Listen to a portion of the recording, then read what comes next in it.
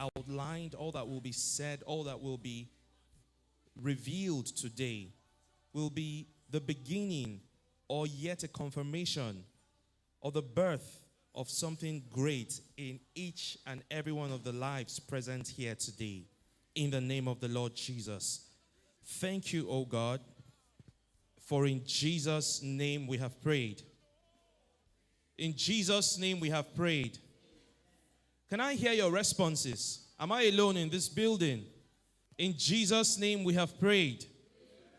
And amen. All right. So if we can settle down quickly because we're just about to get started. We'll be doing the introductions very soon and progressively as our guests come in. Already we have a guest in our midst. I'm not going to introduce him yet. I'll take us through the welcome and introductions of why we are here today.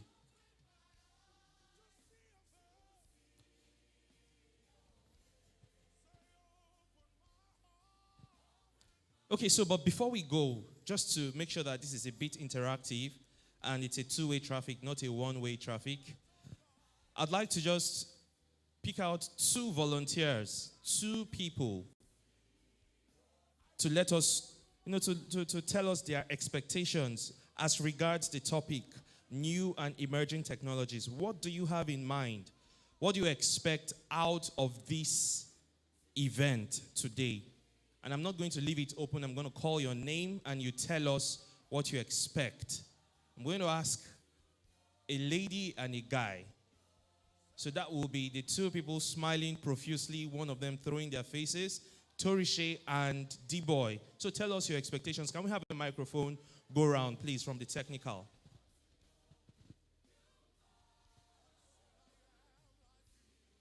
So you tell us your name and tell us your expectation. Why you're here today. Your name and your expectation. My name is Torisha and I expect to gain knowledge about AIs and new IT stuff. Okay, she's Torisha and she expects to gain new knowledge about AI and, IT stuff. A round of applause for her. And if I don't see you clapping, I'll call you. You tell us your name and why you're here. Good. So let's hear from you, young man. My name is Udochukwu. And I'm expecting to improve myself today, to learn more stuff and to improve myself. To prove yourself? Improve yourself. Okay. Interesting. That's a round of applause for him, please. Okay. All right. So I'm sure that's the general expectation in the room today. And as more people come, that's the general expectation that more people will have coming here. There's a long list. There's a long lineup. So I wouldn't take much of our time. I'll just give a brief background to why we're here. And then I'll welcome our first guest. Okay, so the background to it is today, this is 2023, 29th of July, 2023. And if you look closely, there are a lot of technologies that have emerged that prior to this time, say in 2019, were not as popular as we find them today. Technologies such as AI, blockchain, even though it was there, but it wasn't as popular as we find it today. Blockchain and payment technologies, the metaverse, of course, I mentioned artificial intelligence, there is machine learning, there is remote technologies such as 5G, data science, health technology, so many of them. And the truth is, these technologies will not stop coming up or emerging. Now the question is, how have we positioned ourselves to first of all understand these technologies, master them, and become valuable in terms of administering these technologies, first in our space, in our environment, and on a global scale. And that's the reason why we have looked into these concerns and decided to have this seminar. And the truth is, this is the best time to start looking at it, especially looking at the demography, the young people in our midst today. Now is the best time to start looking at such technologies. So if you came here with an open mind, you came here with expectations, be rest assured that all your expectations will be met. Do we have that? Okay, fine. So today here with me, and as we progress, of course, they'll join us. We have Ebuka, we have Joseph, we have Ada. This is not the introduction. I'm just letting you the lineup. We have Ade Tokumbo, we have Ekaba, we have Aniete, and we have Belumi. And all these people are experts in the different fields that they will be taking. So if you have here with me, with you, your writing pads, your notes, and of course your questions, get ready as we begin this training. Our first guest is not here yet, but we'll then move to the next guest who is right here with us. Can we have his bio? Joseph.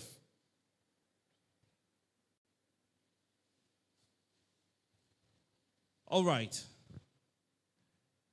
As we have it up on the screens, I'll just do the introductions. And once I do, I want us to clap like we've never clapped before to welcome our guest. Are we together? Should we rehearse it? Can I have one big clap? Oh, no, we're not ready. No, maybe I'll tell him to sit down. One big clap. It needs to sound louder. One big clap. All right, we're getting there. So when I introduce him, please give him a round of applause as he comes to take the stage. So his name is Joseph, an enthusiastic software developer and hobbyist gamer, passionate about innovating solutions. He has 5+ years of industry experience, expertise in game development and 3D, web and mobile development, and data science. He currently works at MTN Nigeria. He's a game enthusiast. He embraces new technology on all fronts, and he's an article writer and a creative explorer. Ladies and gentlemen, I'd like us to introduce with a warm welcome and clap, Joseph Nwokotubo.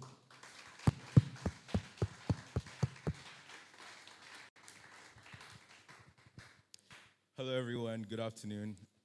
First of all, I want to thank you guys for having me. It's a huge opportunity to be here to talk to you guys about tech. I love talking about tech. I do tech every day. I code.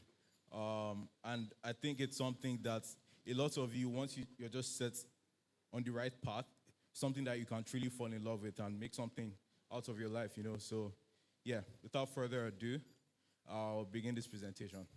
So, how many of you have heard about the metaverse? And by the way, just so we're interactive, so I have some experiences for you guys, but then the people that answer and people that are most interactive are going to be the ones in the front line. I have VR headsets here, actually, so I'll show you some experiences. So I'll not just talk, but also experience. So, yeah. How many of you have heard about the metaverse? Okay. What do you know about the metaverse? Is there another mic?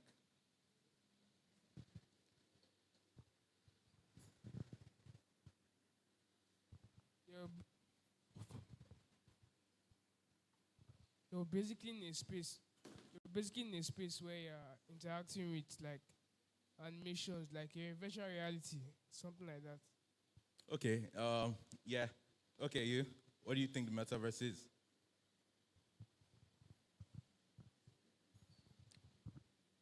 Yeah, I think it's like a space, like what he said, a space to escape reality into like virtual reality, augmented reality. You can also work with other people from different walks of life without meeting them, but you can interact. You guys can interact and do your business like online. Awesome, nice. So have any of you ever been to the metaverse? And do any of you have any idea how if I want to go to the metaverse now, how do I go there? Yep. You use virtual reality. Okay. So, yeah, to start with, rather, as we go through the slides, I'm going to dispel a misconception on what the metaverse truly is. So, yeah, let's go. Yeah, so just a little about myself. You've already heard a little about me, but I can go deeper into it. So I'm passionate about innovating solutions. It's what I do for a living. So I have expertise in game development and general software development.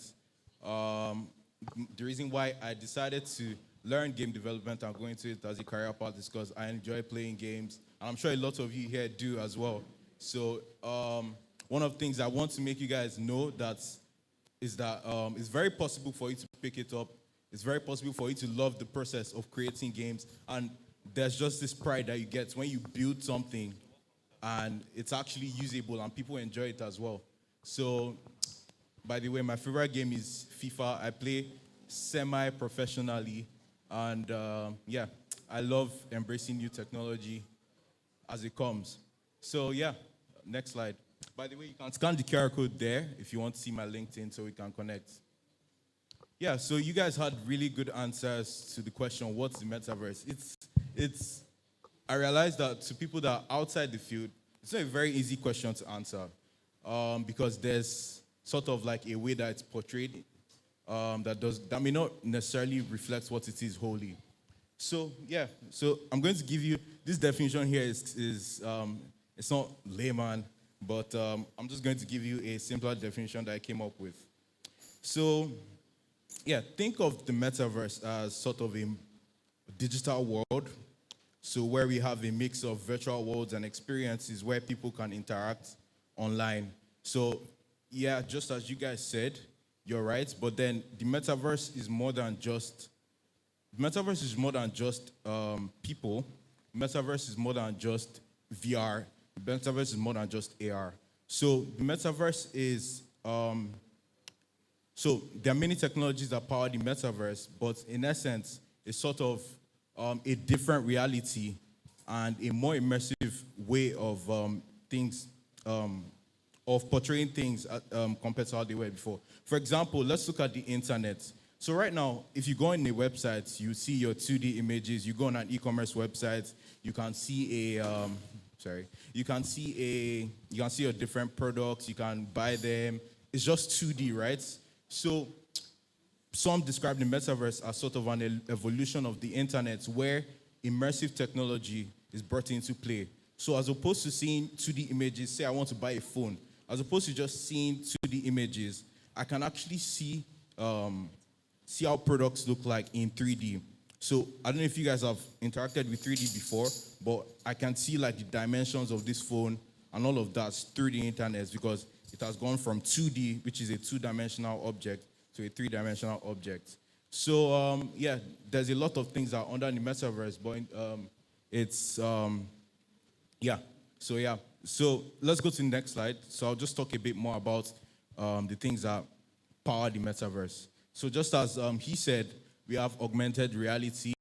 So augmented reality is more or less overlaying digital content in the real world. So who can give me an example of augmented reality? Okay. Snapchat filters. Perfect. A Snapchat filter is a very good example of augmented reality.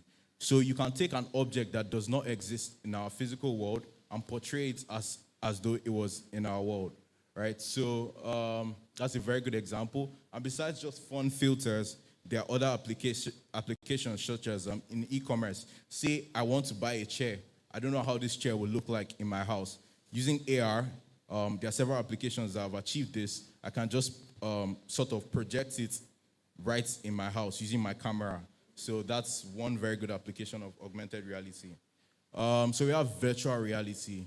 So unlike augmented reality, virtual reality is a completely immersive experience that usually comes with a headset. So in this one, you're not leveraging the real world in any way. You're leveraging the headset and you're in a completely different environment. So in this space, there are a lot of things that can be done. And usually, your identity on the metaverse in VR is usually represented by something called your avatar.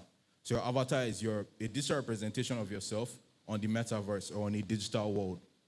And finally, there's artificial intelligence. So artificial intelligence actually powers the metaverse in many ways. So there's the hardware. So it powers the hardware. For example, the VR headsets I'm going to show you, they have this technology. They have tracking. So they track so when you look up, for example, it has cameras on it. So it kind of tracks, it can track where you're looking at and automatically like just change the way things look or change the angle of your viewing angle just based on that. So there's a lot of applications of AI, but I'm more focused on AI in the ideal metaverse that we're currently building towards. So yeah, let's go to the next slide. So there are other technologies that power the metaverse as well. So there's IoT tech, there's blockchain technology, there's cloud computing, 5G connectivity, very important, spatial computing, haptic feedback, and photogrammetry. So question, this is a bonus question. So who can tell me what photogrammetry is? Without checking your phone. I can see you not check your phone. Okay, that's fine. So, okay. Yeah.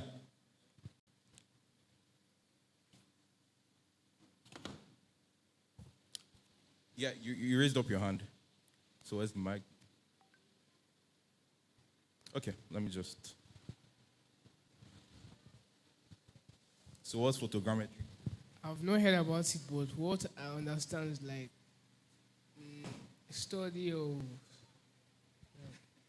photographic something. I don't know. Nice try. Everybody give me a round of applause, please. So Yeah, so photogrammetry is actually okay. I think photogrammetry is the addition of photos and images to create a better version of it. Nice try. Nice try. Oh, you guys clap for him now. How about? Okay, so photogrammetry is actually capturing of content, physical content in our world, and sort of like converting it to a digital format. It's usually done with like hardware such as your camera. So I can take a picture of this building now, and then I can get it in 3D format. So 3D format is like, that's the format of content that's actually used on the metaverse. So next slide. Okay, so please can you toggle the audio on this? I just want to show you a bit about the future of the metaverse and gaming, really. So with heavy emphasis on artificial intelligence. So yeah, I'll just give them a second to sort out the sound. Yeah, but this video shows you AI being applied on the metaverse. So using AI, how many of you have heard of ChatGPT? Awesome. I'm sure you all. I can see, is that ChatGPT that's open there? Wow, nice one. So you're asking ChatGPT for my answers, right? Okay, so how many of you know the core technology behind ChatGPT? What it's called? So why are you? Does anyone want to answer? So so I'll give you a hint. It's a 3-letter acronym.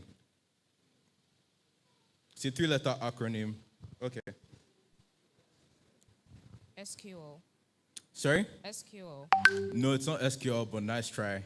So it's called LLM. So it means large language models. So large language models are AI models that are very good at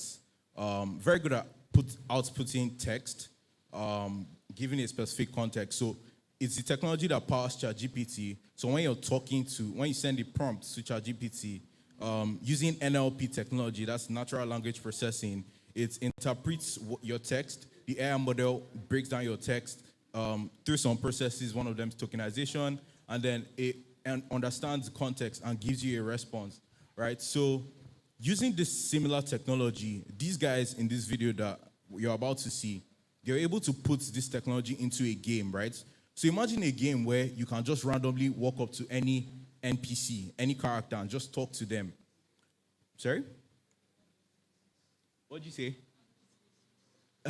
That's not GTA 6. GTA 6 will come out when we're all 40 plus, because they're just delaying, right?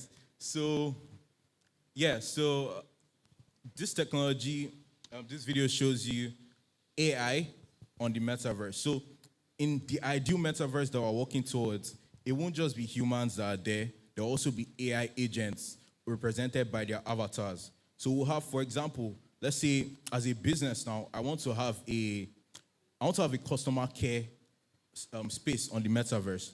So it's possible for me to set up an AI and train it as an agent, so people can actually come to that metaverse space and then have their questions or have their problems solved by that AI.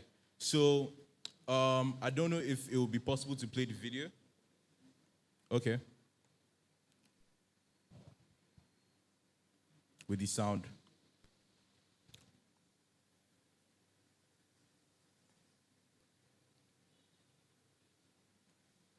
Okay.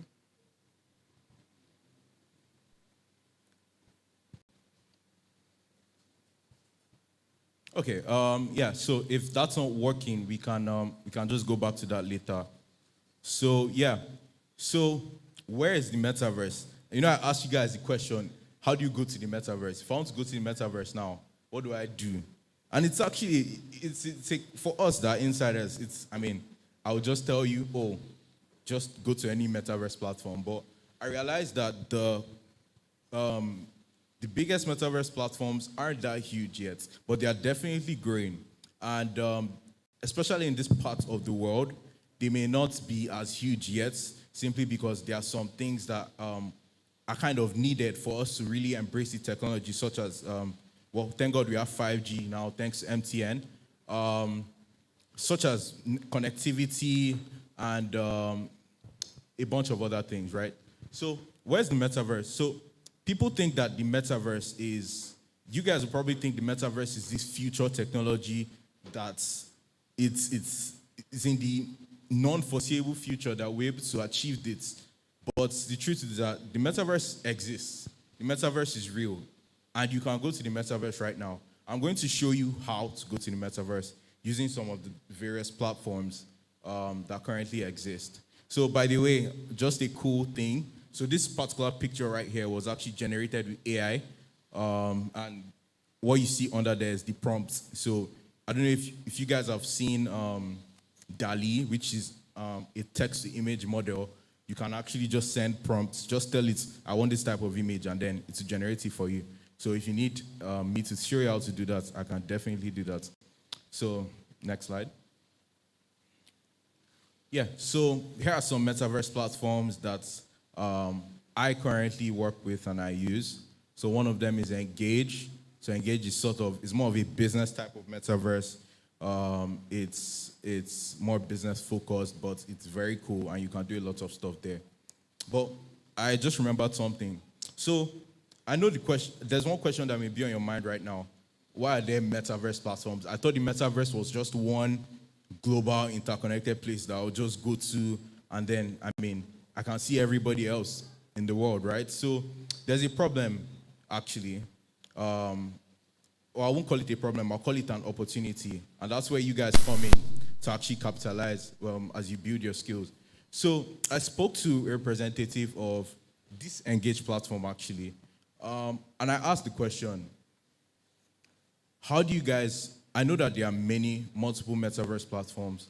How do you guys want to, what's the plan for integrating? Because everybody sees the future goal as the metaverse as one place, as a meta universe, right? So what's the plan for interoperability between the different metaverses? And her answer was, I don't know. So that just goes to show you that there's a lot of work to do, there's a lot of progress to be made, and there's a lot of opportunity. Problems are opportunities, right? And with the right skills and with the right guidance, you guys can be the ones to solve that problem. So so back to the platforms. There's Spatial. We can actually access Spatial right now. So after this session, we can have an activity where we actually put what I'm talking about into practice. We have Meta Horizon Worlds. I don't think this can be used in Nigeria currently, but it's a huge metaverse platform that's created by Meta. So yeah, does anyone have any questions so far? Great. Yeah, what's your question?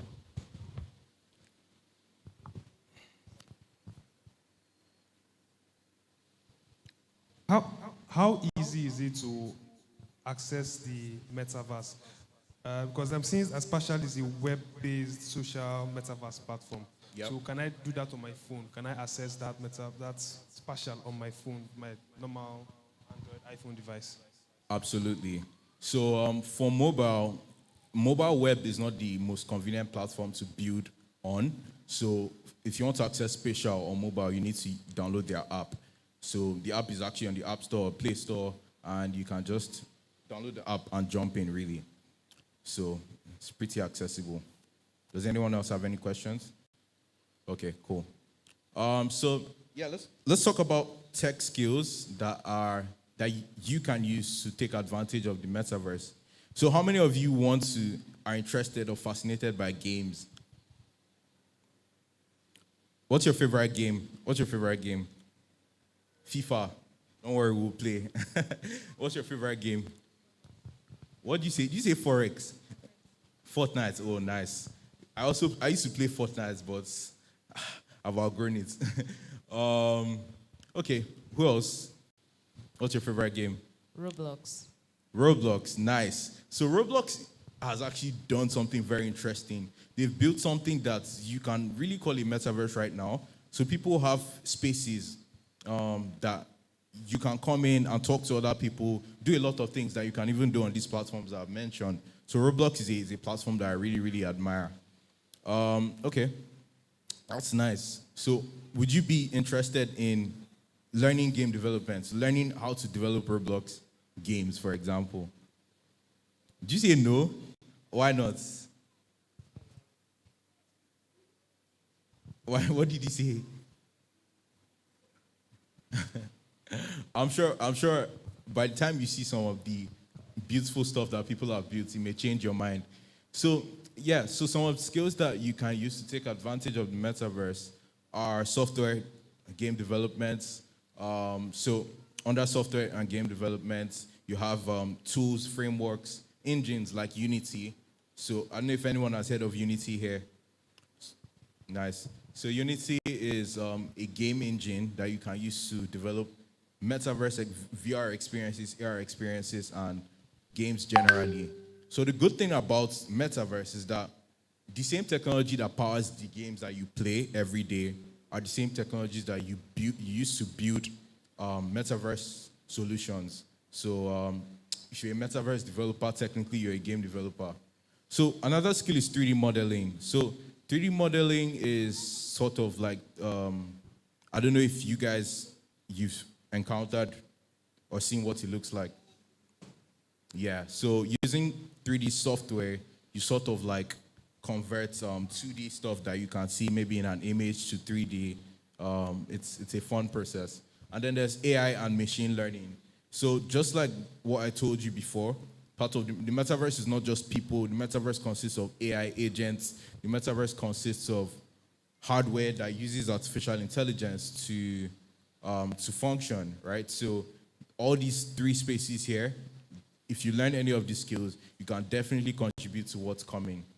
So next, we have non-tech skills. If you're someone that's not technology-oriented, there's content creation. So still on the metaverse, we have, just like this space, you can see this room right now. If I want to decorate it for an event, I can put my posters up here. 2D content is still, like graphics and all of that, they are still relevant, right? So all of these things can be put on metaverse spaces, and then there's still also the aspect of promotion and all of that. So there's 3D event hosting. Interestingly, so a lot of people have actually hosted concerts on the metaverse, like artists have hosted concerts on the metaverse. So there's an opportunity here for you to be an organizer. It's a field that not a lot of people, like if I'm an artist now, I want to do a concert on the metaverse. Who do I go and meet? Like, I don't know any, it would be very hard to find someone, right? So these are like very specific niched fields that you can try and specialize in. I'm sure that someone crazy enough one day will just meet you and be like, oh, I want to host an event on the metaverse. How do I go ahead with this, right? So 3D event hosting is something. So using any of those platforms I showed you, you can actually host an event on the metaverse. Host a party, host a meetup, whatever. So there's virtual real estate developments. So, how many of you heard about when MTN bought land on the metaverse? So people are buying land on the metaverse. It's crazy, right? So the goal for the metaverse is to build a virtual world. So that virtual world, just like the real world, there's land, there's property. You can have your own house on the metaverse, right? So the future of the metaverse is very much interlinked with blockchain technology in the sense that this you can own stuff through digital assets. So using stuff like NFT technology and whatnot. So it's something that you can actually go into as well. So you could, there are platforms where you can actually own NFTs on the metaverse right now. There's one called the Monaverse. I can show you all these platforms after this session. So, yeah, so here are some resources and roadmaps. I'll probably add to this and share the slides with you guys. But if any of you is interested in becoming a game developer, this is a very comprehensive roadmap on how to go about that. And lastly, yeah, I think that's all. Thank you so much for listening. Do you guys have any questions? Do you guys have any questions? Yes, there's a question online. Okay. Question says, are there applications of metaverse in the business and power/energy industry? If so, give examples. Okay. You see, a lot of people have built a lot of things right now. So it's hard to kind of keep track of what has been done. But definitely, there are certain applications that apply in business generally. For example, meetings. So as an organization, since COVID, everybody has started to embrace remote work. Some people are doing hybrid, right? So as an organization like that, you can actually, during periods where if you want to do hybrid work or remote work, you can have meetings online through the metaverse. So as opposed to using Zoom or Teams, like where you're just seeing someone talking, all of you can hop into a metaverse space with your avatars, right, and have a meeting. Also, there's the aspect of engineering, general engineering. So imagine if as an engineer, as a field engineer, I have to go and repair a power line or something. I'm a junior engineer, so I'm not really sure of what to do from beginning to end. So imagine if, like, using AR technology, so I could actually have a call with my fellow engineer. I wish I could show you the video now. I could have a call with my fellow engineer where he can actually demonstrate to me. So I can show him my camera, right? I can point my camera at the panel I'm working on, and then he can actually like draw over my screen and like show me, oh, this should go here, this should go here. That's a collaborative functionality that can be achieved through AR, cloud computing, and the technologies that power the metaverse. So are there any other questions? Okay. Okay, so for the younger guys who probably are about to go into the university, I know you talked about some fields, okay, right? So can they readily get these courses, say in first degree, like 3D modeling? Let's start with Nigeria first before we talk of the UK and all that. So what are the available courses that they can start their journey on? So are you talking about courses in the university? Yes, university courses. Awesome. So I'll give you the course I studied in the university, actually. So I went to Pan Atlantic University, which is a university in Lagos here, actually. So Pan Atlantic University has a course called Information Science and Media Studies. And one of the things that they teach you for about two semesters during the length of the course is 3D modeling.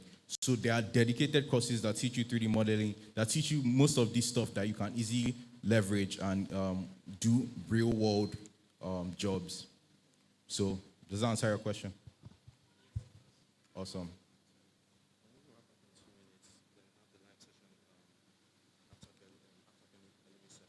Okay, that's fine. All right. So let me just wrap up with this video here. So just an application of AI on the metaverse. It's a very fascinating dialogue that happens here. So why are you here? I'm not sure. So I'll just talk through this. But I have a feeling that I'm here to So it's an fulfill AI. some That kind guy of that you see there, destiny. artificial Okay. intelligence Do you think that talking we through live a in some character sort of within a simulation? game. Maybe. I just don't know for sure yet. Do you think that you're real, I'm real? I'm not sure what to believe anymore. What if I told you you're in the Matrix, buddy? That would explain a lot, but I'm not sure I want to believe it. What if I told you you're an AI? That would explain a lot, but why would I be here? Maybe because you're programmed to be here. That would make sense, but why was I programmed this way? I don't know, maybe someone thought of, Maybe. But why would they think to create me like this? well, I don't know, what kind of problems do you have? It's not that I have problems. It's just that I don't understand why I'm here. Well, I can explain why you're here. You're in a Matrix. That makes some sense, but it still doesn't tell me what I'm supposed to do now. The thing that, okay, so my story is basically that you're an AI. Oh, what do you mean by that? You're an NPC in a video game. That sounds frightening. Is that the truth? It's the sad truth. I see. This is a lot to take in. Are there any other answers I should know? Not really. This is very overwhelming. Okay. I'm Yeah, not sure what so- to think or feel. I think I can wrap up there. So this is the future. So in your games, when you go into metaverse spaces, you will see AI there, and you will see things that you can interact with. You can see the toning of her voice. It sounds like she actually has emotions, right? So technology is being built. Technology is already there. It's just about bringing everything together. So the various fields, by learning AI, 3D modeling, game development, software development generally, there's definitely a huge opportunity for you to take advantage of the metaverse. Thank you, everyone, and I'm very glad to speak with you guys. All right, I didn't hear your hands. A big round of applause. Okay, that was a journey, right? And it was really exposing. We are grateful. Some of us seem to know what is going on already. I saw Amma answering a lot of questions. I saw a lot of responses coming from that other angle too. So we'll have the live sessions shortly. We're going to have live sessions where we'll get to see what he talked about. We're going to have him afterwards also. But moving on to the next speaker who has been queued online waiting, we'll allow him have his session now. Technical guys, are we ready? Do we have him on? Belumi, do we have Belumi's bio, and do we have him queued online?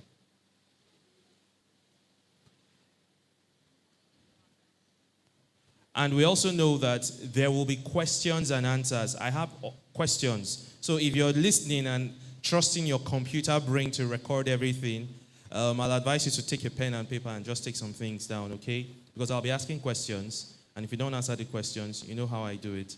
Okay, so we'll introduce Belumi and have him take his session. So Belumi is a senior manager, data and analytics, technology advisory lead at PwC's Digital Academy. And Belumi will be taking us, just a moment. Belumi will be taking us in the topic artificial intelligence and machine learning. A round of applause as we have Belumi take his session. Are we getting cold? Do we want to shake off the cold a bit? Can we sit up if you're relaxed? Thank you. Technical guys, are we ready? Okay, so while the technical guys cue Belumi, I have a question that I need a response for. Okay, so the question is, can we readily identify from the previous session the non-tech skills that you need to have to go into the fields of the metaverse? I'm going to ban you from answering questions, but let me give you this one. Content creation, virtual reality, estate design, 3D tech, event hosting. All right, that's brilliant. A round of applause for him. Okay, so how about the tech skills that you need? No, not you. Thank you. Okay. Software and game development. Software and game development. and 3D modeling. Okay, that's good. A round of applause for him. Interesting. Do we have Bellumi ready? Okay, Bellumi is ready, so we'll have his session now.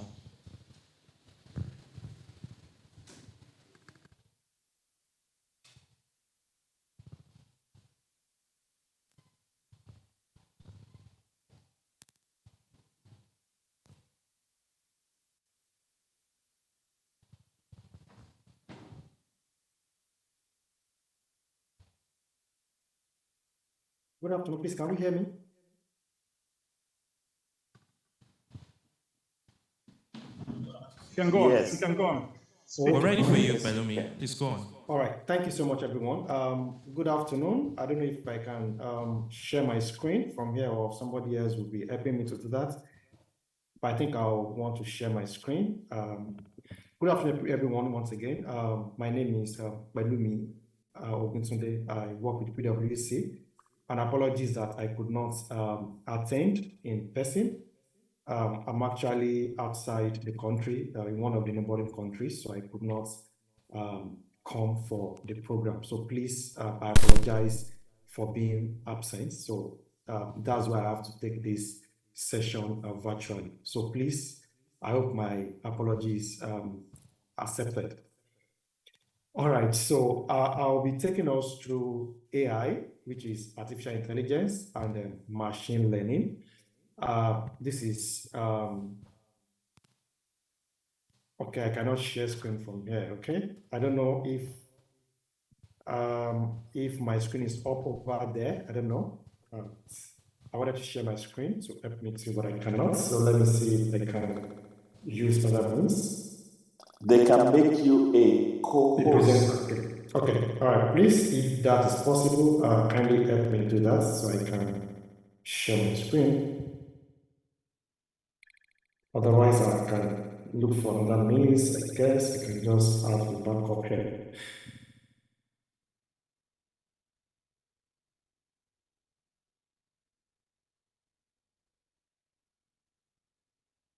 Okay, all right. I think I should go ahead. I can go ahead, please. If there are questions, please let me know. All right, so let me start by saying this. I was trying to look at the mix of people we have in the meeting, and I can see that we are like youth like me, and you may be curious to know what kind of skills or what kind of things you need to do to be able to function in this area. So I think I would like to start from where the last presenter stopped. I was talking about where the skills you need, of course, for you to be good at using AI and machine learning. By education, you might, I think the closest courses in Nigeria that I'm aware of is computer science, statistics, mathematics. I myself study statistics. So computer science is close, statistics is close, mathematics is close, and some engineering courses are also very close. However, anyone can play this, anyone, okay? That is one thing that I just like also to know. So whether you studied French in school, whether you studied Yoruba in school, I'm trying to look at courses that are not mathematical in nature, right? Any course that you study, because I've seen people who studied microbiology and they are in our team, even in PwC. I've seen people who studied economics, accountancy, and they are experts in machine learning, experts in AI. So to me, I think, okay, yes, I can share that, thank you. So to me, I think it depends on where you want to see yourself in the next few years. So don't think because you didn't study computer science, you didn't study courses that is computational in nature, that you cannot play in this area. In fact, I know of a pharmacist who is a data scientist here in Nigeria, though she has traveled, but she was doing data science before leaving Nigeria. So irrespective of your background, I'm very certain that you can play in this area. However, you only need to upskill, right? Because you need some skills that are very necessary. You need to know how to code. You need to know how to use maybe R programming language or Python programming language. Python is common now among youth, so you want to try Python. You also want to try some other tools. So you just need to know how to use these tools. And beyond that, you need to know about key data science concepts, and those things would help you, because we always tell people it's not all about the tool or writing code, right? You must be able to understand the concept behind this. I just want to start with that business open our mind. You can play in this area irrespective of your background. So don't think because you didn't do computer science, you may not be able to function. You can definitely function, okay? All right, so I'm sharing my screen now. Thank you for allowing me to share my screen. And if there are questions, please call me so I can know if you have questions for me. All right, so during the course of this presentation, we are going to look at, please can we see my screen? Or are we good? Or any questions for me before I assume we are good? Yes, we can. Okay, all right, thank you so much. All right, so I'll talk about AI, I will define AI. Then I might want to talk more of generative AI because we have different forms. So I want to talk about generative AI, but generally I'll talk about AI. I also mention machine learning because I can say machine learning is like a subfield or a subcategory of AI. So I also talk about generative AI. I'll talk about the risk around it. Then in general, use cases of AI, maybe just one. I'll take questions and I'll make it brief, just like the first presenter. All right. So I believe that by the end of this talk, you'll be able to know more about AI and machine learning. If you don't, you'll be able to distinguish between AI and machine learning because they are not the same. So people think AI and machine learning are the same, so they are not actually the same. One is a subset of the other. Then some may not have understanding of generative AI, even though you might have heard about things like, say, OpenAI, but I've heard about ChatGPT and so, but some may not really know that these are part of generative AI. Then some may not know the business application of this, so we are going to look at those as well. Some years ago, PwC talked about 8 emerging technologies. Blockchain, Internet of Things, virtual reality, augmented reality, which the first presenter also mentioned all this, right?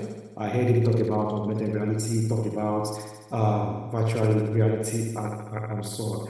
So artificial intelligence is one of these 8 technologies.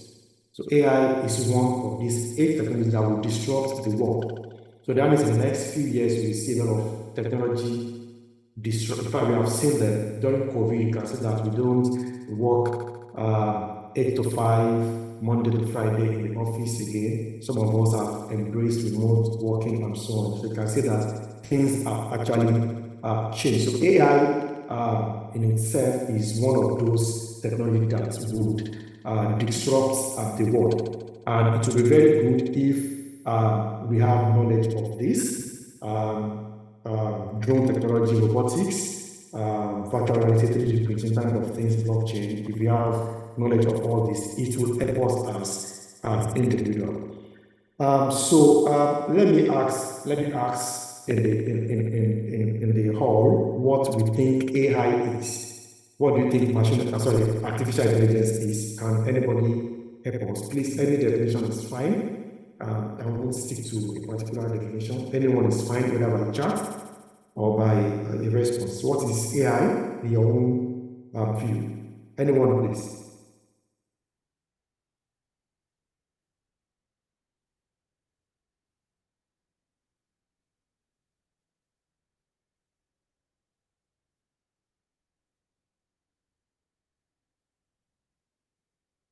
Please, I need a response because I'm attending virtually, so I need to be sure that people are following. Please, can you still hear me? I just want somebody to help us with the definition of what AI is.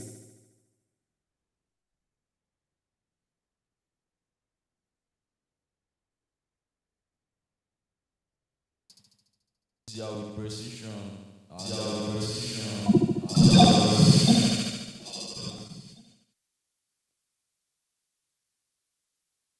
It helps us to do work without errors.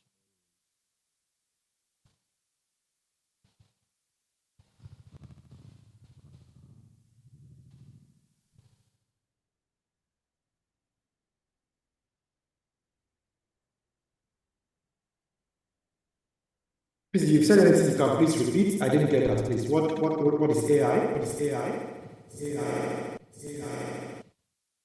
AI is a tool. AI is a tool that helps us to do work easier without errors and with more precision.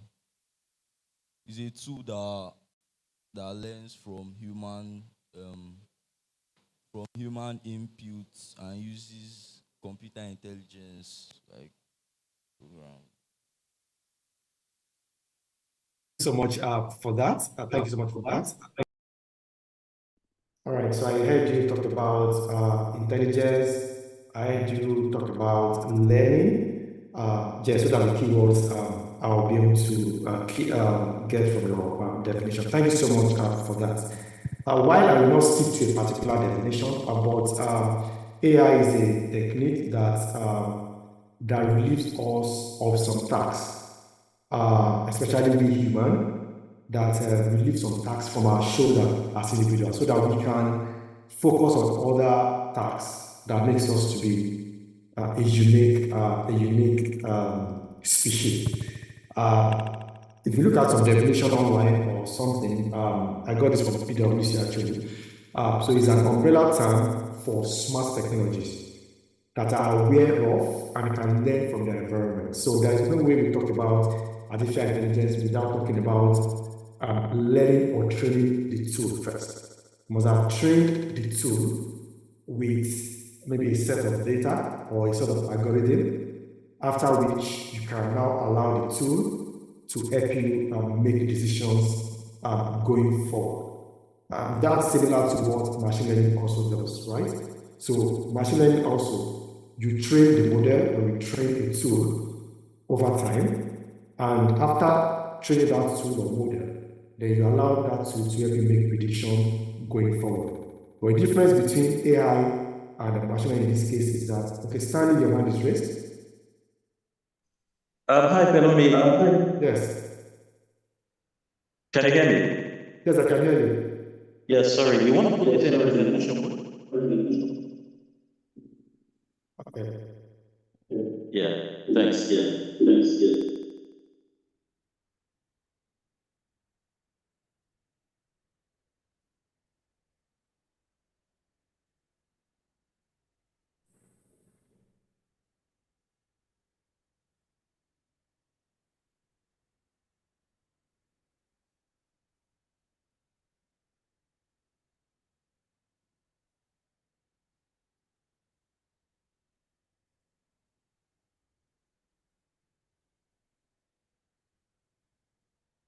Okay, I hope it's better now. Well, yeah. Okay, thank you so much, Stanley. Thank you, everyone, and apologies.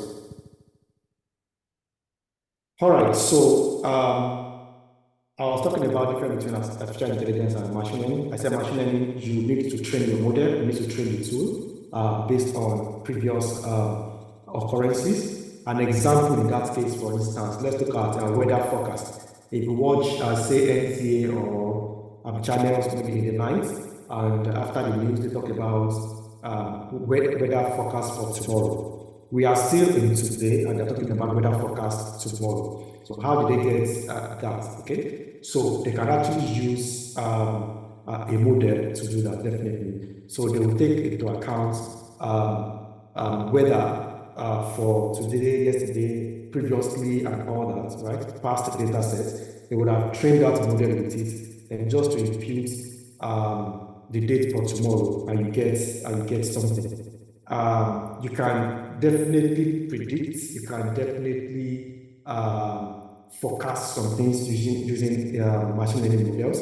We must have heard about how somebody can predict whether I will default, whether I churn if I collect loan. There is a model I know that people use even in banks or yes, in banks, for instance, like churn prediction model that can help me as a person, as a bank, to predict if you would default if I give you loan. Okay, so all I just need to do is to get details and increase that money that I've already built, and I can predict your propensity or the probability of defaulting, of not paying back the money. So I will know whether I should give you loan or I should not even give you loan from the onset without wasting my time. That is an example of machine learning.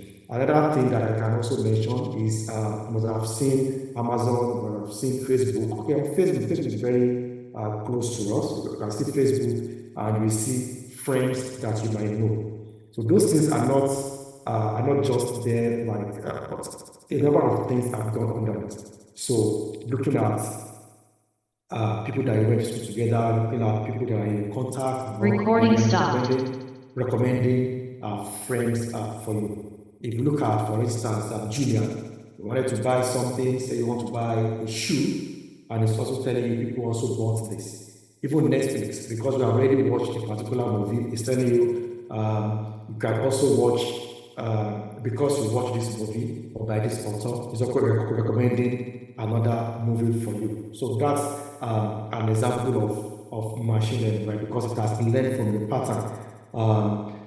Imagine you want to buy in Jumia, Konga, and it's recommending another product for you because it has looked at various buying patterns and okay, saying, okay, since you are interested in this, and people that bought this are also interested in this, then most likely you should be interested in this. Okay? So that is machine learning, right? Which I can say is an example, a subset of artificial intelligence, because I can say that all AI uses machine learning, even though not all machine learning uses AI.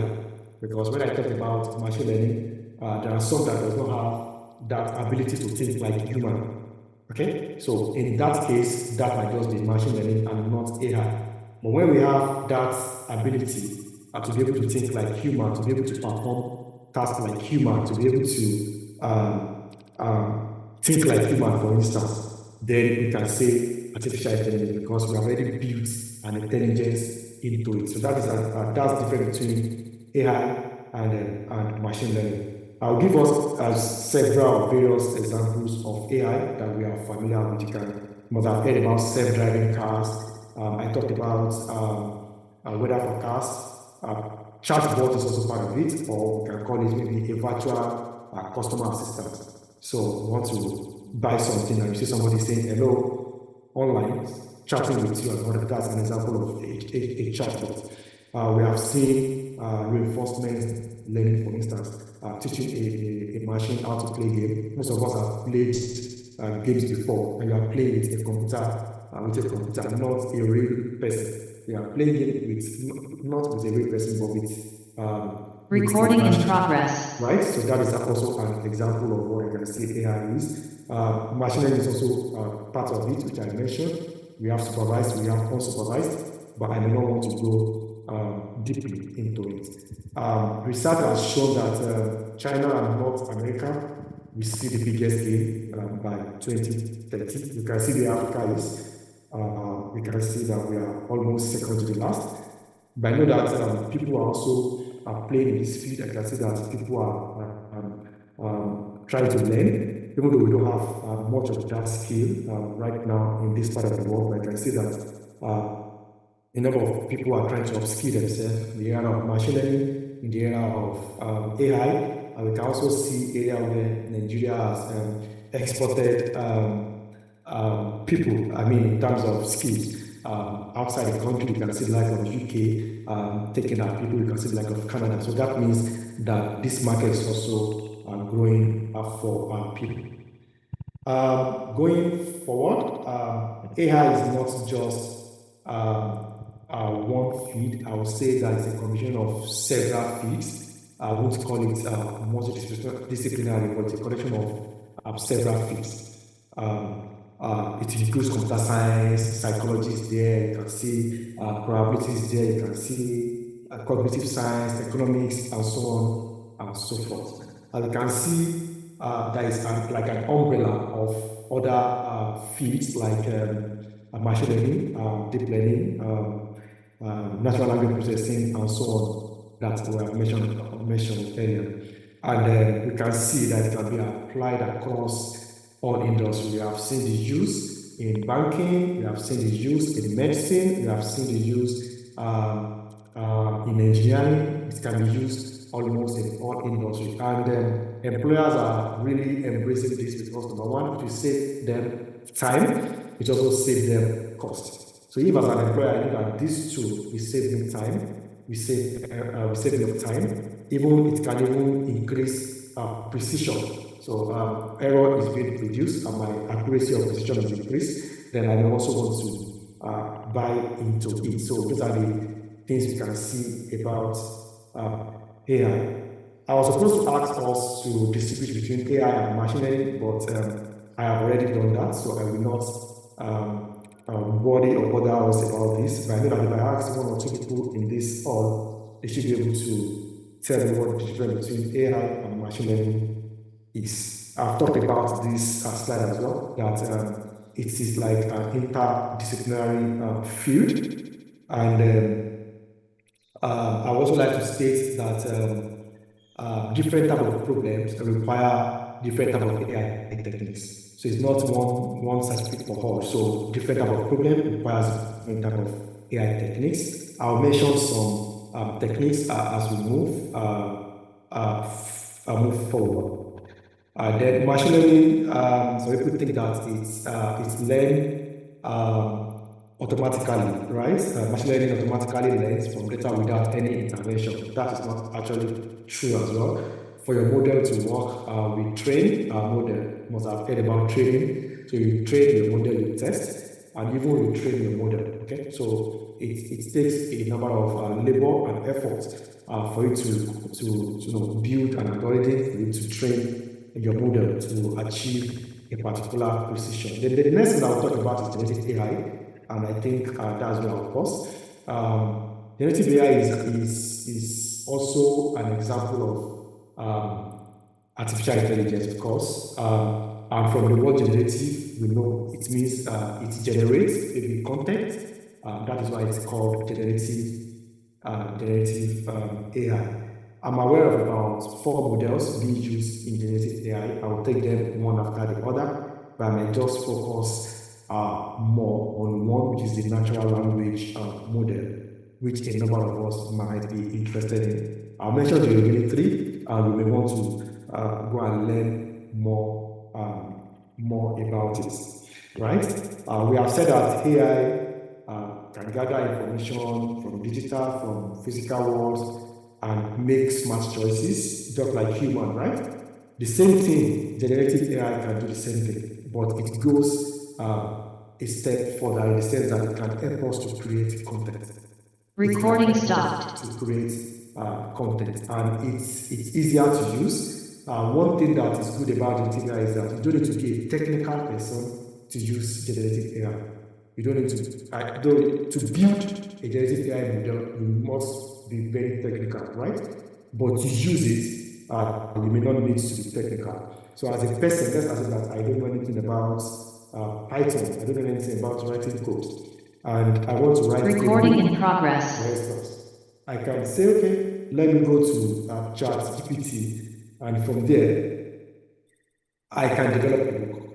I can write a book. I've seen people do that before. There was a video I watched on YouTube on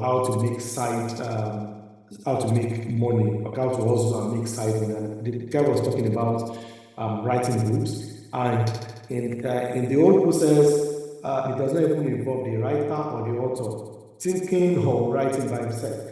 So the guy was just talking about how you can write, say, a poem for children in the night, to be able to sleep in the night. Maybe you want to, it's already bedtime, and you want to read a poem, you want to read a novel.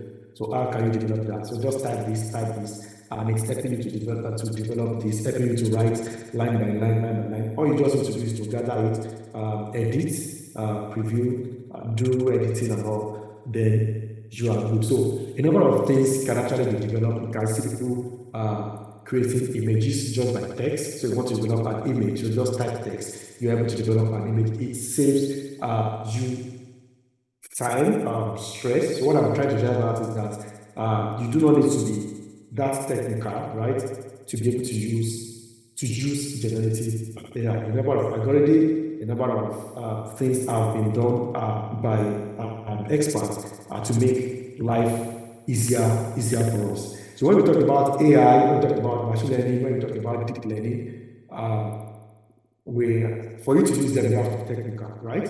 You have to be technical, you need to know about data science, you need to know about statistics, you need to know about how to write models and all that.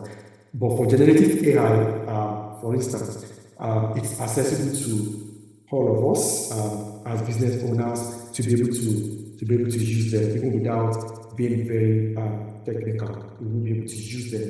Those tools have been developed for us, and I would just like to talk about some of the models that I'm aware of.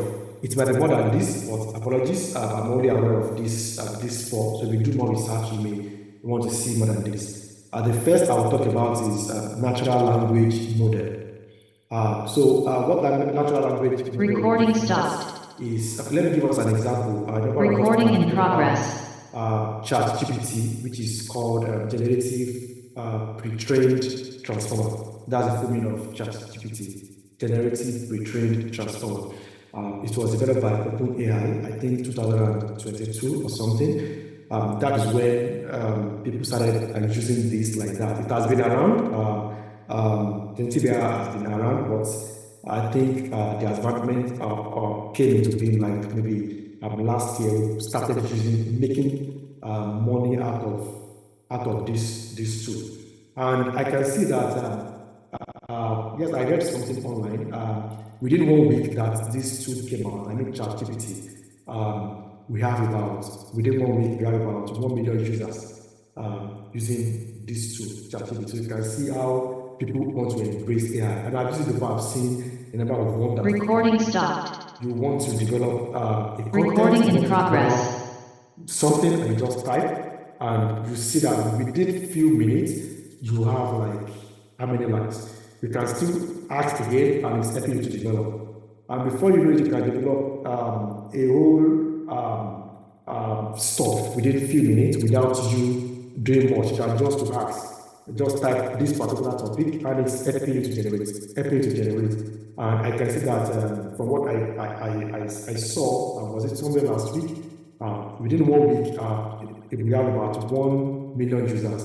And if you compare other websites or other tools like say Facebook, Netflix they are already they have 1 million users as well. Notice that ChatGPT is alarming. For instance, it's notable for Netflix that have also reached 1 million users.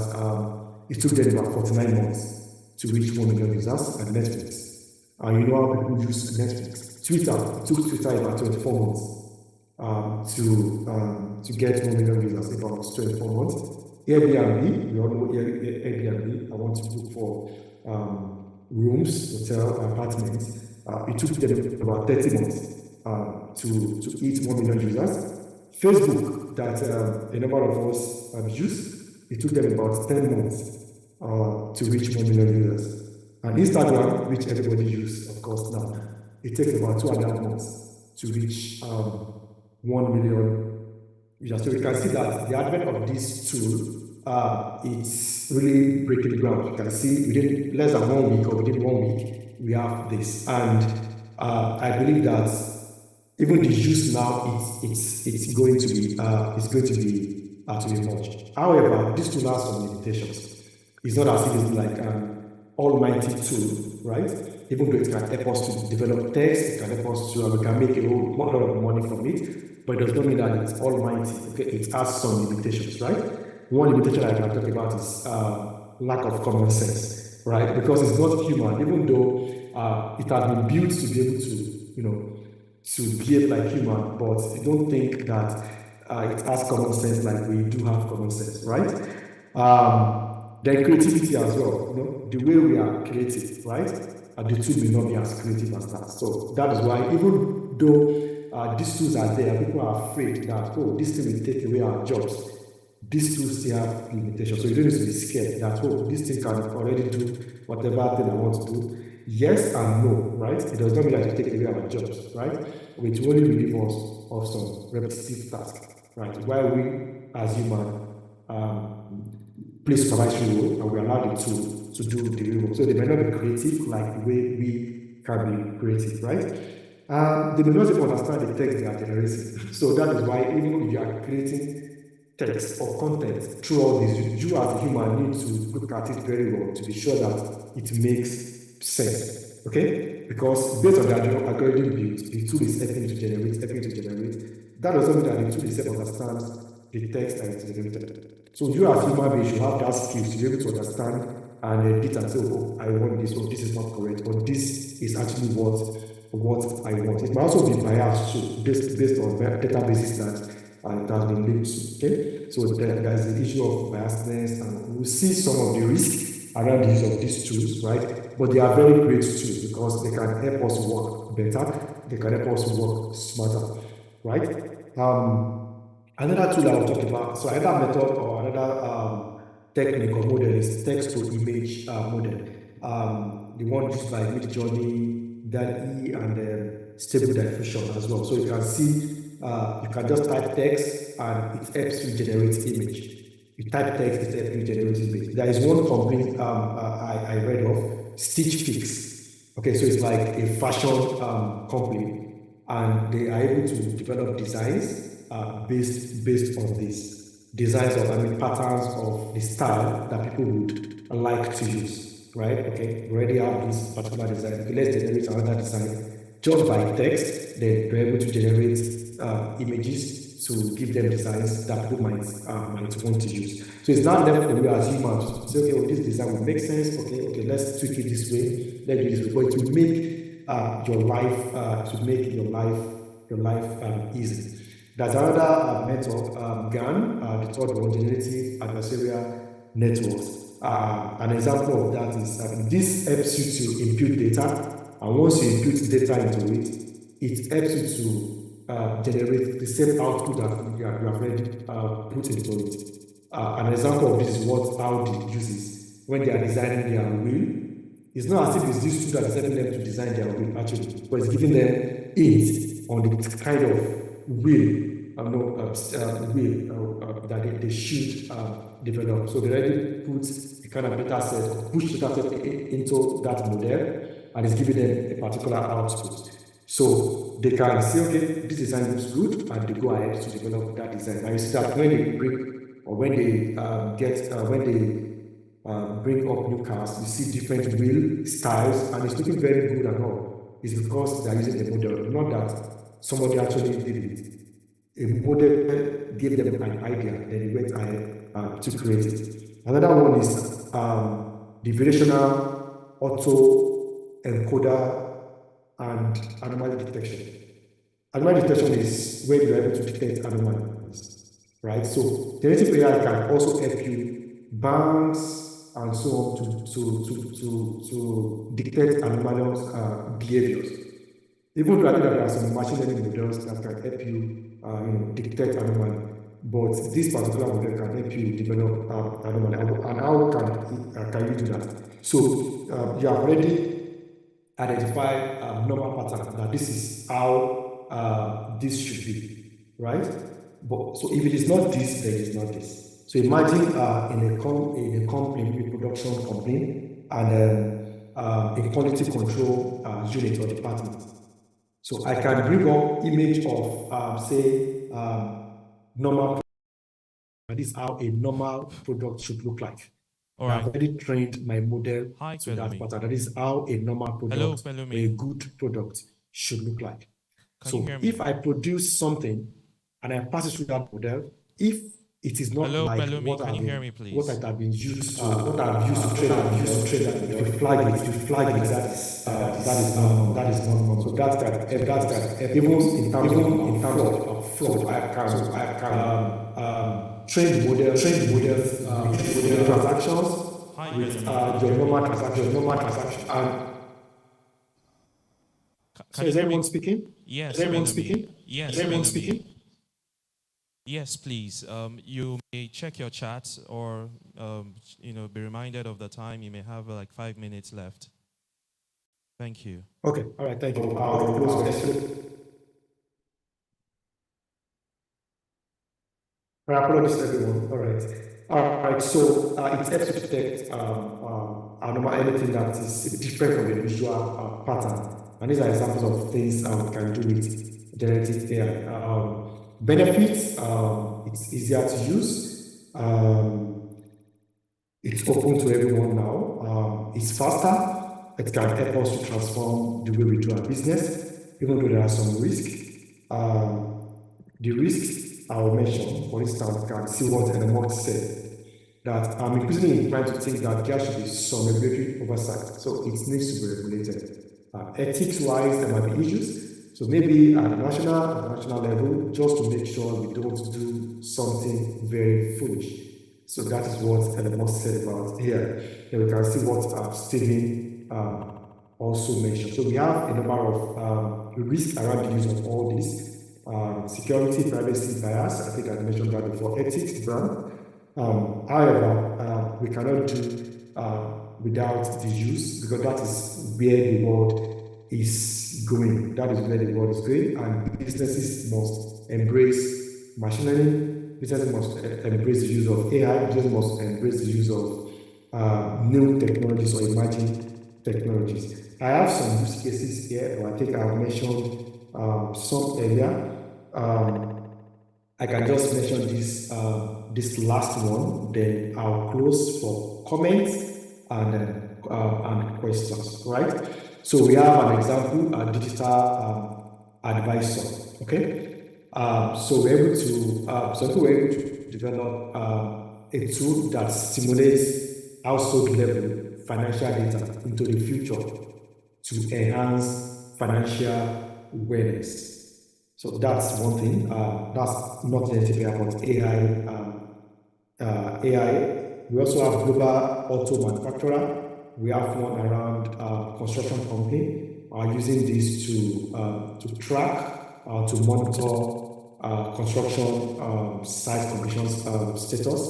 We can see the cost that we're able to gain back. So about 60% reduction in the cost. We can see another use in pharmaceuticals.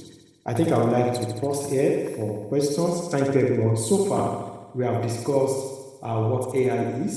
And also, apart from that, I mentioned the difference between AI and machine learning and their similarities. I gave some examples. So far, we also mentioned an example of AI, or a form of AI, which is generative AI. I gave examples of this. I also mentioned 4 different models used in generative AI. So thank you everyone. I'll pause for questions and apologies for taking your time. Thank you.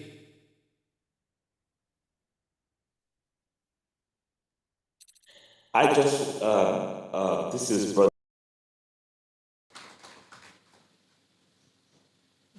You have a question?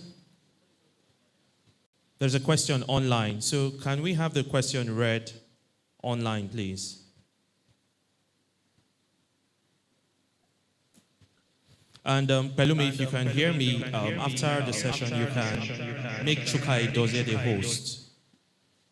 You can make Chukai Dozie the host. Yeah. Okay, all right, thank you. So let's have the question read, please.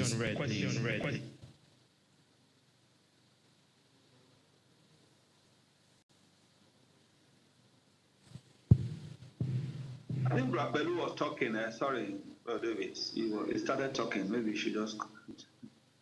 Brother Bola, sorry. Brother Bola. Yes. Sorry. Well, I was trying to just thank Pelumi for the amount of time and effort that had gone into the preparation of this. Calling from checking in from Houston, Texas here.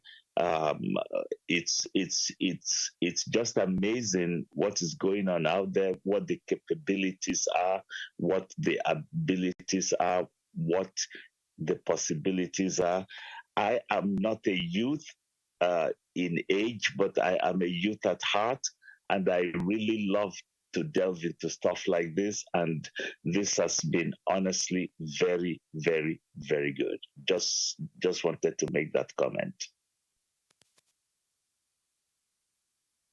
Okay, all right. Thank you so much for that comment. Thank you so much for that comment. Thank you.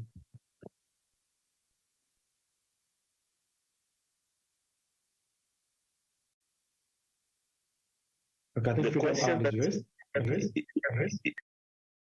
Nobody is asking. The question that I may want to ask, as I have tried to use something like ChatGPT for real estate, for other things to generate information, is that I noticed something that you said. There is a bias. There is we need to really be very, very wise and very, very careful, because there is, if you need to listen to undertones, you need to look out for undertones of the wokeness and the agenda, the antichrist agenda that is out there, because some of that seeps into the data that is fed. It seeps into the algorithms that are fed into these AI softwares.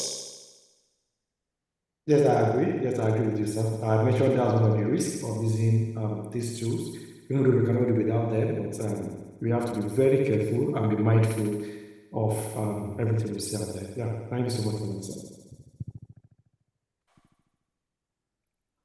Okay, all right, so Can I ask? Okay, yes, please go ahead. Okay, so thank you so much for the presentation again. So, quick one. So, many years ago, more than 30 years ago, there was this models that I studied, prediction, floods, forecasting, rainfall prediction, and all that. I was basically using rainfall data for several years, mathematical model, and you can predict the rainfall for subsequent years, and then rainfall to flood. I'm trying to understand, it wasn't called any AI then, 30, 35 years ago. So is it machine learning? Because it's just a model where you just look for the parameters based on the earlier data, and you can predict. So what is it machine learning, or is it for flood forecasting and rainfall prediction and things like that? Yeah, thank you. Okay, thank you so much for that. So some years ago, 30 years ago, maybe for a project or something, you used rainfall data and you're able to predict and all. So you want to know whether that is AI or machine learning. Okay, so I would like to answer it in a very simple way. Then when we were in school, in fact, maybe I'm not sure of our universities now, whether there is a university doing data science as a course, even though a number of things that they've taught us, they are part of data science, but nobody told us then that this is data science or something. The closest that you can see statistics or something. And then when you're building your model, you might probably, though I don't know the model, the kind of a model you use, must probably use which one is a very familiar statistical model. Statistical model. Let's say, okay, to use a statistical model, let's say you use a regression model, where you have a dependent variable and you have independent variables. Independent, yes. So your dependent variable is what you are trying to predict, and you have independent variable, which you already have, right? So now this is a model and it's a machine learning model. Nobody told us then that it's a machine learning model. But when there's advent of data science, everybody started doing data science.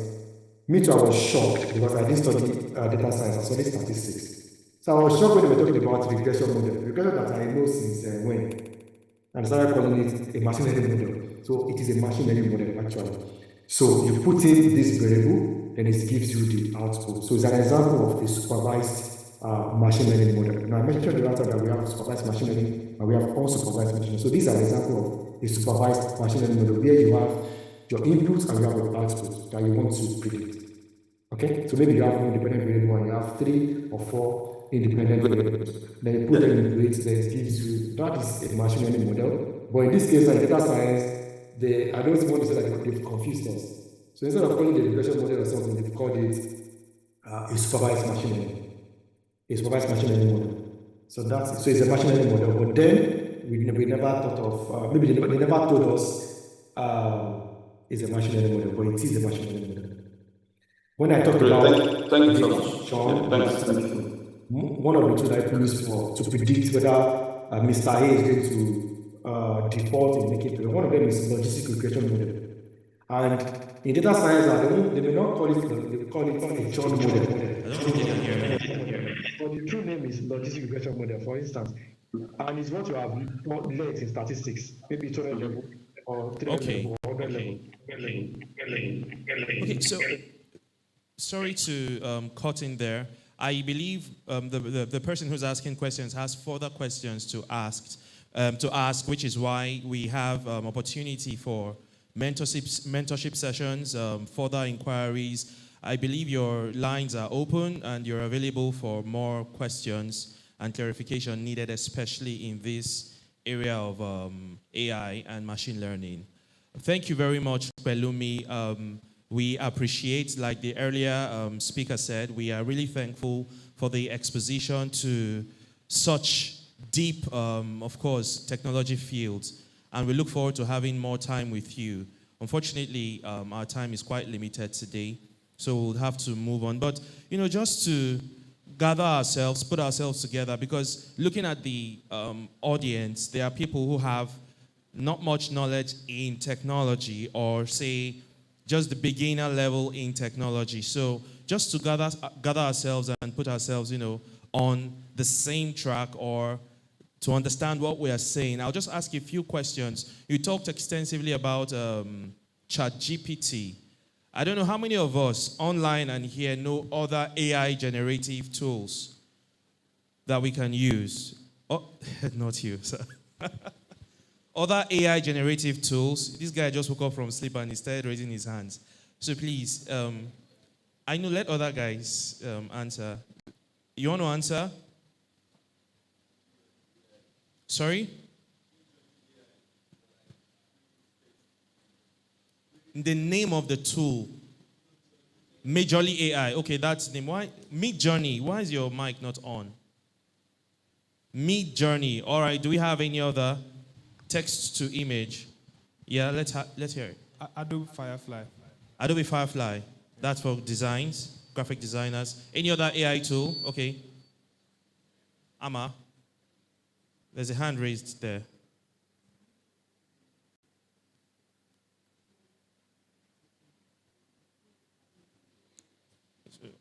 Just speak out. For like what? Essay writing. Okay, so there are so many generative AI tools, so many of them that we can begin to explore, we can begin to use starting from now. Okay, so I'll give an example. I'll tell you a short story about somebody you know here. So we all know Ifatu, right? Most of us know Ifatu, and he met me maybe a couple of weeks back, and he says, hey, I want to develop a product, a digital product. It's like an app. And he was basically asking how he'll go about it. And I said, okay, you know what? Let me see your MVP, your document, your minimum viable product document. And he didn't know what it was. And he was wondering how he could go about it. How can he develop an MVP so that it explains everything the app should do, basically? I'm sure most of us don't know what an MVP is. But an MVP is like a document that states everything the mobile application should do. He didn't know how to go about it, right? So I said, you know what? Let's go to ChatGPT and write out some prompts. So we wrote out some commands. If you know how to use it very well, you tell ChatGPT to take the persona of somebody, maybe the best content creator or the best CEO or the most intelligent CEO in the world, and develop an MVP for XYZ product. And it gave out all the bullet points required to develop an MVP. Now you can also use ChatGPT to develop every other content you need. However, it doesn't stop there. You need to, by yourself, be a creative. You don't just copy and paste. You can tweak it, adjust it, and add your own style or flavor or whatever content you want to it. So generative AI tools are so many, but you have to apply your own form of creativity to it to get the best out of it. Okay, and I'm sure we'll be talking more about it because we have another expert who will be diving deep into generative AI and telling us more. Okay, so just to shake us up a bit, if we were sleepy, just shake yourself up, warm yourself up. Let's get ready for our next speaker, Ade Tokumbo in the house. Can we have his bio? Let's read his bio and let's have him come up. So, Adetokunbo Iginla is an entrepreneur and a leader in digital transformation, financial services, and tech startups. Adetokunbo Iginla is an accomplished entrepreneur with vast experience in implementing sophisticated technology solutions in the financial and telecom sectors, spanning almost 2 decades. Wow, 20 years. He has spearheaded high-impact projects such as CBN RTGS and MTN's charging system evolution. His expertise spans financial services, product management, blockchain, AI, digital architectures, and the likes. Ladies and gentlemen, let's make welcome with a loud round of applause Adetokunbo Iginla. He'll be talking about blockchain technology and payment solutions. Please, I have an appeal. Yes, you have the floor, but I have an appeal to you. Blockchain technology can be very complex. I Googled just now, explain blockchain to a 5-year-old. If you see what it gave me, it was still complex for a 5-year-old. So I trust you'll break it down to the most tiny bits for us to digest. Thank you very much, sir. I will try my best.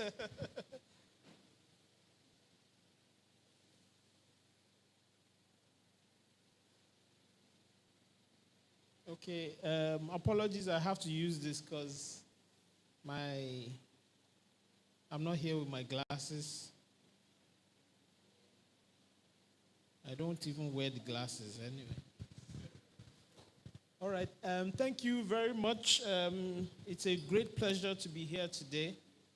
And thank you for for reading and packaging my profile like that. Yeah, so I don't need to go through all of that again. But I would just give some experience that got me involved in blockchain itself. I just felt, just like a lot of people have often felt that we needed more accountability, around the financial space. And anyway, that's what got me involved in looking at that technology. And it was like jumping down a rabbit hole because, I have seen so much since then. So I would just like to get a sense of what you understand by blockchain. You don't have to define. You could just give me the first thing that comes to your mind. If you are short of a definition. Blockchain, what comes to mind? Anybody? Blockchain is a technology of Sorry? Blockchain is a technology of secure transactions. A technology that helps us to carry out secure transactions and that helps us to carry out transactions. Blocks, recorded blocks. Okay. We're getting somewhere. Okay, who else? It's like a steps or series of continuous something, technology, steps or something. It's a series of a series of what? Transactions or? Yeah. Okay, thank you. Blockchain is a block that uses chains to connect data. Yeah. Okay, thank you for that as well. But what else comes to mind? Secure sharing of information. Secure sharing of information. Ah, great. I like that. Anybody? Anybody else? Okay, so interestingly, this audience is quite mature in a sense, right? Because most places I have had this lecture, even we had something like this at LBS just like a few weeks ago. And there was always a misconception around blockchain and cryptocurrencies. But I didn't really hear that today. Can anybody explain that connection?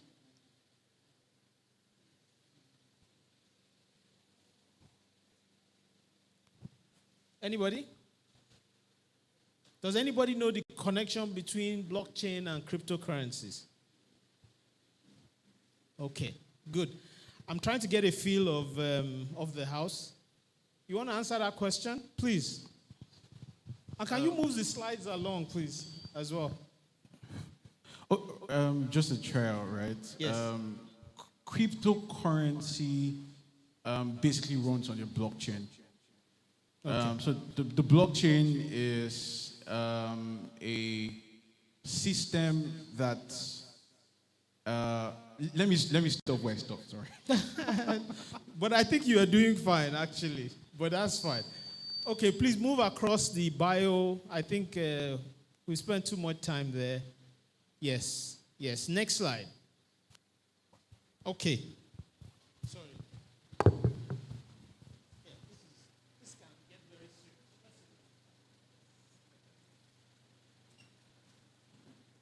Okay, yeah. So this subject is known to be very boring sometimes. So if you catch yourself falling asleep, you could just stand up and stretch a bit. But we'll try and make it as interesting and as interactive as possible, right? Now, I was trying to get at something, and I like what the gentleman at the back said about the fact that cryptocurrencies generally run on blockchain. And that is true, right? And one of the most common things that we see or hear about is the misconception between the two, especially between blockchain and Bitcoin, right? And they're not actually the same, even though they are very much related. And we'll be going into some of that today. So there was a quote in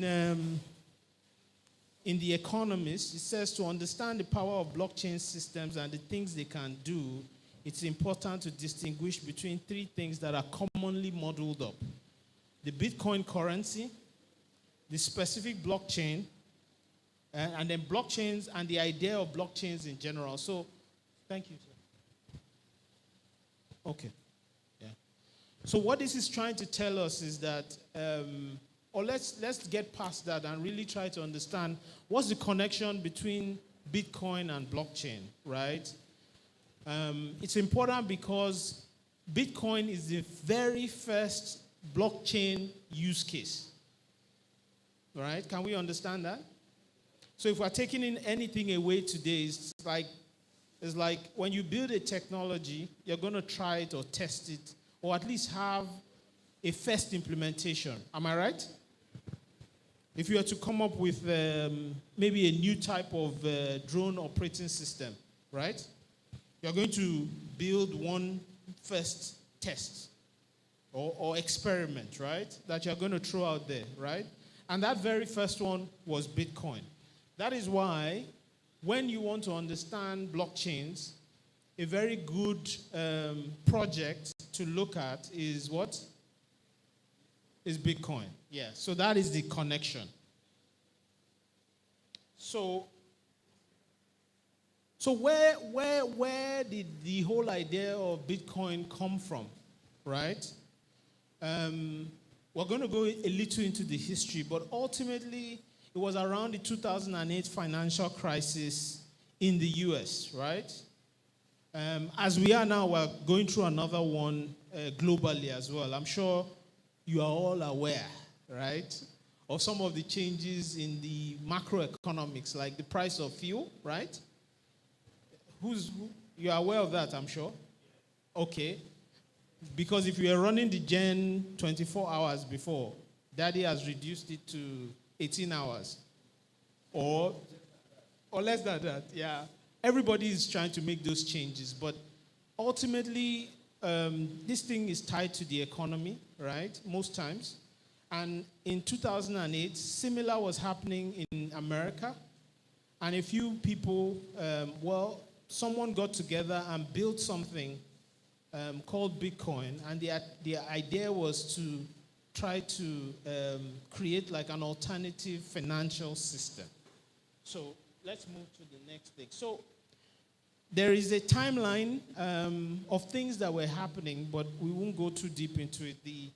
The document is there for those that care to understand, but clearly what was happening was a number of advancements in technology was going on in different places.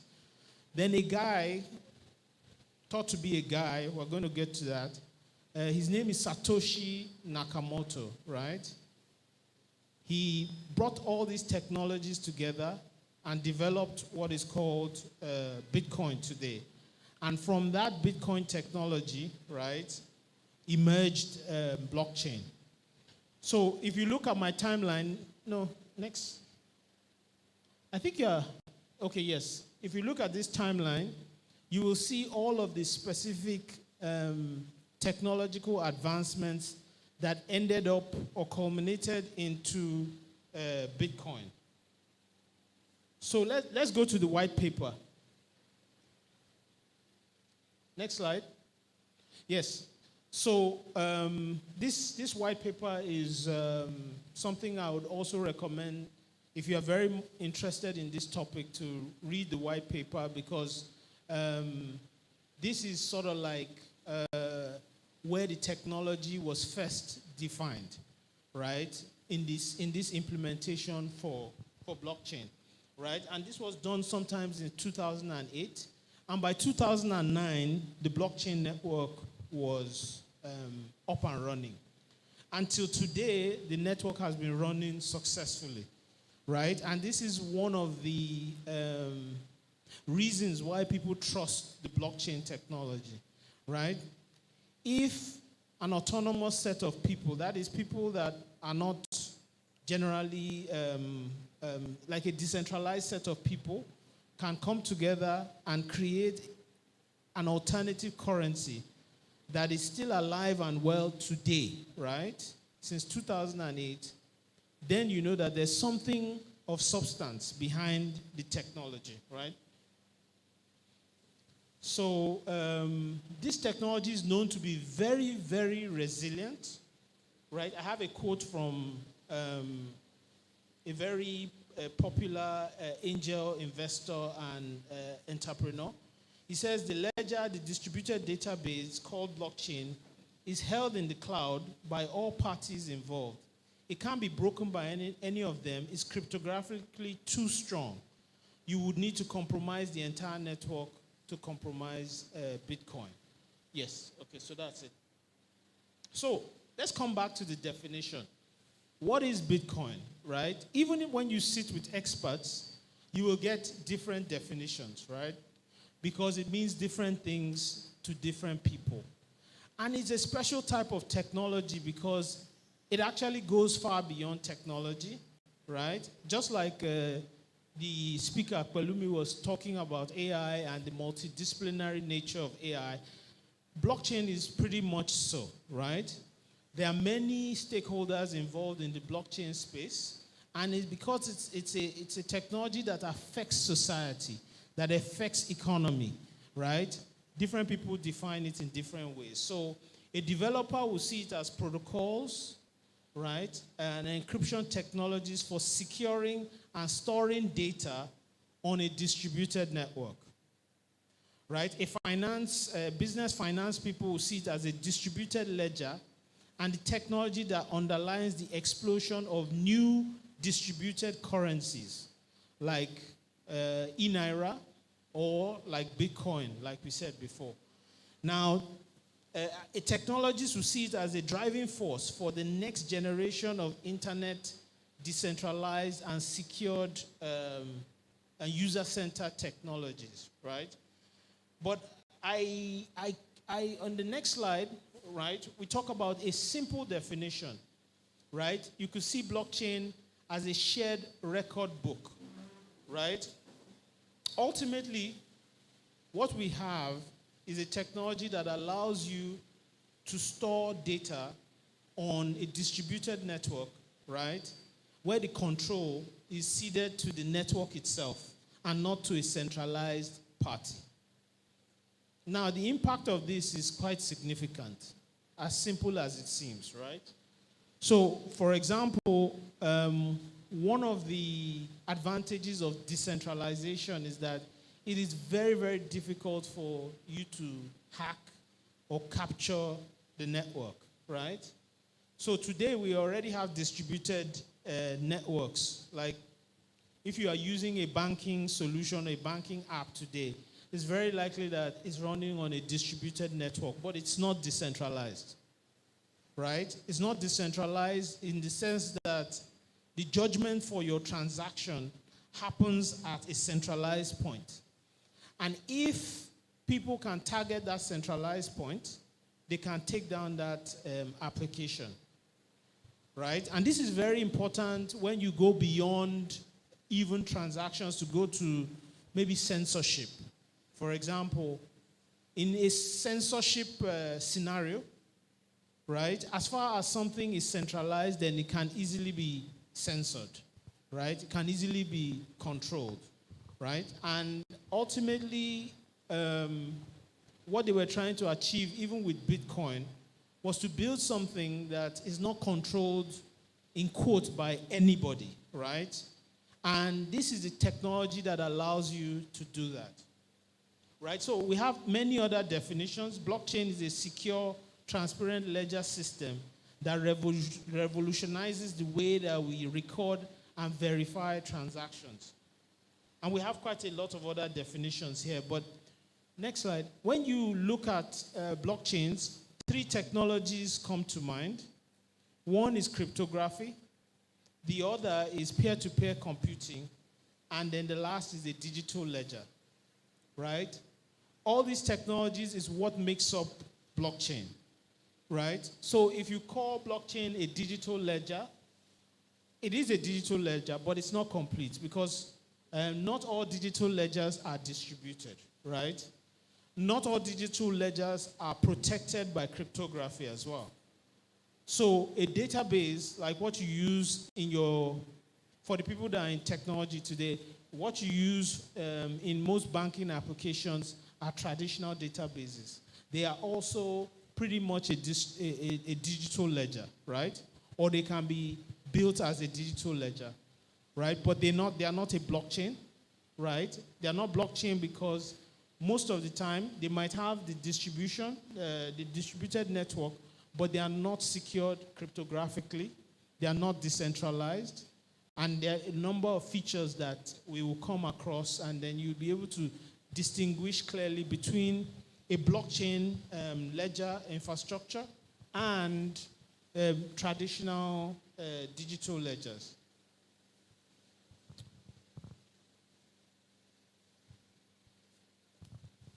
So let me read this. Blockchain is shared, an immutable ledger that facilitates the process of recording transactions and tracking assets in a business network, right? So the concept we're bringing out here is the distributed database, a distributed computer that can execute contracts. We'll talk about that briefly as well. And then it's based on peer-to-peer technology, cryptography, and then it also has an API, an application programmable interface. Next slide, please. So if you look up, you'll see an attempt to visualize what a blockchain looks like. So ultimately, when you set up a blockchain network, you will have transactions happening, and those transactions for a time frame will be collected, verified, validated, and then saved in a block. And then they use a hash function to protect that block. So it looks a bit like this.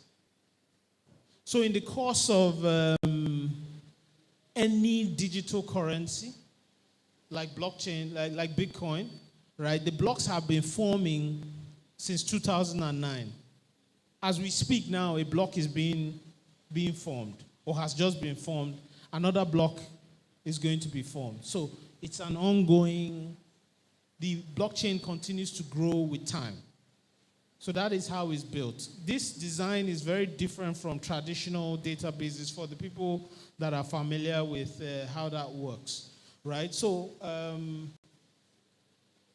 blockchain brings trust, value, and security together, right? It is a technology that combines economics and behavior with technology, right? Next slide.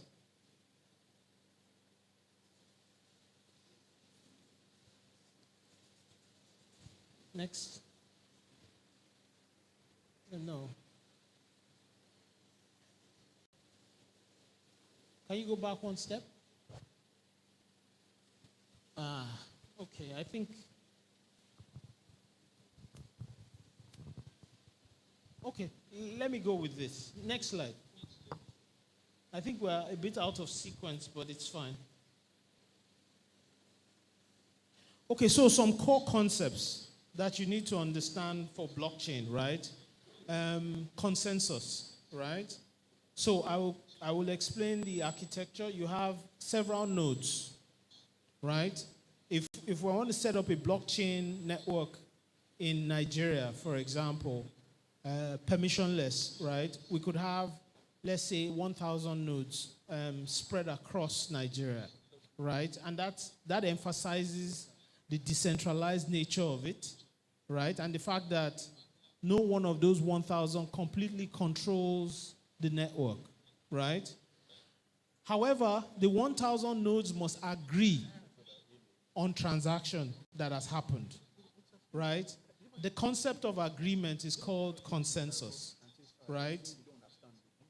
It is also what you refer to essentially as mining, because the consensus algorithm, if it is what we call proof of work, is going to involve what we call mining. But that mining is simply the particular node of those 1,000 we talked about, right, that wins and validates the current transaction.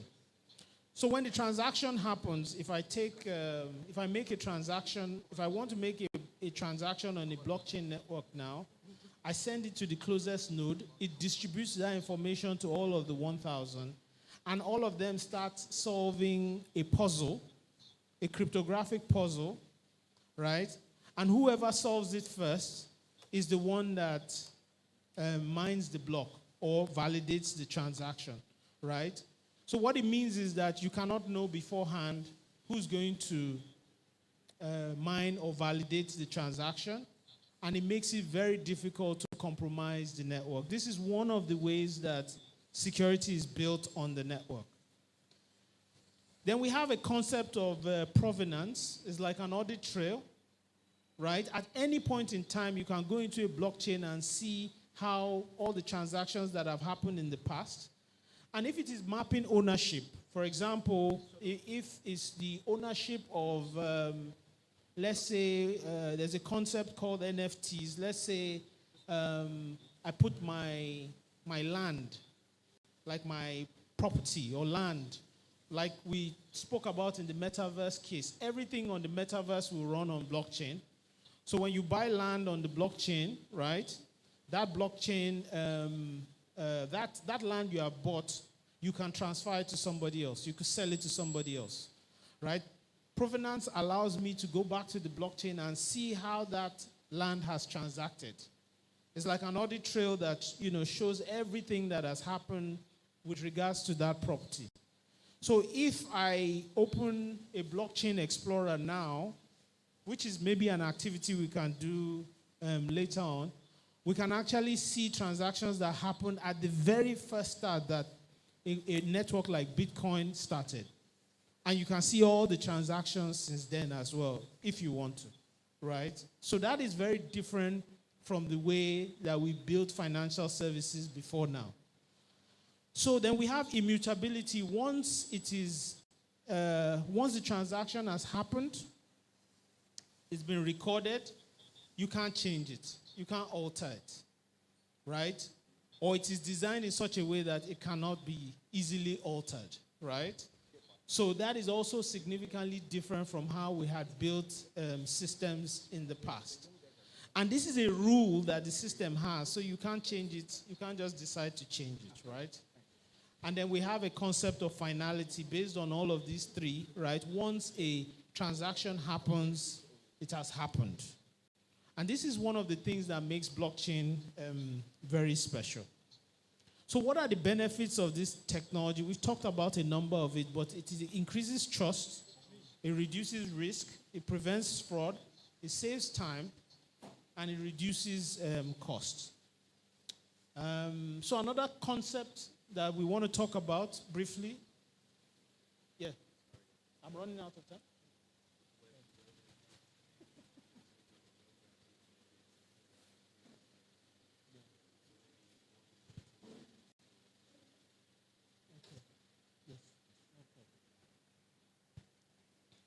Okay, so we have a couple of concepts, a way of looking at the way the web has been before now. We have Web 1.0, where you just interact. You just read off the internet, right? Most of us got into the internet at Web 2.0, where we have interactive applications, right? Blockchain and these set of technologies will build Web 3.0, which is ongoing now. And there are a few applications there. The entire metaverse space is also going to be based on Web 3.0, right? So, but ultimately, blockchain is a technology that makes it easy for you to transact in trust, right? It ultimately takes trust away from the middlemen. For example, if I want to build, or let's say today now, if you want to borrow money, for example, you have a number of choices, right? You could go to your friend or someone that you know, and then you borrow money, right? But what usually happens with that, there is usually doesn't always work out very well. So what most people do is they go to the bank, right, to borrow money, right? So what has happened there is that something that you can do directly, either with your as members of a community, we have introduced a middleman, right, to bring trust into that relationship. Are you with me? Yeah. So that scenario means that we will pay additional for that service. And this happens in most of the transactions that we do. For example, if you're buying an item from a store like Jumia or Amazon, you could actually buy directly from the individual, right?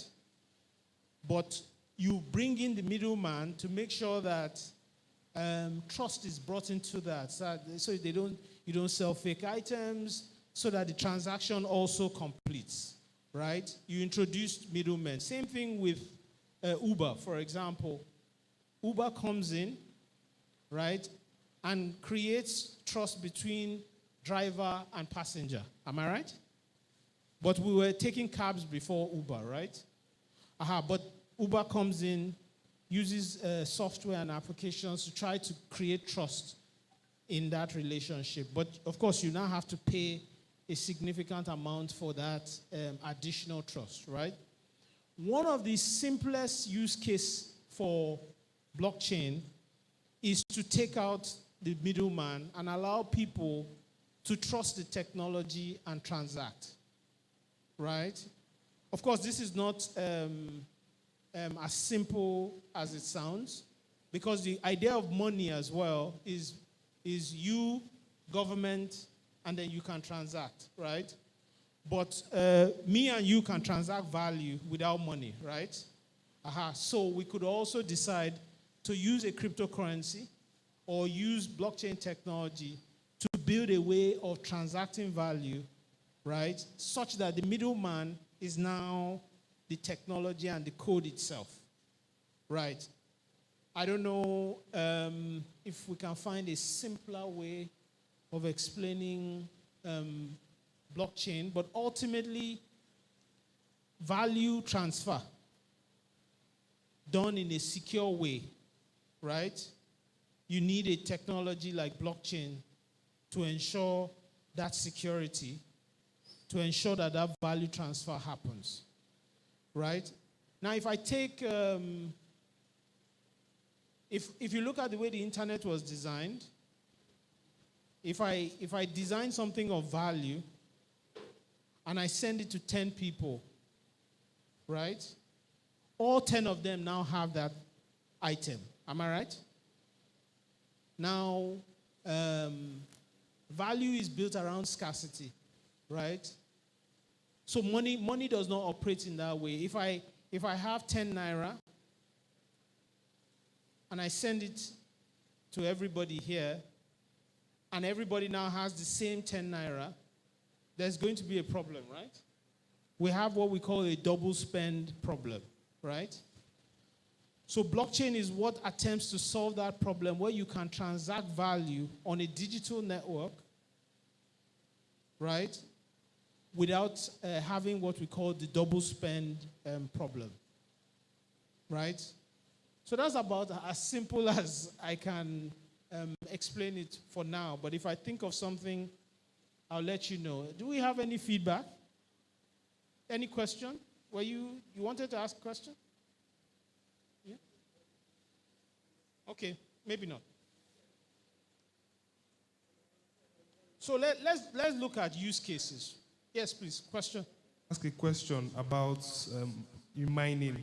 So you said one system or one computer sends information to all other computers on the blockchain, and then they all have to solve a puzzle. Yes.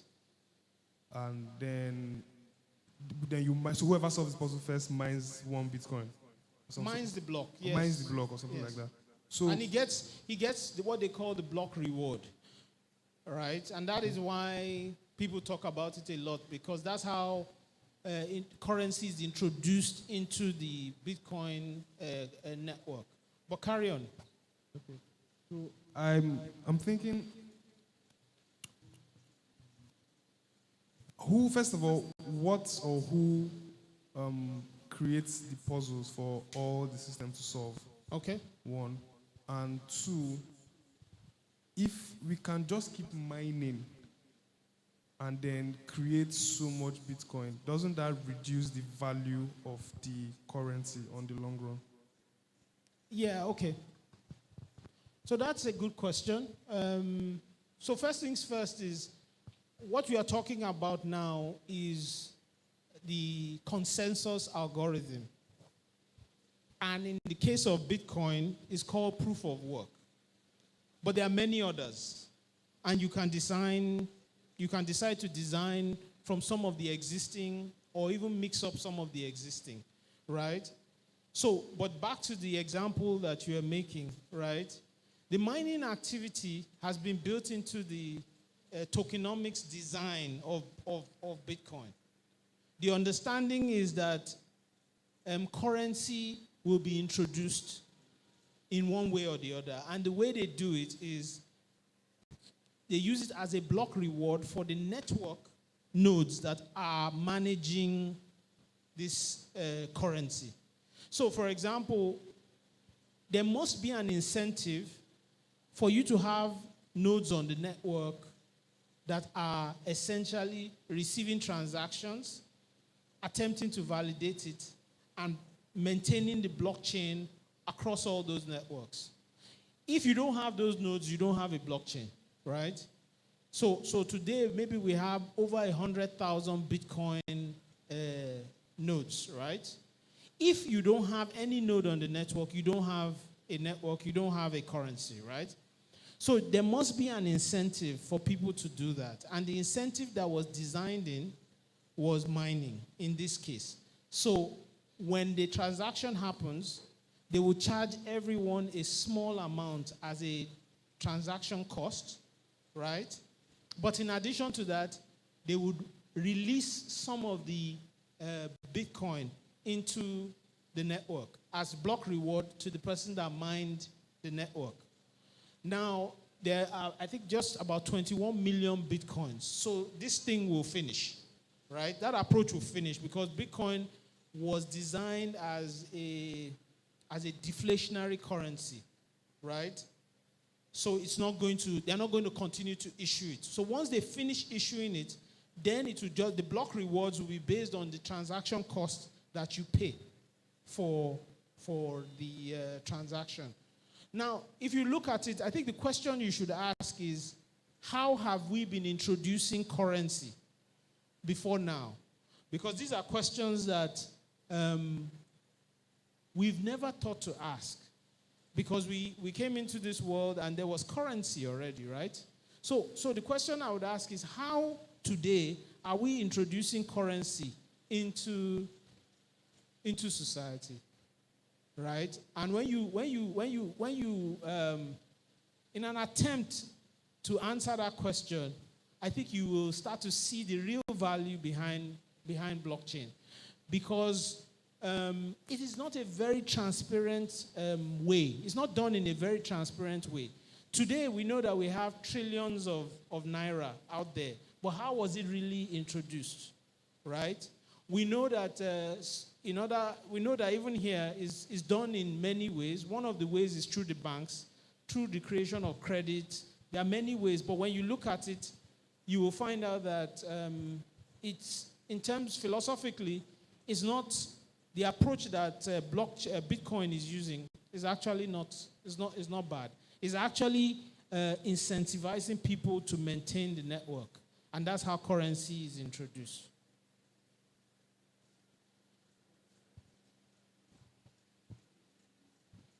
Right, so I have a question. Yes.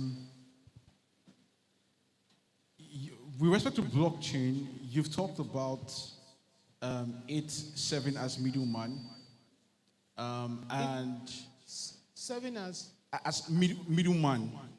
Okay. Yes. Right, for transparency, trust, and all of that.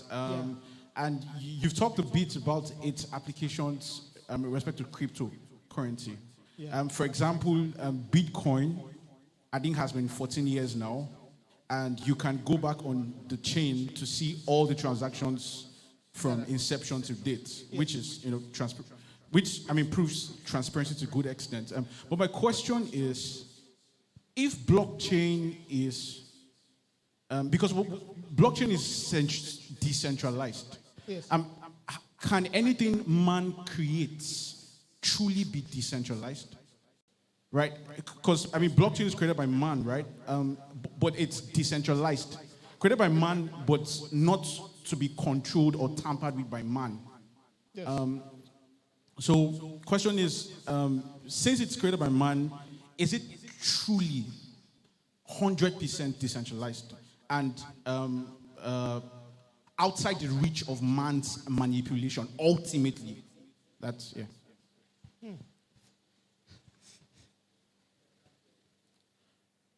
I'm sure you are aware that's not a technology question, right?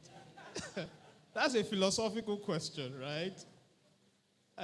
But you're right. I think ultimately this is the best attempt at decentralizing and creating a currency that is tamper-proof by man, but designed by man, right? And if it's designed by man, you could say by extension that it would not be perfect. And a lot of people can argue that Bitcoin is not perfect, right? Even from a design standpoint, I as just as a regular technologist, I can criticize on some fundamentals like speed is very slow, right? It cannot handle the kind of transactions that Visa and MasterCard can handle, for example. So people might argue it was not designed for that, but it has scaled, and those are some of the problems that it has to solve. So it's not perfect because man designed it, right? So, but ultimately, from an innovation standpoint, and also based on how the technology has fared over the years, I would say it was a very, very good attempt. And, no one knows when. Like, for example, there's a theory that quantum computers will be able to crack Bitcoin, for example, and reduce the security. But quantum computers is way ahead of us. We don't know exactly when that will happen, right? So, but for now, I think based on what we know now, I think it's a pretty damn good job with regards to innovation and, just how it has been running operationally. Yeah. Okay. 8 more minutes. Thank you. Okay, so a few more things that I think we should discuss. These are use cases, right? And we can have, so if you have any question, please just raise your hand. We've gotten to the part of the talk where we're just talking about applications and use cases, and I'd like to take as many of your questions as possible. I recognize how difficult to grasp this topic can be, especially for some of the youngsters in the house, right? So please, if you have any questions, I would really love to hear it. It might also help me in designing a better slide deck for younger viewers. Unfortunately, also, I didn't really know the exact viewership, right? But I'm glad you guys are here today, and, you're talking about technologies and the kind of things that's changing our world now and into the future. Yes, so there are concepts around DAOs, a decentralized autonomous organization. So people are using blockchain and other automation software to build systems that are decentralized. So let's say people are taking the Bitcoin concept, they are taking it into organizations to say, how can I build an organization that runs by itself, right? And companies and people have started thinking in that way. Like when we spoke about metaverse, you could see people thinking of how they could put their customer service in the cloud, in the metaverse, and back it up with AI, LLM models so that they can resolve queries and nobody needs to be there, right? So if you look at all those concepts with that level of automation, right, with a technology like this, you can actually develop a business that runs by itself, right? It continues to generate value, and, it's essentially autonomous because it's running on a blockchain, right? And we've seen some examples of this already. There are some decentralized DAOs, organizations where even the management, the decision-making and strategic function of the organization functions on a DAO where there are people talking to this system and they vote on every decision. So if you're in the community and you want something to change, there's a protocol for you to explain what you want, a period for people to review it, and then they vote on it, and the voting is pristine, right? Like one of the concerns people have, blockchain is a revolutionary technology, and that's one of the reasons why it may not even survive, right? Because as of today, if you want to solve all the issues we have with voting, right, with elections, right, this technology does it for you. Easily, right? Of course, it's not perfect, but if you continue to evolve it with good intention, right, I'm sure that it's going to be very easy to design a powerful election application that is just, that provides the level of transparency and resolves a lot of the issues we are having home and abroad when it comes to elections. So another thing is DeFi.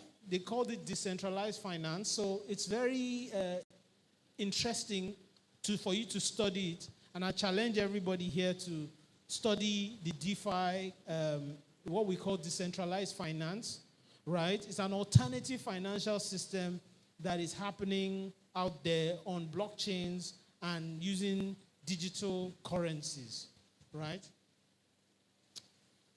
Then we have some use cases from Dubai. There are some success stories around blockchain where they've been able to build blockchain applications that ensure that government becomes paperless. So in government, for their visa, for their election, for whatever it is they need to do, right? They put everything in a blockchain application, right? And then we have healthcare. Healthcare data is very sensitive, home and abroad, right? So the data itself has to be secured, right? Yet it has to be shared. You have to be able to share it with your doctor or your caregiver, right? So as a result, this is one of the very good use cases for blockchain. And there are some promising startups that are doing things there. There's Medical Chain, there's Doc Chain, and a few other startups that are trying to revolutionize healthcare with blockchain. Yeah, same thing with energy, same thing with retail, same thing with HR, right? I think we should go to, why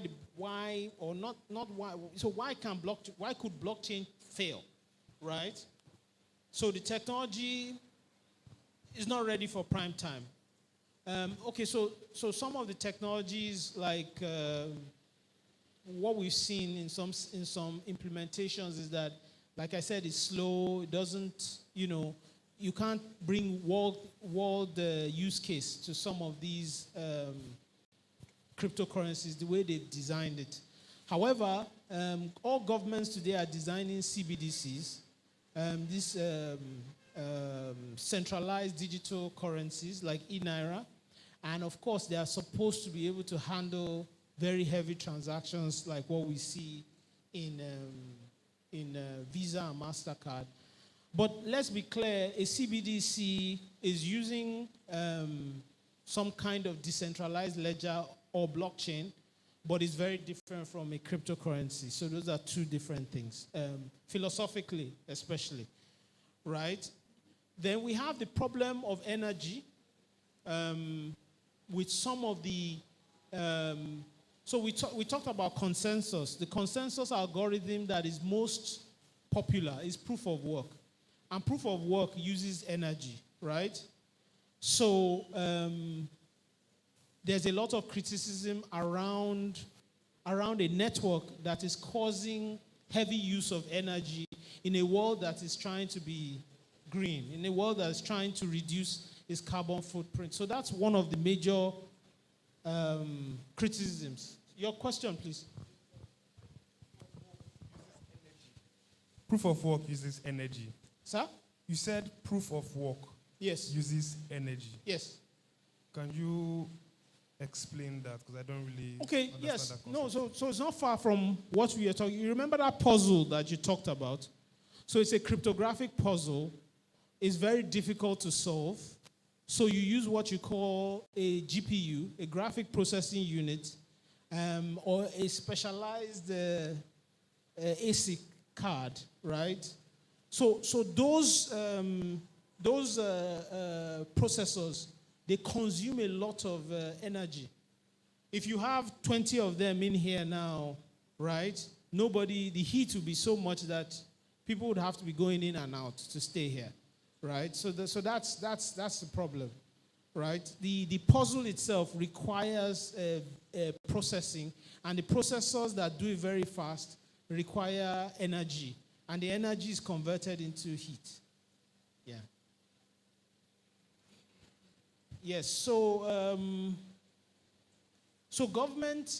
insincere governments do not like this technology because of the level of transparency.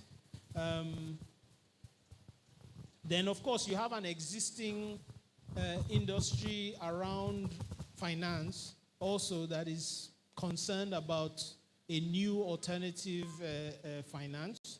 But in terms of blockchain itself, as an enterprise technology, as something we use within companies or within communities to bring trust.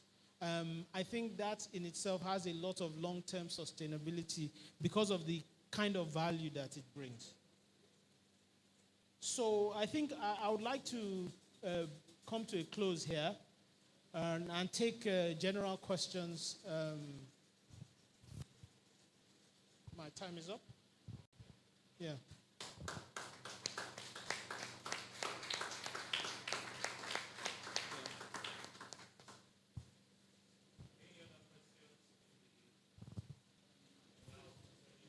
Okay, we have a question there.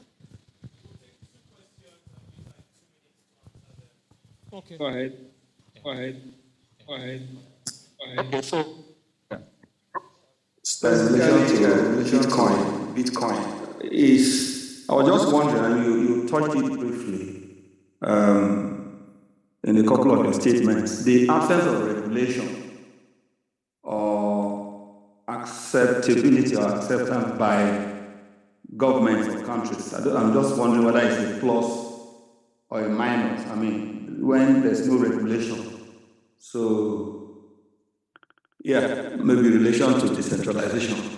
So you have Bitcoin maybe not accepted by some countries, or there's no regulation, so anything goes, something like that. So, but can you just comment a little more? Is that a plus or a minus? I mean, so how does it affect the volatile nature of Bitcoin and campaign? You don't know which direction something. It cannot be. I don't want to use my but yet on some level of regulation. If you get me, thank you. Okay. Yeah, thank you for that question. Yeah, I think it's also a political or philosophical question in a sense. But I can give my own views, and just my own views really. But look, ultimately, having an alternative currency in itself, I think is an advantage. I think it's a plus for a number of reasons. With regards to regulation, right? It can be regulated if, well, there are limits to the regulation, but there are ways that it can be controlled. The thing about it is the currencies and alternative currencies running on its own, whether people use it or people don't use it, right? But we've seen a lot of things that are bad for society that is happening around the currency itself. But that doesn't necessarily make the currency itself bad, right?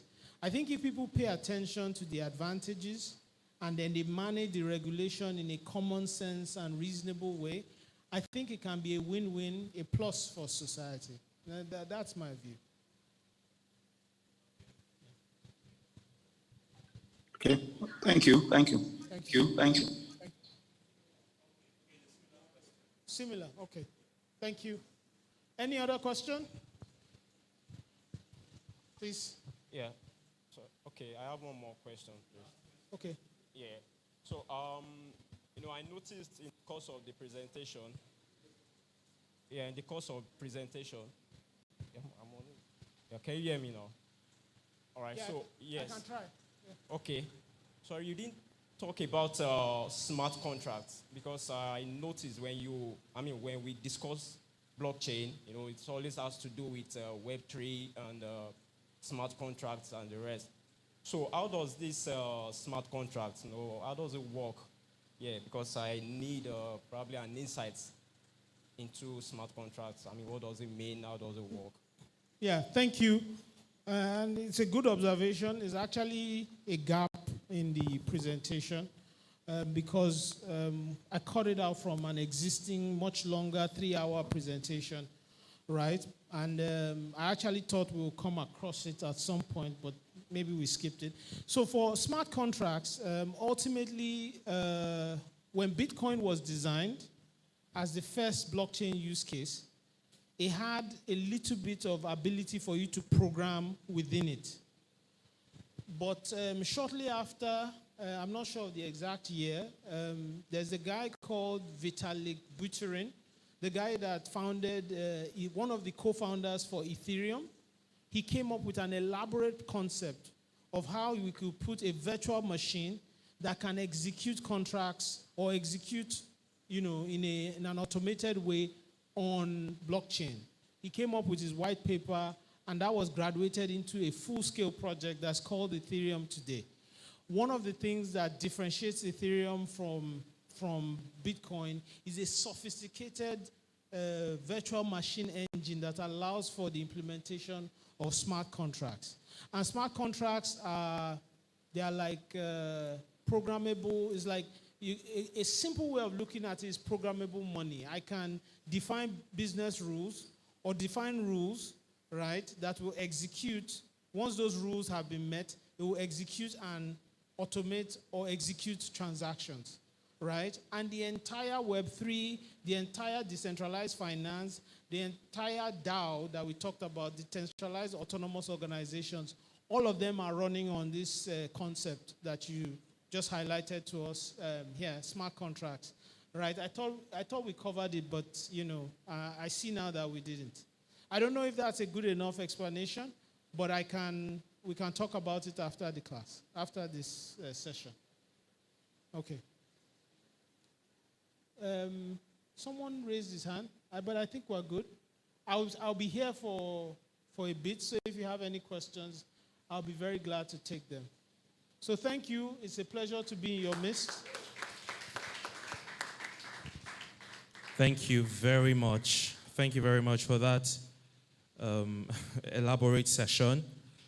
It was really, yes, he talked about a lot of things, and I wished or I assumed that many of us will pick up one or two things, even though we do not fully understand. I'd like to say that, outside the country, outside Nigeria, we have youngsters, amongst your age categories who are doing great things as regards Web 3.0, as regards blockchain technology. They are doing a lot of great things. And I'd like us to embrace it, especially the parents, to encourage our children to learn more about this. I've forgotten who I was talking to, similar to when the media was introduced. Do we remember when the television, radio became very popular, and in churches, it was a bit demonized? I think some churches went to the extreme to call it the devil's box, right?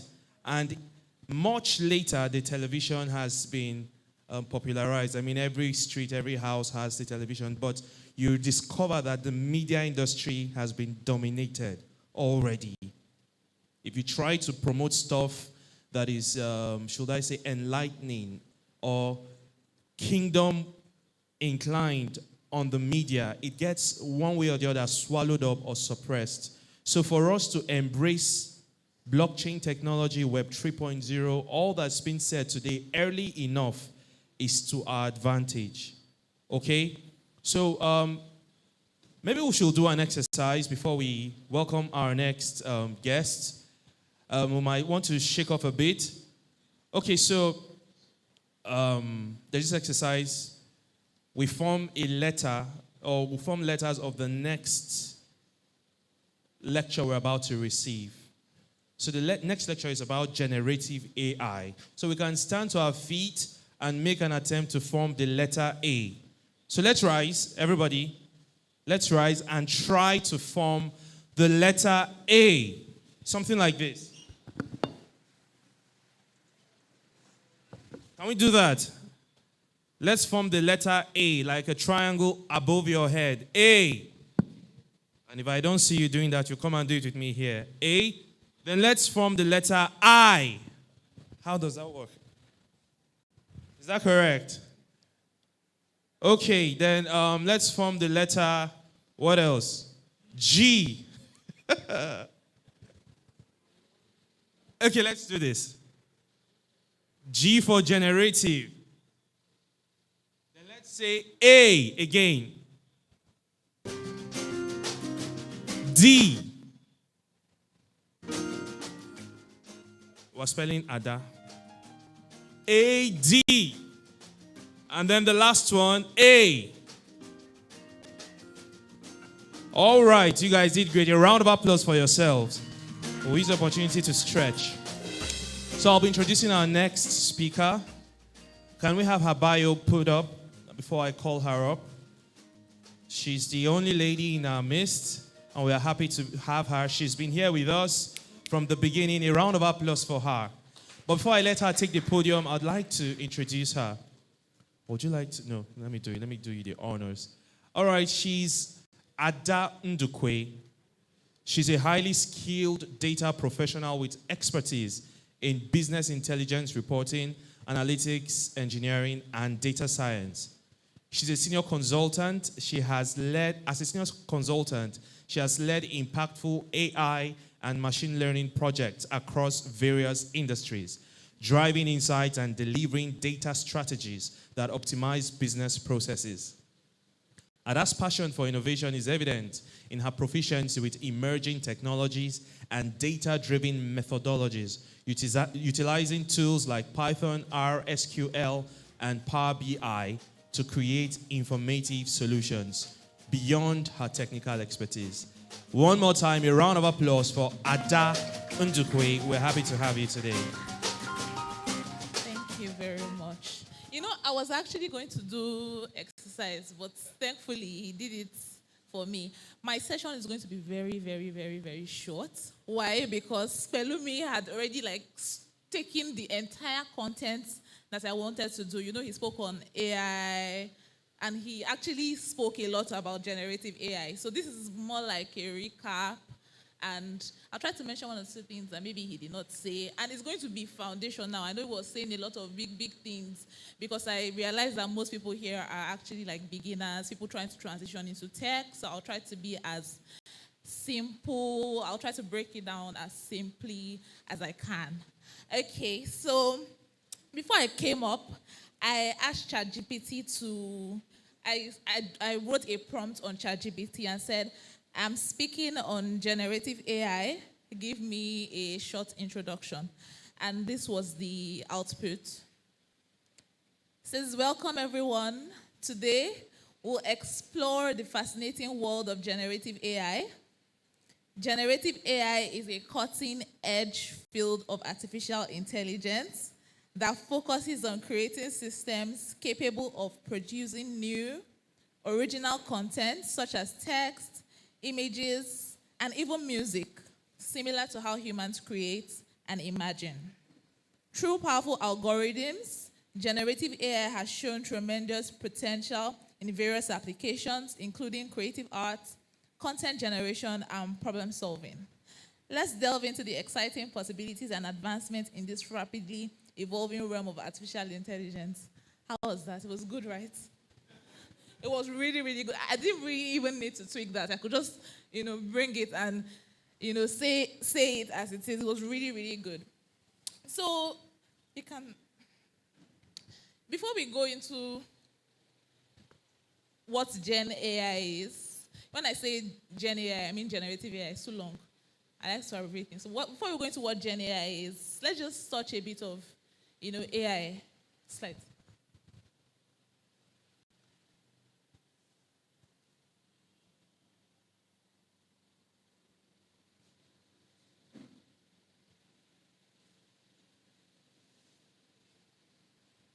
Oh no, we're going to skip all this Mentimeter because now we don't have time for that. So I'll just take the questions directly. So the thing is that I had somebody actually come to me recently and was like, oh, that the way AI is going is so scary that we really need to slow down as humans, because there's so much AI is doing. And I had to pause and I was like, AI has actually been with us for a while. It's just maybe with the whole ChatGPT craze and everybody's like, oh my God, AI is going to replace my job. Before you know, people go out of jobs. Well, there's partial truth to that, but people are actually now really aware of what AI can do. But then AI has been with us. Previous slide. AI has been with us for a while, whether generative or not. Previous slide, before, go back. Yeah. So some of the AI applications that we might use, or some of the ways we use AI that we don't even know, is like stuff like Google. Have you ever tried to like browse and then you see it tries to complete like your sentence, right? It's like, oh, this is what you're trying to search for, or you are scrolling on TikTok and all IG Discover. So there's a particular kind of content that you typically look at, and then you see that all you have on your Discover is, say, makeup, because you watch 1 or 2 makeup videos, and then it's only makeup that they're showing you, or something that you have been watching before. Or some people even say they have a conversation with somebody on the chat, and next thing they're seeing ads and, ads on their timelines. There's self-driving cars there. Sometimes you want to send a mail and then, they're suggesting responses. Those are some of the ways that we've actually been using AI. Oh, then there's Siri. Who uses an iPhone here? Say, hey, Siri. And then Siri says, that's AI. We've been using AI. We've not been scared. Then ChatGPT came and we're still getting scared. Anyways, let's carry on. So basically, how does regular AI that we've been using, how is it different from Gen AI? Any ideas? I know Pelumi actually mentioned this in the session before, so I'm just going to, this is like a recap. How is it different from Gen AI? I feel like there are 2 categories of AI. There's general AI and there's narrow AI. So ChatGPT is like general AI, like, while Siri, all those ones, they are narrow AI for like what you need for like maps and calendar and stuff like that. Thank you very much. That's a good answer. Do you agree, or does anybody else have a different opinion?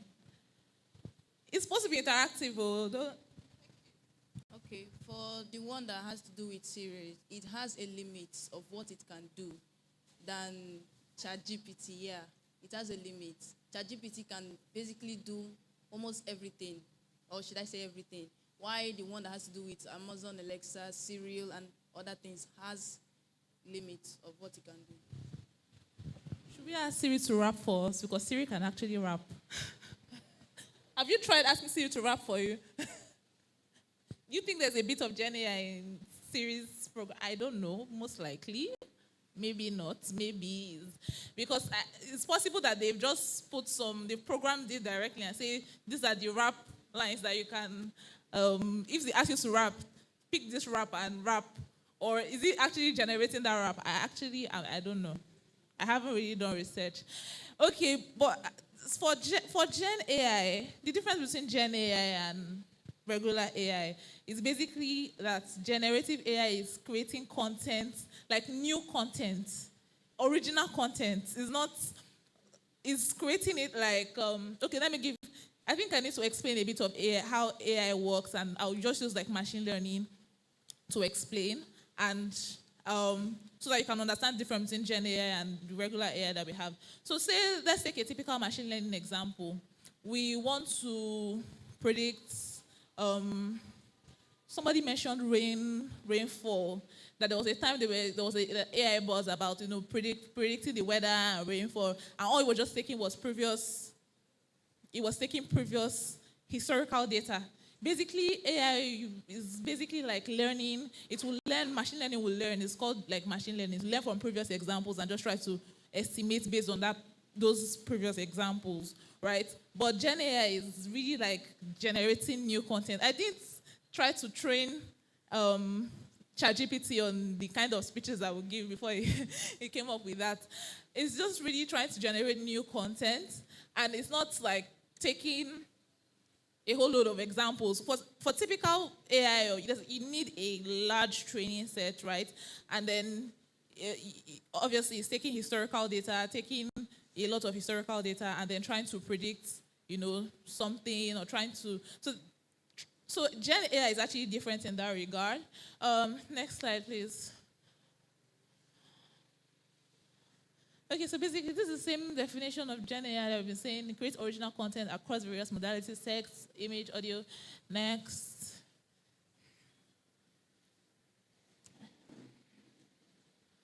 Okay, so why now? Why is the fuss about Gen AI? To be honest, I think it's OpenAI's fault because they came up and they launched ChatGPT, and we've not heard words since ChatGPT was launched. Now everybody's coming up with their own. Most of them are actually building on the ChatGPT model. They're building on top of it, but ever since ChatGPT launched officially, everybody hasn't stopped talking about it. So that is why we are discussing it now, because we are one of the people that haven't stopped talking about it. Next slide. Next. Okay, so basically this is the ecosystem for generative AI. Microsoft's OpenAI, here, ChatGPT, and we have these are the big players. These are the big players, Alphabet, which is like Google's parent company, NVIDIA, Amazon. Next slide. I'm going to be very, very fast because next slide. Okay, so this is just some examples of illustrative. You probably can't read it because it's small. These are illustrative capabilities of AI for text, for I think you skipped a slide. This. So basically, the good part about generative AI is that it decentralizes AI. What do I mean? So before, if you heard artificial intelligence, you will be scared to go into it. Like you think of all the whole programming I need to do, all the whole programming I need to learn. There's a level of advanced knowledge you actually need to be able to implement artificial intelligence solution on a normal day. But what Gen AI has done is that it has put AI in the hands of everybody. You don't really need a special skill to use Gen AI tools. Or do you? Anybody can go to ChatGPT like I just did and use it. And even businesses still find a way to, you can actually use that for your business. You know what? I saw an ad today. One of the big banks that we have, one of the major banks that you know, I don't want to call names, they actually used generative AI for an advert they were giving discounts on Uber, and they used generative AI for that ad. The only way I knew was that the earpiece, it was like an earring. It wasn't like in the ear. The earpiece was, I would have put the ad up, but the name of the bank is there. The ear, sometimes you see generative AI images and then there are the hands. Yeah, that was the only way. But businesses are actually using it. So that means they've saved money on getting models to do adverts. They've even saved time, because you know how long a photo shoot, how long the amount of time that it will take to do a photo shoot for that ad. They've saved time. They probably just use prompts, got an output, put logo on it, and pushed it out. Unfortunately, that's taking jobs now because model can't eat.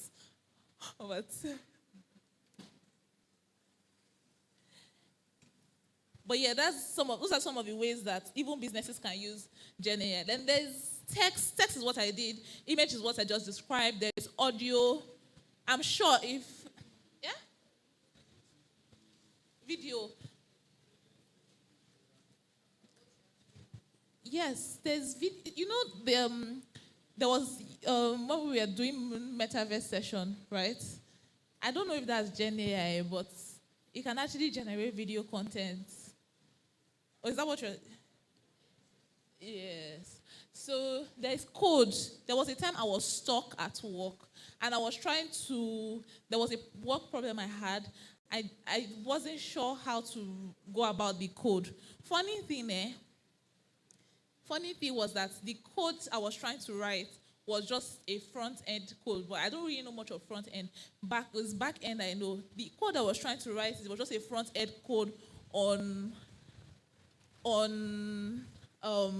it's for a Gen AI API. So I just wanted to show users front-end without using a tool. So I wanted to do my own.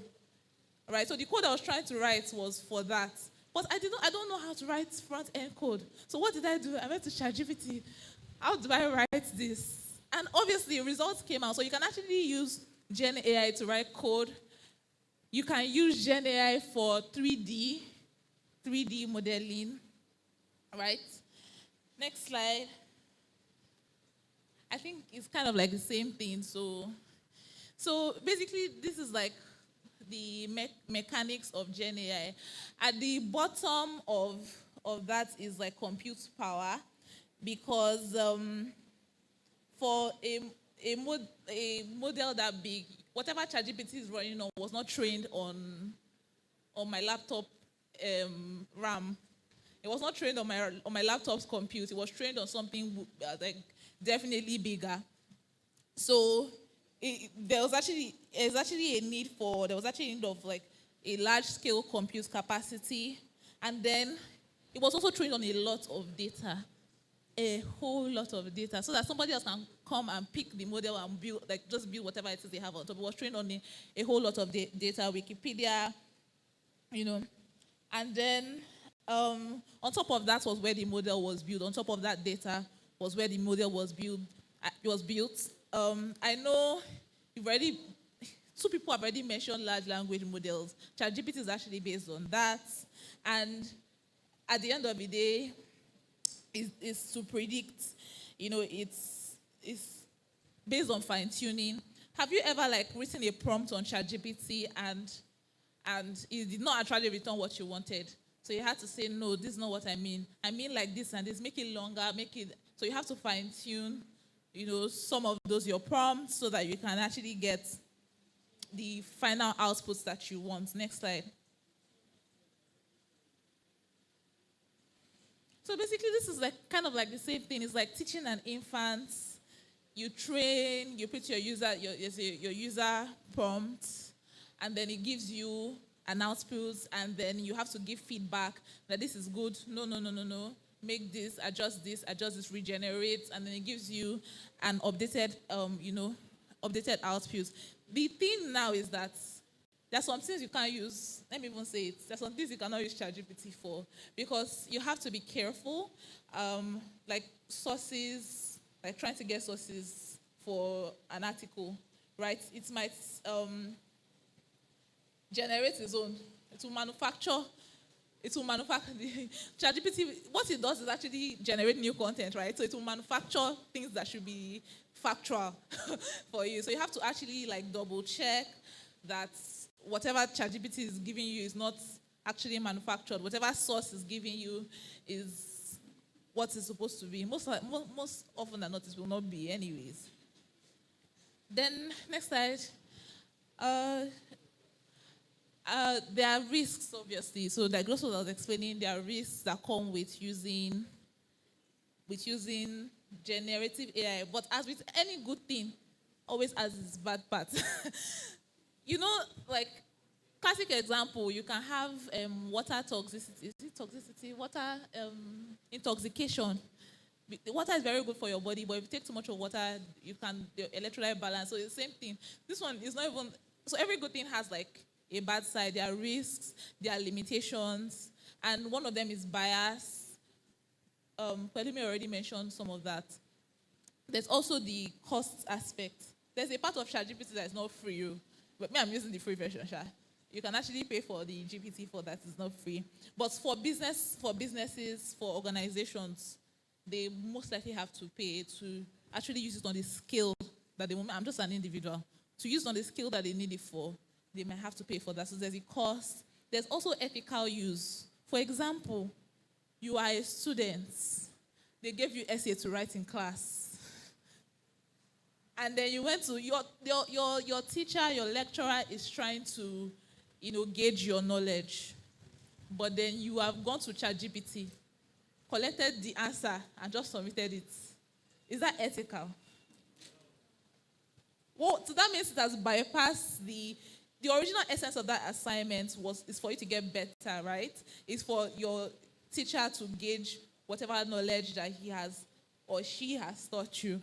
But you have gone and done easy way out. You've done wuru to the answer and used ChatGPT. So there's also the issue of ethical use.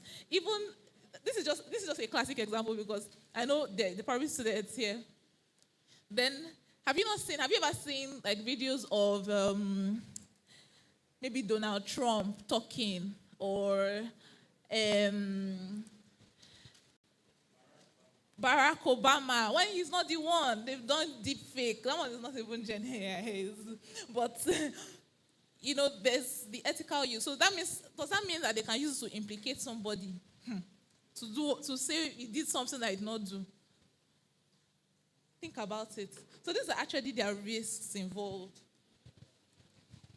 And that's why there's need for regulation. But to be honest, right now, there's no regulation around AI use. There's hallucination. By hallucination, I mean what I explained the last time. It will just manufacture what does not exist. So here, it says models might output facts that are factually false. Sources and citations are unavailable for most models. Users should be conscious that output could be inaccurate and should perform due diligence. So it's meant to generate stuff anyway. So it's to generate things that are not accurate. Then there's IP protection, right? So if you put your confidential information, put your confidential data on ChatGPT, you know what? It will take your confidential data and to train for other people. So you also have to be careful about stuff like that. I know at work now, even though we're very progressive, they've banned ChatGPT from our work system. Why? If you mistakenly put client information on that, you've exposed your client, right? So as much as they want you to be progressive, use new emerging technologies, you don't want to, they actually want to also protect ourselves from those risks. So not the one that you're like, oh, how can I do this for this so and so clients that has this? Now you put information that you're not supposed to put on there, and then to train on that information. So let's just go to the next slide.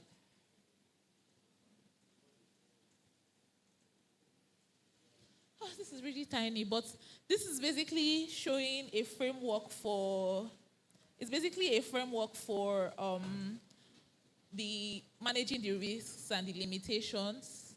So since I just have to, you need to have your own personal, for organizations, they need to have their framework because now there's no regulation, right? So you have to, stuff like privacy, ensure that, users' privacy is respected. You have to be accountable. You have to be transparent. So there's one issue with AI, right? There are some times that you can just say, predict this, and then maybe the model you're using that brings out a prediction that you cannot explain. So now you want to predict who will not pay back their loan, right? So you know who to give, who will default on their loan facility. Say a bank wants to use AI for that. And, automatically, or say you want to do credit scoring, automatically they're just flagging you as red. And then when you go to the bank to collect loan, they're like, oh, we can't give you. And they're like, why? No explanation. It's our AI that told us. So it actually needs to be, transparent and explainable. There's also the issue of bias. So now, imagine the model was trained on, say, let's use another example. I work in an engineering firm and we want to hire people. Typically, more men are in engineering than women. So now, they've seen that their best performers in the company are guys. But the only reason why it's like that is because there are actually more men in the field. So now, you are now using AI to predict who you will hire. And they are seeing that there's already a natural bias against women. And the only reason is that you've actually had more training examples of men than women. So you have to be careful of things like bias.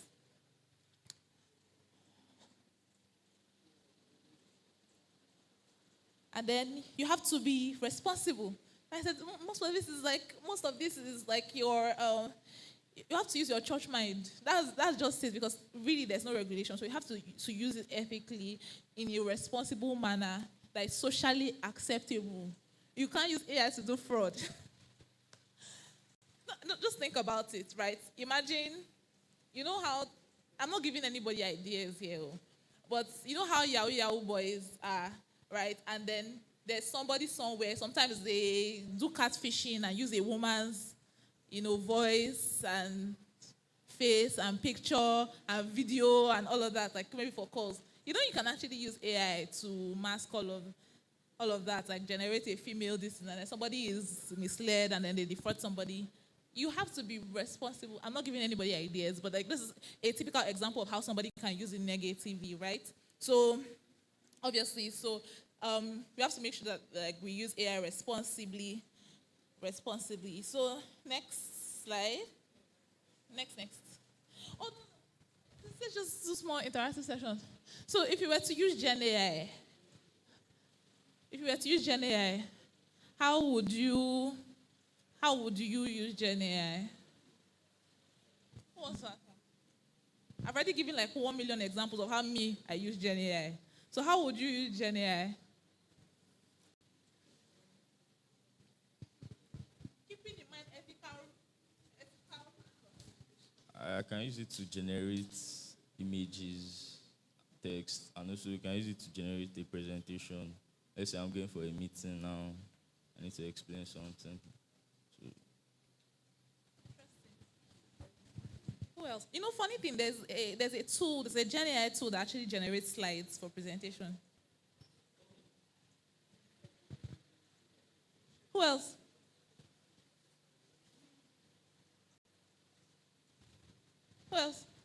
So nobody, okay, who has used ChatGPT before? What did you use it for? I use it to help me give me ideas for my essay.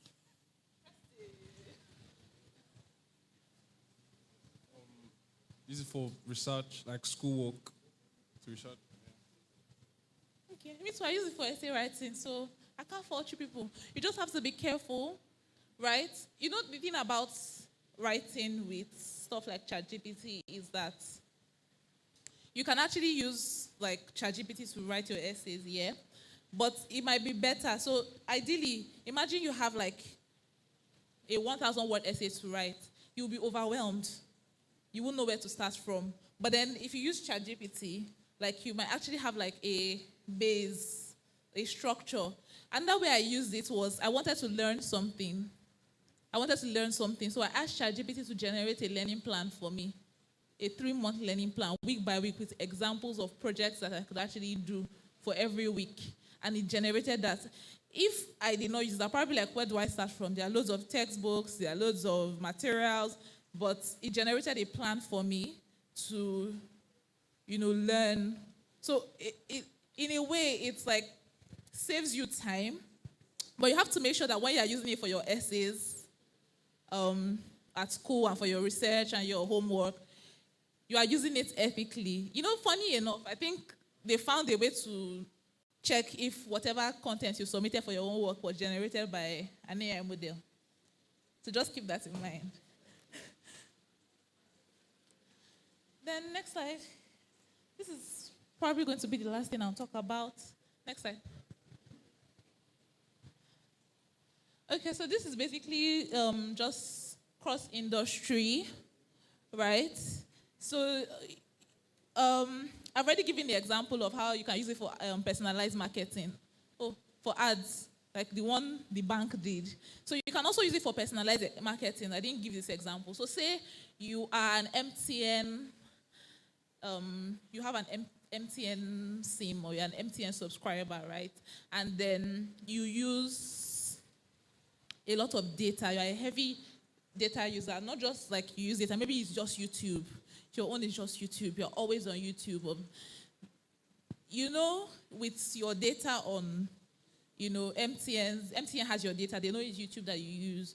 But how do they, send you the ads that are meant for you? So say they actually have plans, social plans, YouTube bundles. But, really, when they're sending ads, they just send to everybody. You can actually use generative AI to send personalized marketing. So say it looks at everybody, takes my history and say, based on this person's history, this social bundle ad would be good for this person. And then you send personalized marketing to that customer. They've improved customer service because now I'm not seeing, make 1,000 calls. I can't remember last time I bought airtime for calls. Do you get? So that's a good example of how like a business can use it. A business like telco can use it. Then in financial services, there's let's take an example of to optimize your portfolio. Let's not even use portfolio. Most people here use Palm Pay or Pay. Let's assume Palm Pay or PiggyVest. You know, they usually have some of these investment schemes. So say, based on your usage on PiggyVest, they've seen that you actually don't touch your money. You keep it there for 3 months without touching it. Maybe you touch your money like once every 3 months, right? They can actually say, oh, based on how you use our platform, right, it might be better for you to purchase this and this and this investment products that matures every 3 months, and then you are able to optimize whatever portfolio you have, right? So that's like an example of how financial services can actually use it. In health and also financial services too, you can actually use to generate like synthetic data, right? So you can generate synthetic data. Say you wanted to do you want to do some research or do some data on fraud. Let's just use fraud, financial services again, but let's just use fraud. You know, you probably don't have enough data on fraud because you are hoping that like 99% of your transactions are not fraudulent. Fraud data is usually very, very small. But say you want to learn patterns of fraud, you don't really have enough data to build models on. You can actually use GenAI to generate like synthetic data. You can actually use it for healthcare to generate synthetic data for your healthcare research. So that's like another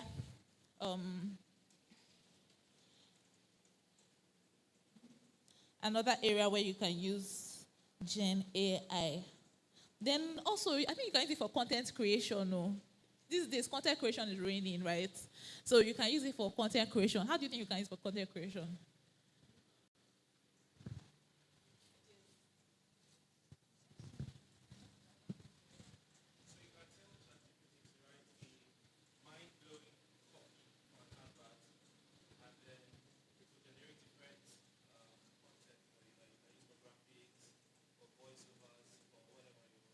Excellent.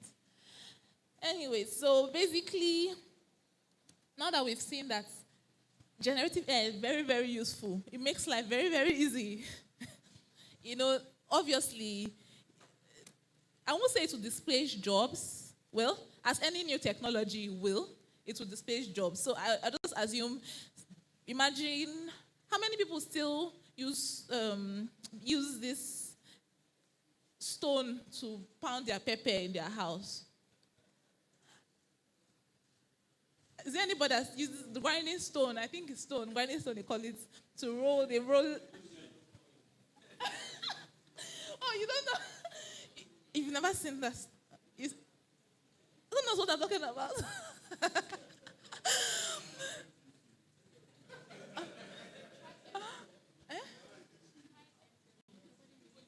Envelope. Oh, people still use envelope. Anyways, okay.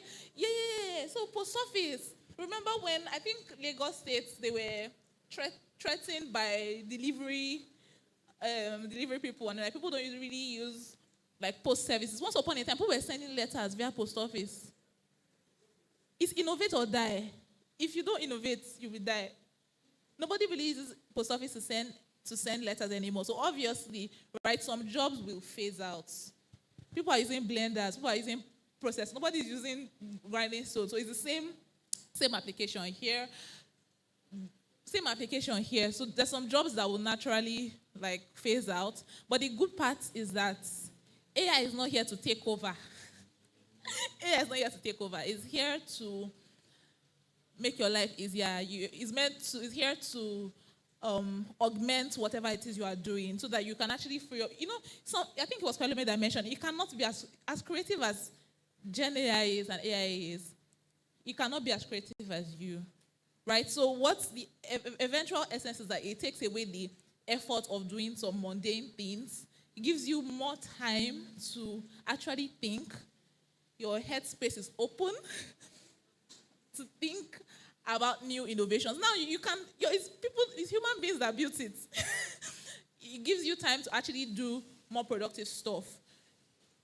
Let me use the grinding stone example again. It takes, I don't know how many hours or how many minutes it takes to use the grinding stone. How long does it take to use the blender? Now you can do other stuff. You don't have to use hours to grind pepper. All right, so it's here to augment whatever it is you are doing, make you more productive. And I think we should all embrace it instead of be afraid of it, you know. Embrace it, look for how it will make your lives better. You don't necessarily have to be a tech person. You can be, AI will preach sermon on Sunday morning. You don't necessarily have to be a tech person to use a generative AI. And that's the message I'm here to preach, on embracing generative AI in your day-to-day. So any questions? Any questions? You can't tell me I was so wonderful that people don't have questions.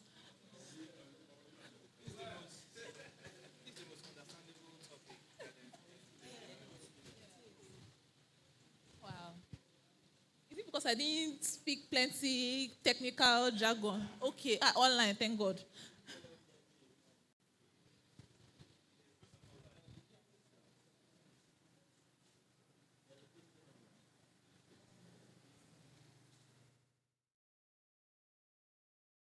Can you hear me, please? Go on. Okay, yeah. Well done, Ada, good presentation. See, what you said, I actually totally in sync, and I agree with you. But there's a danger that are not being addressed that we are not looking at here. And the danger is that the so-called AI as intelligent everything. One thing is gradually take away creativity, innovative, and an ability to be able to create. It takes it away from us generally, because now you want to type common letter, AI will generate a content for you. So it removes the creative aspect of it. So I think there's a need to start balancing this equation, so that at the end of the day, growing up, we do a lot of mental mathematics to the point that you may know the times table to about 25, but now you hardly find that happening.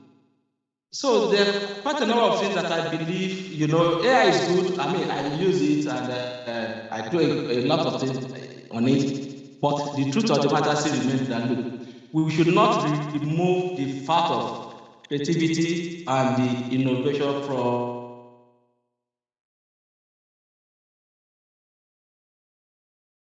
Because see, what will eventually win the day is not the AI, your own ideas. That's what we eventually. So I think there should be a way we balance all this information, all this thing we put out there.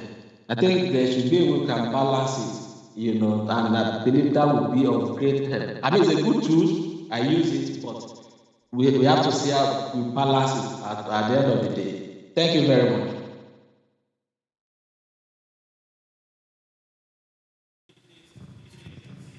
All right.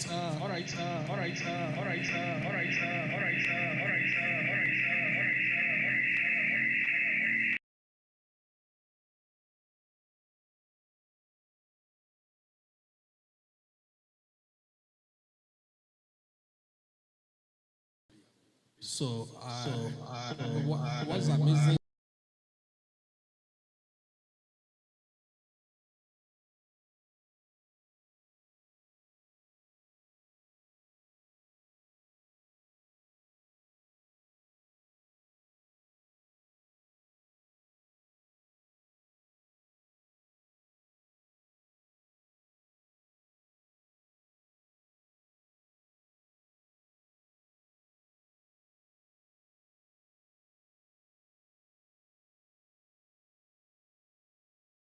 To what AI can do.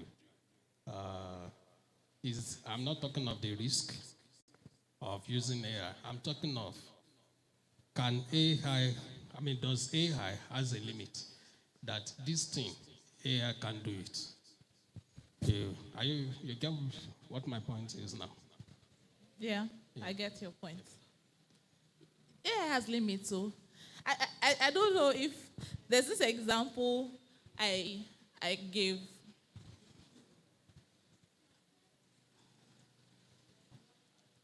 Wait, I also want to ask, is there a limit? Do you know the limit of the human mind?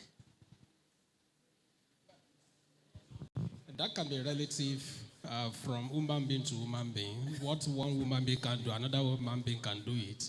So generally, I can say that may be, okay, what's the limit that human being can have is what God can do that human cannot do.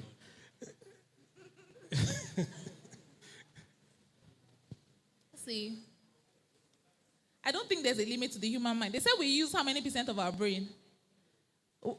10% of our brain. We use only 10% of our brain. What's the remaining 90% doing?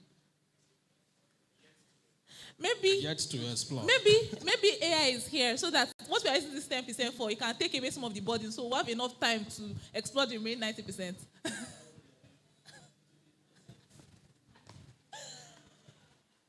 Actually, I use this example. Someone that told me that AI cannot preach a sermon, and I was like, AI cannot heal the sick. Or can AI heal the sick? AI can heal the sick. So that's a limit for you. I think I'm done. Any other questions before I go? Thank you very much. We can give a better hand. You know, the topic of generative AI is very interesting. There are so many questions around. I have a story. So a company was paying us some plenty money to generate social media content as at last year. And I was seeing it as free money, like, these guys can pay this kind of money.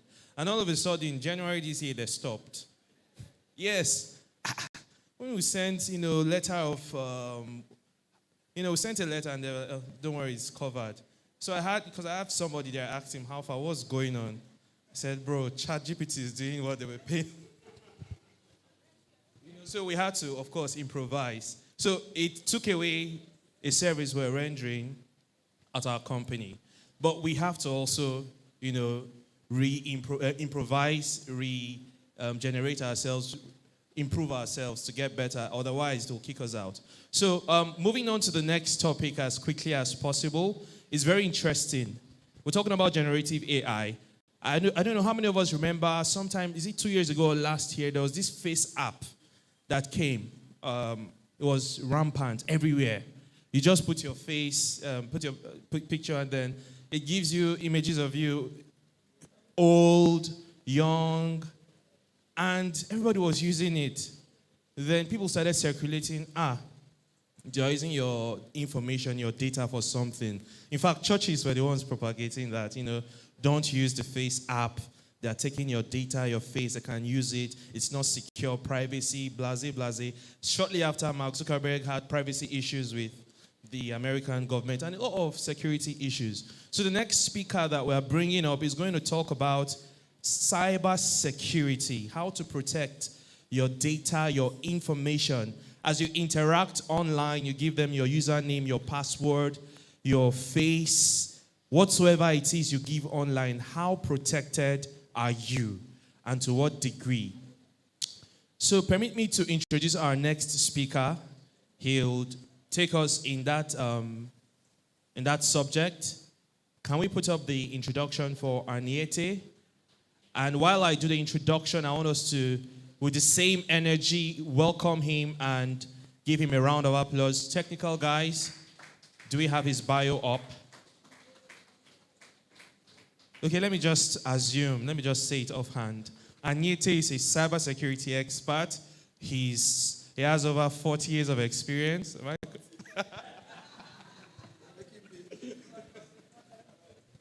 All right, Aniete is a senior manager, information security, provides management, leadership, and strategic direction to mitigate the organization's information security risks through the information security management system and related ISO control framework. A round of applause for Mr. Jude Aniete. You're welcome. Thank you, everyone. Hello, everyone. Okay, so I was given a very adult task. I didn't know that. I thought I was going to have adult youth. And so I prepared my content in that direction. But I can see the people I like talking to. Because I don't like talking to adults. I like to talk to people that are young. Sorry if I may ask, I assume this is a Christian fellowship, right? Am I correct? Am I correct? Aha. So if this is a Christian fellowship, I don't see why I can't use 1 minute of my time to sing a song. Are you with me? So can we do ancient words, ever true? Do you know the song? Changing me and changing you. We have come. It open mind. Oh, let the ancient words impart. Sorry, is this a strange song? Do we have youth in the house? Okay, let's be on our feet because God is here and we need to honor him. Don't be tired to honor this God now. I don't joke with my God wherever I go. So let's sing together. Ancient words, ever true, changing me and changing you. We have come with open minds. Oh, let the ancient words impart. One more time. Ancient words, ever true, changing me and changing you. We have come with open hearts. Oh, let the ancient words. So, for just 1 minute, let's just ask the Lord to open our hearts, to receive the word, and to teach us in the language we will understand. Let's pray, church. Let's pray, youth. That these words will not just be an academic exercise, but we will have insights that will change our lives for good. We will get fresh revelation that will take us to the destiny that God has provided for us. Father, we bless your holy name. Lord, we thank you because you will help us and you will teach us your way, and your word will be a lamp to our feet. For in Jesus' name we have prayed. Amen. All right. That's the only Bible-related thing we'll do. Sit down. Sit down. So let's go and learn cyber security. Please, can you play the... I asked someone, is the slide ready? There's something I asked us to play. Stanley, is it possible to play it? And there's a reason I want you to watch this video.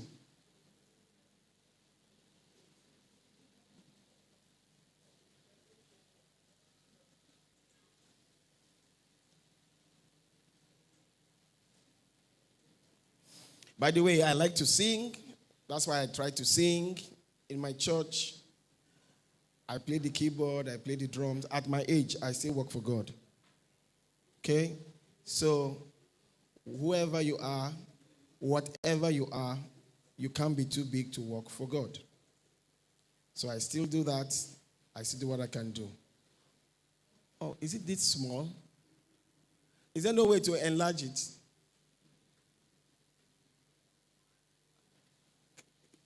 Is there a way to play that Instagram?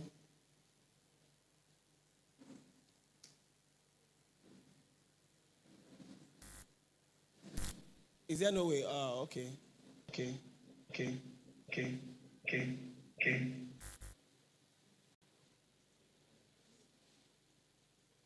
Can you close the X? Just close off the X. No voice.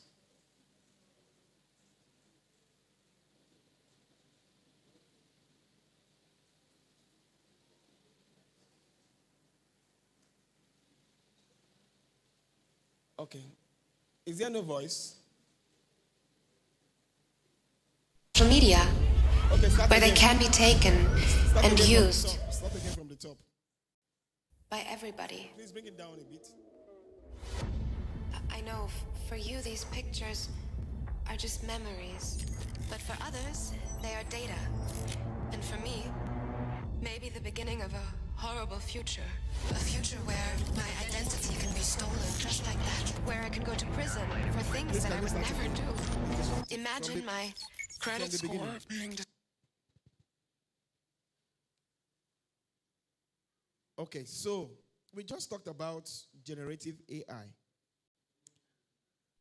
And I need you to understand that there are some things you will do that will impact you in future. Please, okay, please go up. You see a man and a woman, they went into the theater. They were trying to attend an event. Just watch.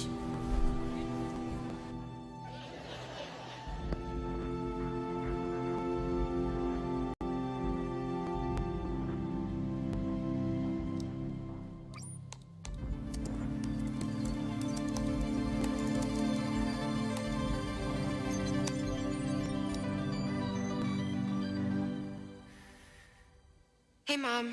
Hey, Dad. It's me, Ella. Well, a digital version of me. Just a bit older. Amazing what technology can do these days, isn't it? All you need are a couple of pictures, like the ones you share on social media, where they can be taken and used by everybody. I know for you these pictures are just memories, but for others, they are data. And for me, maybe the beginning of a horrible future. A future where my identity can be stolen just like that. Where I can go to prison for things that I would never do. Imagine my credit score being destroyed, Dad. Or my voice copied to scam you, Mom. Mom, I'm in trouble. I need you to send me money, please. I don't want to become a meme, humiliated by everyone at school. Kill yourself, you fucking loser.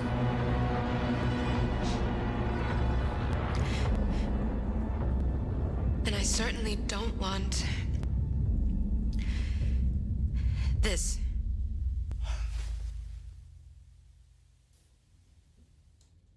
What you share online is like a digital footprint that will follow me around for the rest of my life. I'm telling you this because I know you love me and would never do anything to harm me. So please, Mom, please, Dad, protect my virtual privacy.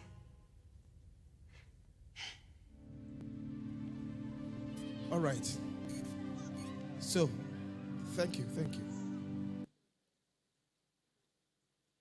Now, this message goes to every one of us.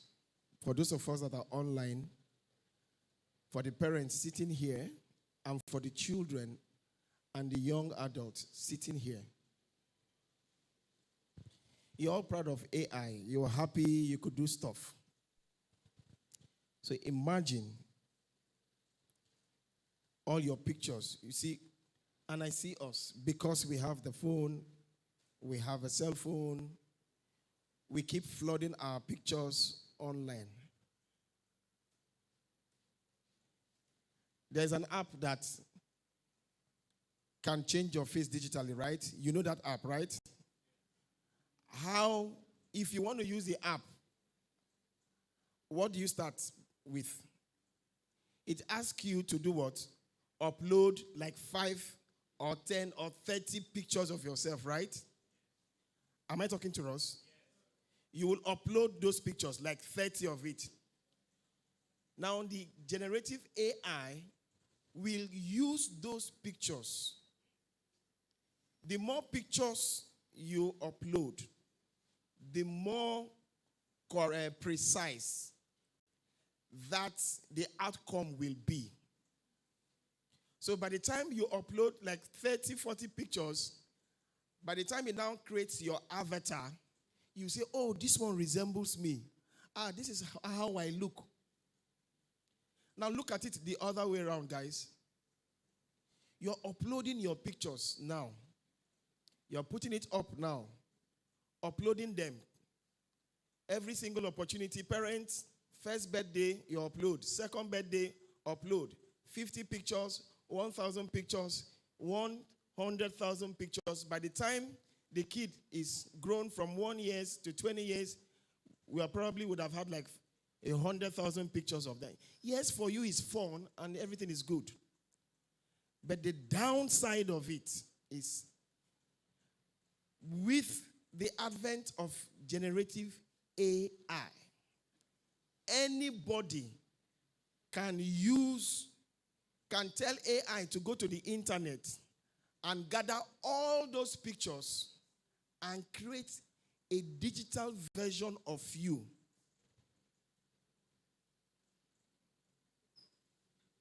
And so they can use your images for anything. How does that sound? Very scary, right? Because we were here, we were happy. AI is nice, AI is cool, very cool. I use it for my this, I use it for that. But have you thought of it the other way around? So what you are doing to yourselves, that's what we call data privacy. Data privacy. And Stanley knows me. I have a set of twin children. But I'm not sure he has ever seen those children's picture online. Even when people come and take me, I tell them, I don't want to see those pictures online.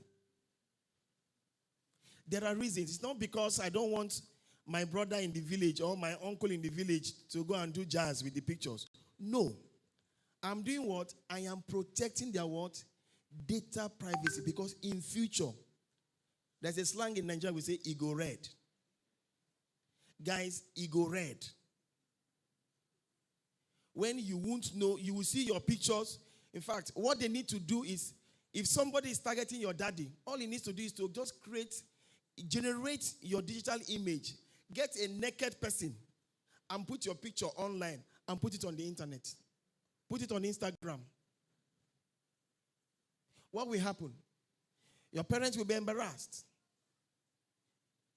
You, the kid, in the school where you are, people will start shouting. You will be embarrassed. It's okay now, but 5-10 years from now, it's going to be very scary.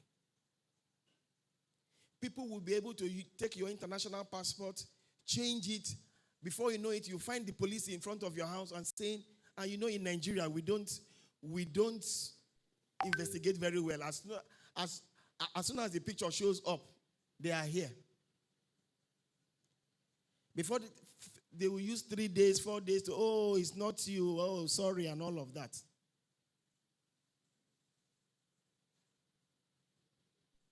So what am I trying to say to you guys? You need to be careful what you post online. Turn to somebody, tell the person, the internet never forgets. No, I need you, bros, talk to your friend. Tell the person that the internet never forgets. What am I trying to say? Anything you post online will remain online, even if you delete it from your phone. I see children, 16 years, 17 years, they're already beginning to exchange nude pictures. Their friends will say, come, let me see how you look. Pull up your top. Snap it and send to me. Because daddy and mommy is not there, you feel you can do it. Well done. By the time you have a very good job, and then somebody goes online and brings out that picture and show it online, and then the company who is going to employ you says, we cannot employ this person. So be careful what you do online.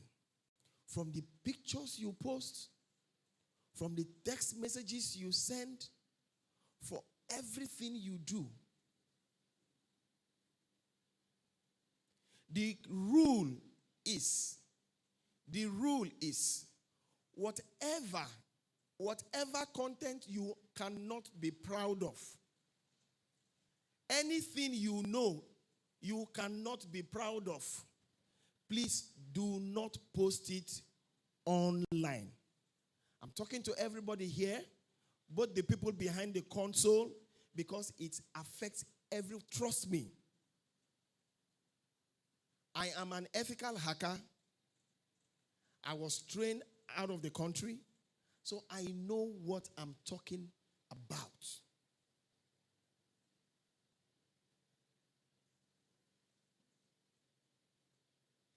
Is everybody with me now? Is everybody with me? Please be careful what you do online. God will help us. I say God will help us. All right, I will have to be quick. Just take me to the next slide.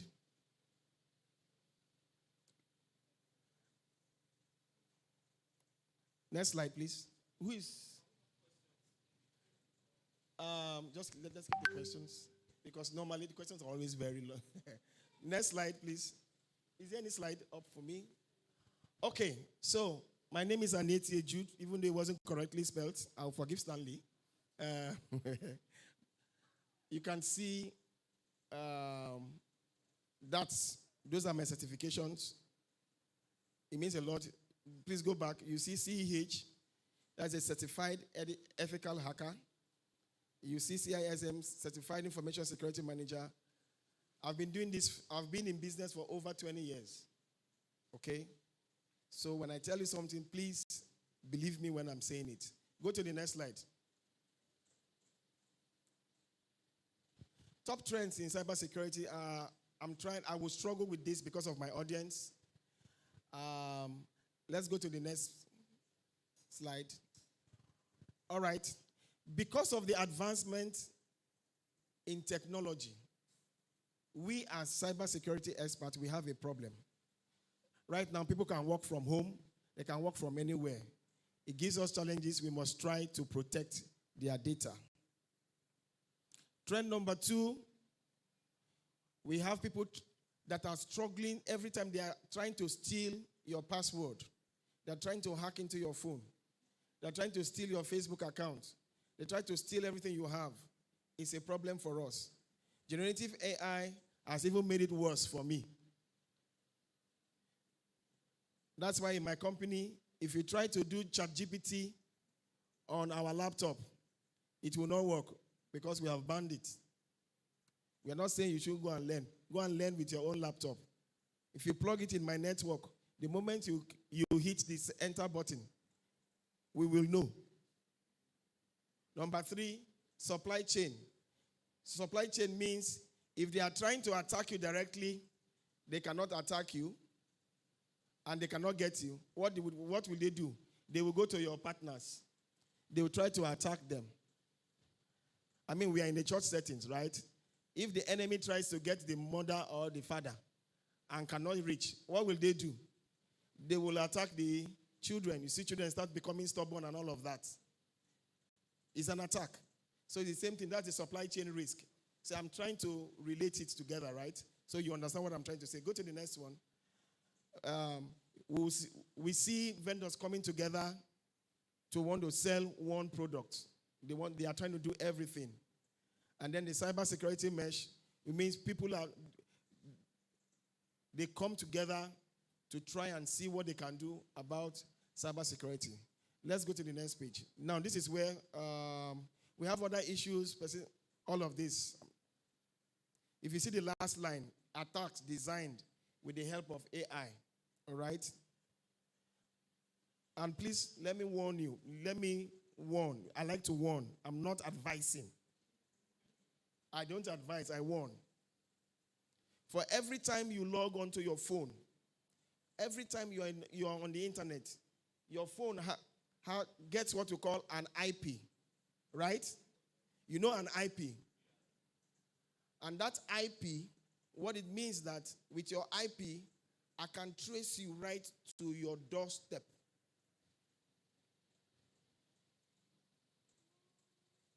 Doesn't matter where you are. I can trace you right to your doorstep. So be careful whatever you are doing with your phone. For those of us who have plans to become Yahoo boys, well done. The moment you start, when EFCC is on your case, they will trace you to your doorstep. The people who are probably doing well are people who have backing.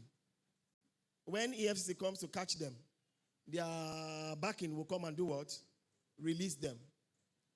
But if you know you come from a humble beginning, you love your parents, you don't want to go in that direction. So your phone has an IP, and with that IP, you can be tracked anywhere in the world. For example, MTN, I work with MTN. Why do you think when you come to register your SIM, we ask you to give us your address? We ask you to give us your NIN. And then when we give you that SIM has an IP. So when they come to say, they say, this IP has been used for a fraud. We want to have details of that IP. It's just a matter of few lines. The person that owns this IP lives at Ajah, number 123. He logged on this date, he logged on this date, he logged on this date. That's all AFCC needs. They are not interested whether you are the one or you are not. So what I'm going to tell you, please do not borrow people your phones. Oh, I don't have data. Please, can you share, what's that thing called? Hotspot. The moment you share your hotspot, you have just borrowed somebody your IP. So if it's a Yahoo boy, and you know these guys are smart, they know if they use their IP, they will trace them. So you see them, they will come to, and I have had personal experience. I was at one of those groceries. One of those grocery stores. And I saw this lady, from the way she's dressed, you will just know, with a lot of holes everywhere and all of that, feeling like a very big chick. When it was time to pay, she removed her card. It wasn't going. Okay, let me try to transfer. Oh, I don't have internet. You know what she did? And I said, please, bros, please, can you share your hotspot so that I can do what? I can log on to my internet banking and transfer. Do you know what she will do? If she has a pending Yahoo transaction, what we should do, the moment you borrow her, you turn on your hotspot, what will she do? She will go to that transaction and do what? Complete the transaction. And then come back and say, hey, thank God, let's check again. Looks like my card is working. I have seen somebody that has slept in the prison for 3 months just because she borrowed somebody IP. She turned on a hotspot for a stranger on the road. Please never you do that. Is that clear, everyone? Is that clear, everyone? These are the things that will affect you. It's affecting me. They are not hearsays. It's getting bad. It's getting very, very bad. When you have your router at home, please protect. Don't use the normal password. Change the password of your router to something that you know. People are busy trying to steal your identity. How many of you know you can turn on two-factor authentication on your WhatsApp? Turn it on. On your Gmail, do you know you can also do that? Turn it on. Wherever they exist, turn it on.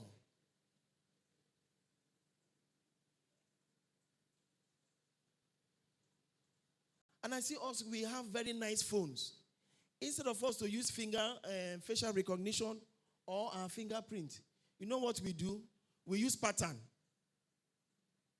You see somebody, big man will take a phone that is very sophisticated, and the person wants to open the phone. What will he do? What kind of security is that? It's nonsense. So if I want to have access to your phone, I have seen your pattern. What do I need to do? Is to wait for you on the road. Rob you, collect your phone. I have access. And from your phone, I can do any transaction that I want to do. There are a lot of things I can tell us about all of this. But the bottom line is what I'm saying is, please be careful how we use the internet. It doesn't forget, let us protect ourselves. Everywhere that there is a password your phones, use two-factor authentication where they exist. Okay? And when you believe that your phone has been hacked, if somebody, like I'm talking to the youth now, if somebody is trolling you online, go and report to your parents. Is that clear? If anybody is trolling you online, go and report to who? Your parents. Don't agree to meet anybody online. Hello, how are you? This. Ah, you look nice. Please, can we meet under the bridge? Online. Let us, it is happening.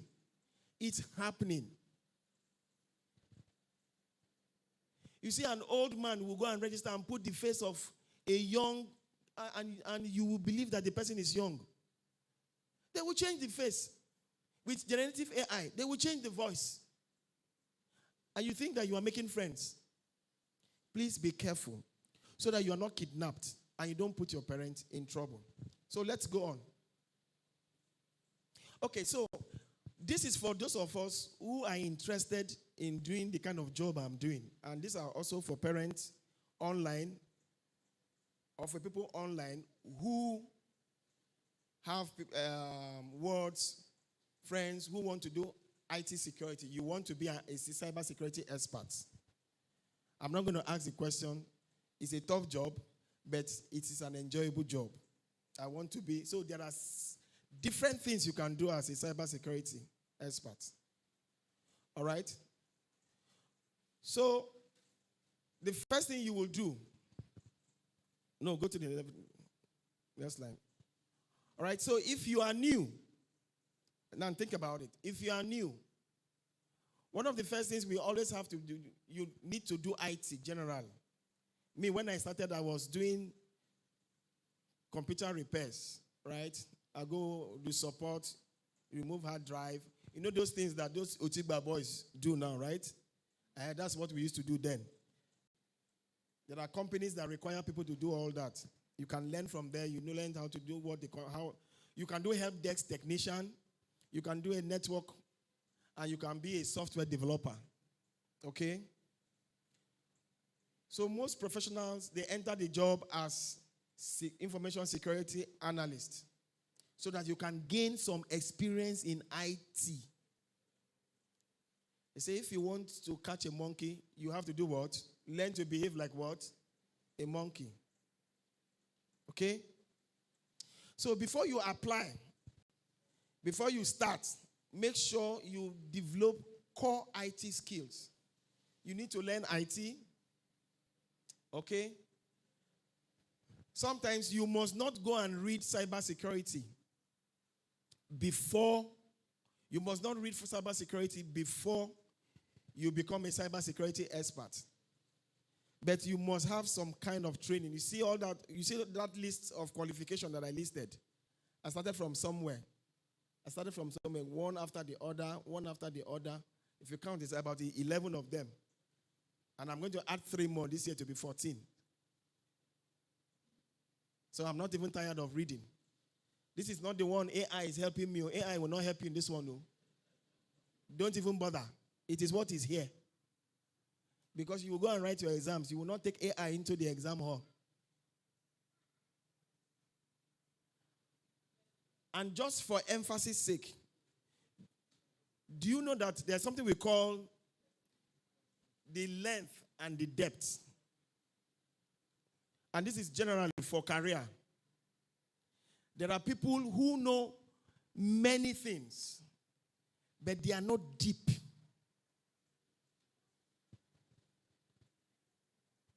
So for me, like the last speaker online said, you can use AI to do everything you want to do. But if you are not deep, you're wasting your time. Because when you go for that interview to get that job, you're not going to take generative AI to that interview. So, if you like, continue to use AI to complete your assignment and feel very good. It is a dangerous path. It's only supposed to help you to get resources. But you need to do the thinking. You need to be deep, deep, deep, deep. You need to understand. All right. So go to the next line. Next slide so that I can be faster. All right. So the first kind of cybersecurity role you can do is, do I want to become a security engineer? All right, security engineer and architecture is very interesting. So as a security engineer, you will use your knowledge of threats and vulnerabilities to build and implement defense. Just like architects for building, before you build a house, an architect will draw. So as a security architect, if you learn security very well, you can help to design cyber defense systems. You can help to design cyber defense system. So that's as a security engineer. You now move to a security architect if you want to. So what skill do you need to develop? You must critical thinking. You need to think very well. You must think. You must know how to do IT network. You must learn networking. You must learn system administration, and then you do risk assessment. There are a list of certifications that are there. I'm sure Stanley will share the slide. The next one, I think I have about 4 more slides. There's another group of, are you sure it's incident response? Please go back well again. All right. The next one, there's a group of people called incident responders.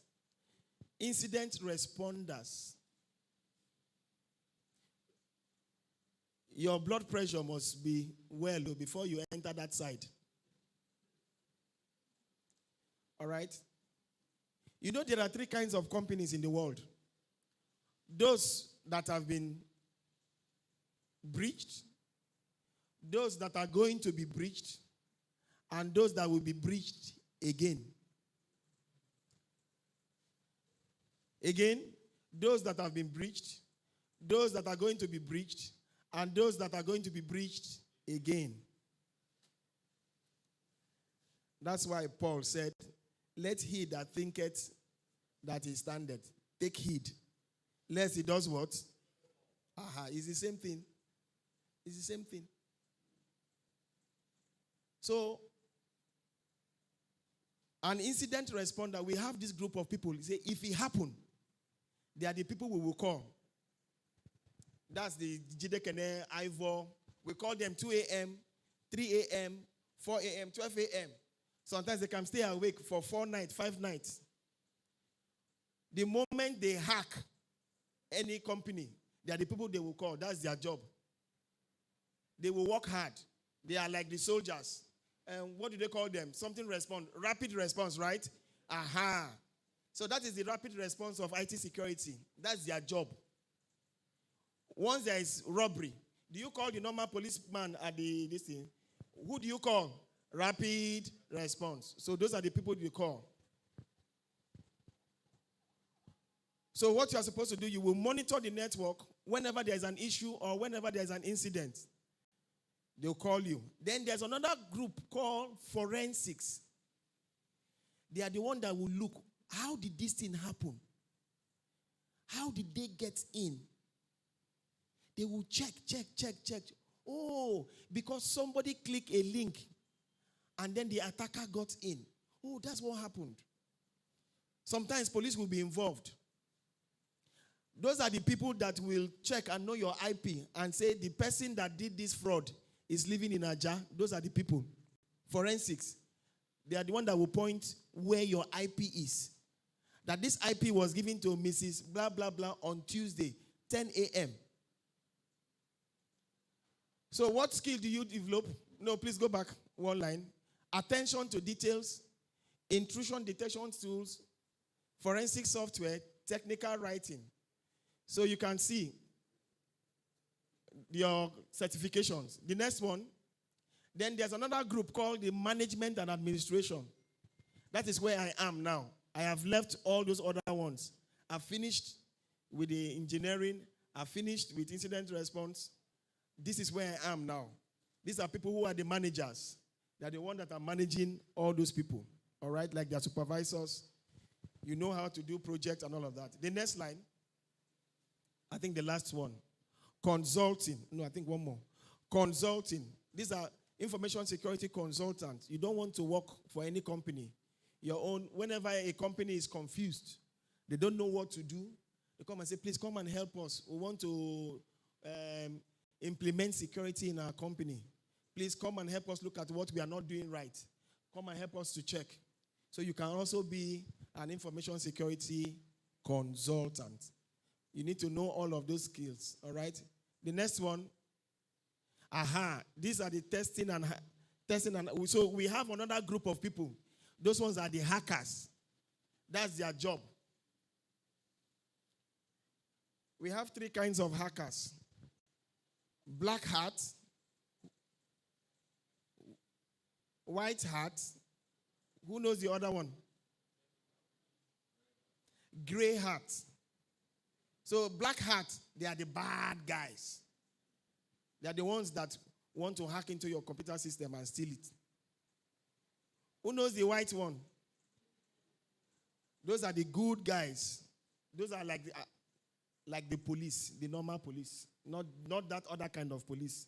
The correct police that know how to shoot, but they will only shoot criminals. So those are the whites, those ones that are employed. Come and help us check where is open. Hack us. Come and test me.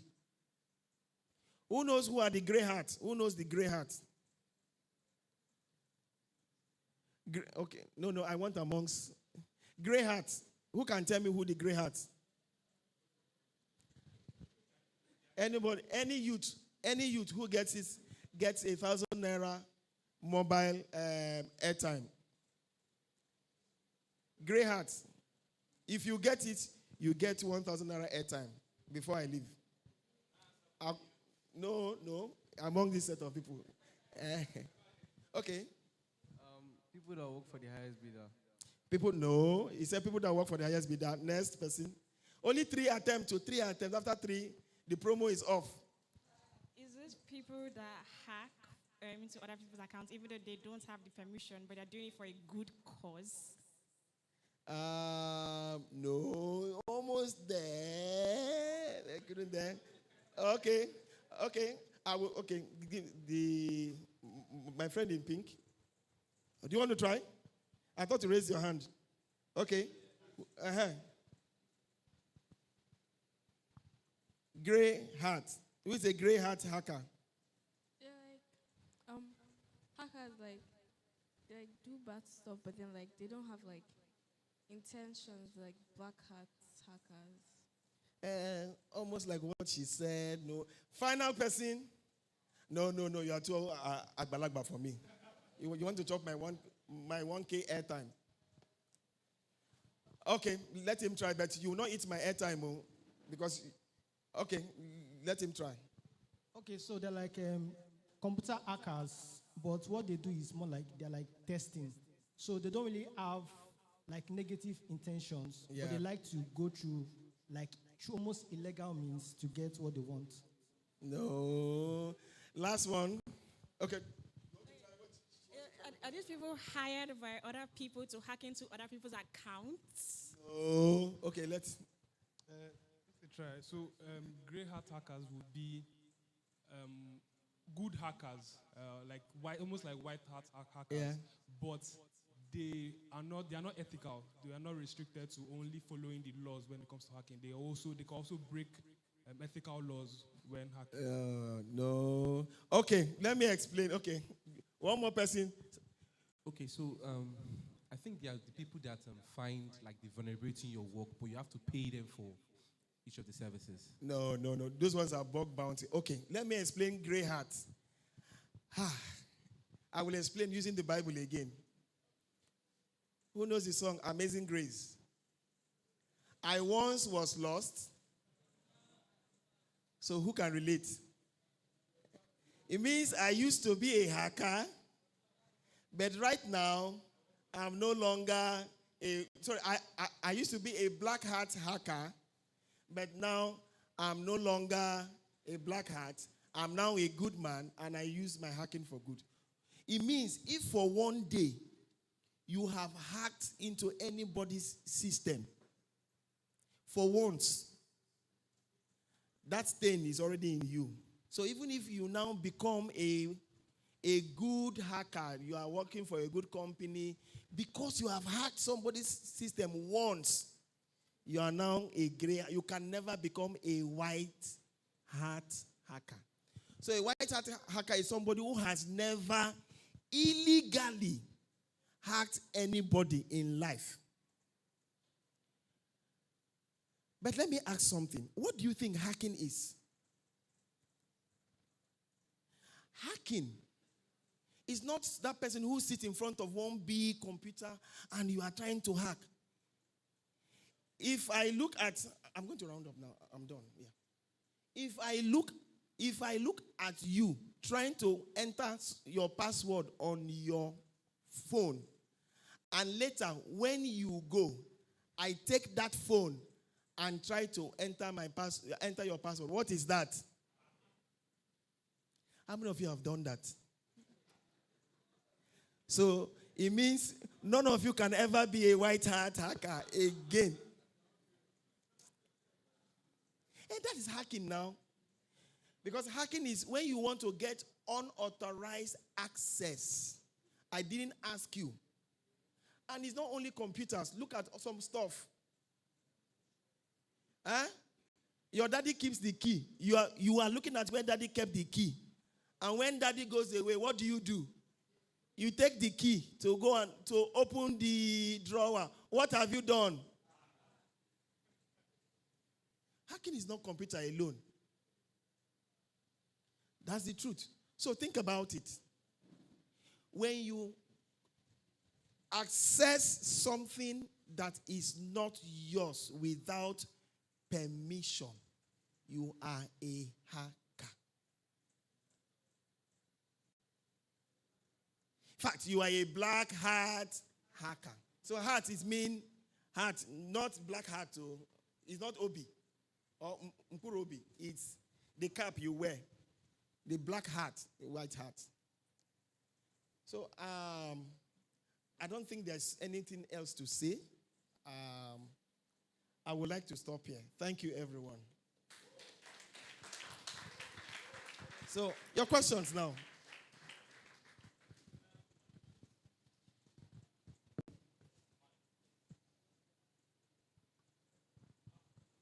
So if a company, per se, so if you want to use the app and you have to snap your passport or anything, and before you do it, you look under and you see all the policies. They say your privacy is going to be protected, and maybe you see your picture someone else. Can you sue that company for saying that my data was not properly secured? Absolutely. Absolutely. You see, there's something that, you see, we all know that anything that the white man does not want the black man to know, what does he do? He puts it in what? Writing. And you see, we all have phones. We want to install that app. I think I forgot to say this. You want to install app. And what is the first page you see after you try to install? Terms and conditions. How many of you has ever read terms and conditions? It's too long, Abi. You just do what? Agree. Whether that terms and condition is saying, as you start anything you put on this app, I'm going to share it with the world. You don't know. You just agree. And you know the one that baffles me most? You are trying to install a singing app, an app that will sing, app that will sing. And the app is saying, I need access to your picture. And you accept. What is that? What does singing have to do with picture? The app is saying, I need access to your call record. And what do? Accept. Because you want the app. Because it is free app. And then tomorrow you wonder how somebody got your information. It's because you are the one. See, what I know about computers, what I know about your phone, people will not have access to you until you grant them the permission. You must take an action either by clicking. That's why when they target you, they can send you an email and target you. That email can then stay there forever and ever until the day you open that email and click. The moment you click. Have you watched movies where they send something to somebody and then on this other side, those hackers, they will wait. They will wait. And the moment the other person click, they will say, wow, I'm in. Is that not so? They just have to wait until that other person on the other side clicks. The moment that person clicks, they will say, bingo, I'm in. Okay, let's start. That's when they start to finish you. So, in order to answer his question clearly, nowadays, the government has made it in order to protect your privacy. They have forced every company. Say, as you are collecting this information from these people, you must protect it. So the company will write there, as part of that, to say, every information that I'm collecting from you, I will protect it. But there are some that will not say it. If you go to do that, if you go and put your app there, and you cannot sue them. So if you want to be careful, please read the terms, and it's very long. So I don't know when you even myself sometimes it's hard. I try to find the side. But what I will never do, I will look out for the permission that app is looking for. By the time it tells me I need your call records, I will cancel the installation. If it says I need access to your photos, I will check. If it is a photographic software, I can understand. Oh, yes, you need access to my photo. If it is a voice recorder software, oh, okay, you need access. But don't forget that all of these tools, all these free tools, you see, voice recorder, there's one that if you call, it will identify who is the caller, true caller, right? You will feel very cool using those tools. But what that tool is doing to your system, what that tool is doing is moving your data outside. In fact, there was a story we heard that 80% of the Android phones that you get these days, they come preloaded with malware from the supplier. There's already malware inside waiting to be activated. That's why you see most cybersecurity experts, they don't use Android. Stanley knows. They don't, even if they have to use Androids, I think Samsung is doing very well. But all of these, I'm not here to unbrand anything, but be careful. So what that means, if you have any of these phones that are not well protected, be careful what you download and install, even if they are free. Nothing is free, even in Freetown. Abi? Nothing is free, even where? In Freetown. So whenever you are downloading those free tools, be careful. You are giving something in return. A lot of us, we have laptops. And I know, what's this tool that you use to download films? Torrent. Thank you. Let me warn you people about torrent. Let me tell you how torrent works. Torrent, when you connect to a torrent, you are connecting to another person's computer over the internet, where that your movie is downloaded. So the moment you click connect,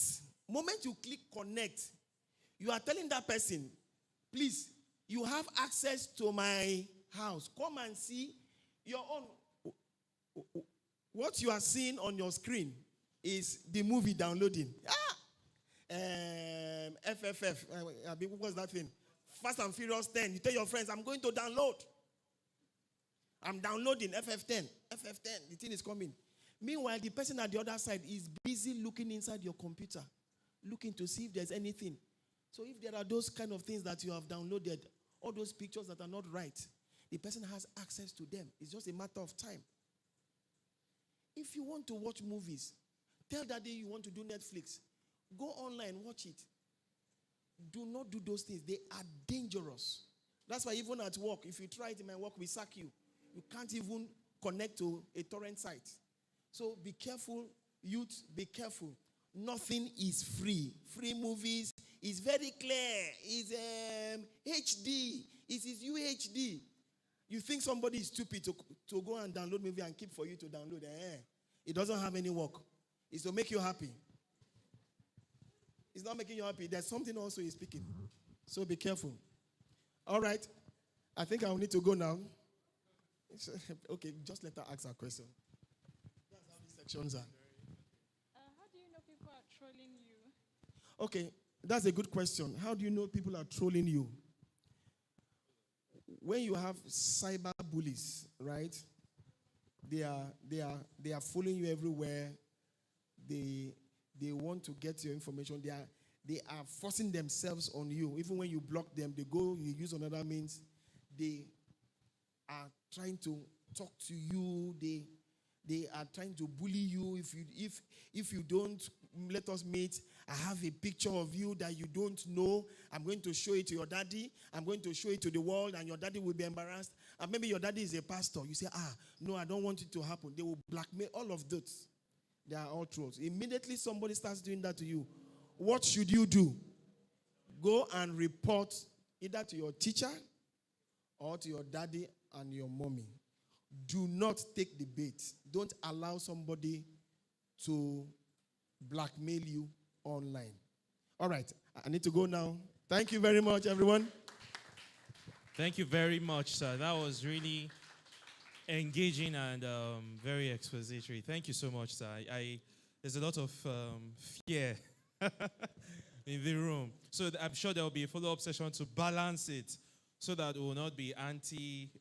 because I was also thinking, there are some bank apps that they'll tell you you don't need to visit their branch. Just take 5 shots of yourself, open an account. I think Kuda Bank does the same thing too. Yeah, no, that's why I said for those kind of companies, the government is protecting us, right? They have made sure that they will keep your data secure. Don't be afraid.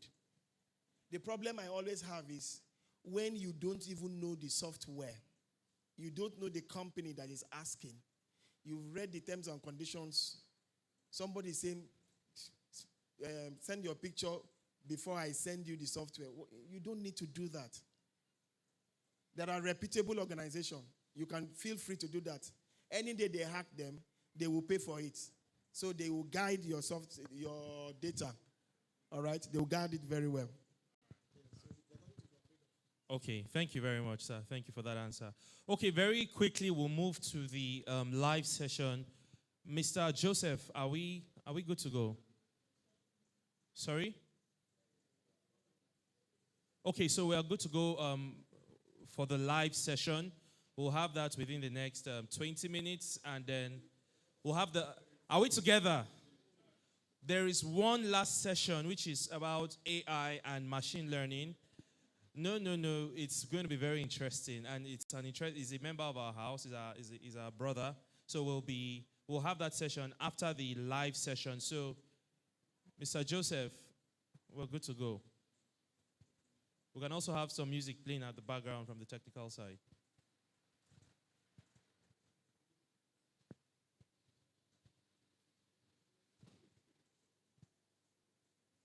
So wait, how many of us can never ever be white hackers here? Who have tried to enter daddy's phone or mommy's phone before? Oh, see them. Chike, you're turning to look around. You too, you're one of them.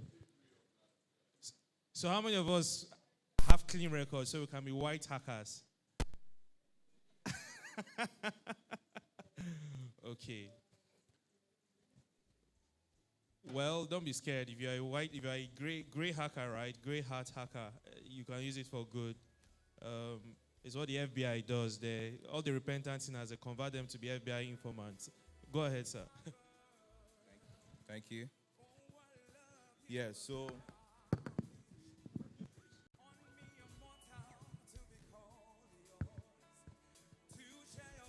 hi.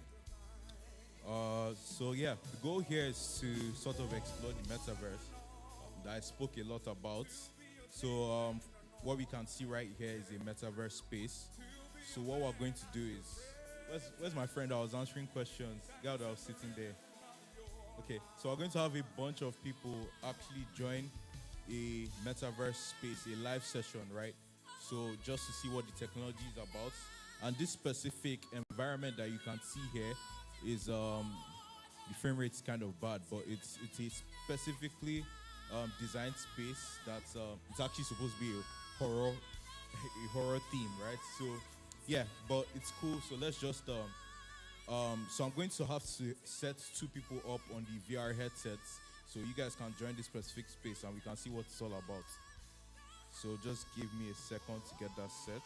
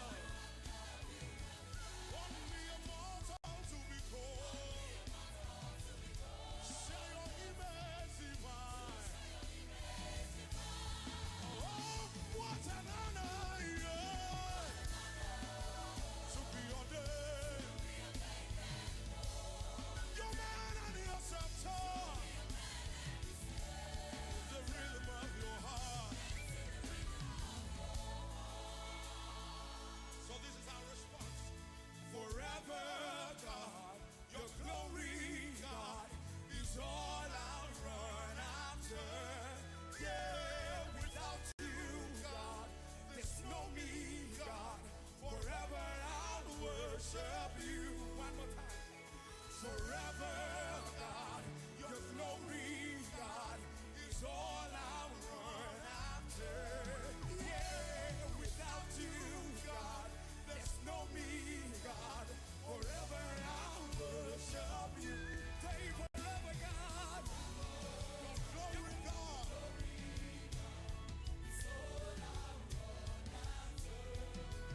Without you, God, there's no me, God. Say forever, God.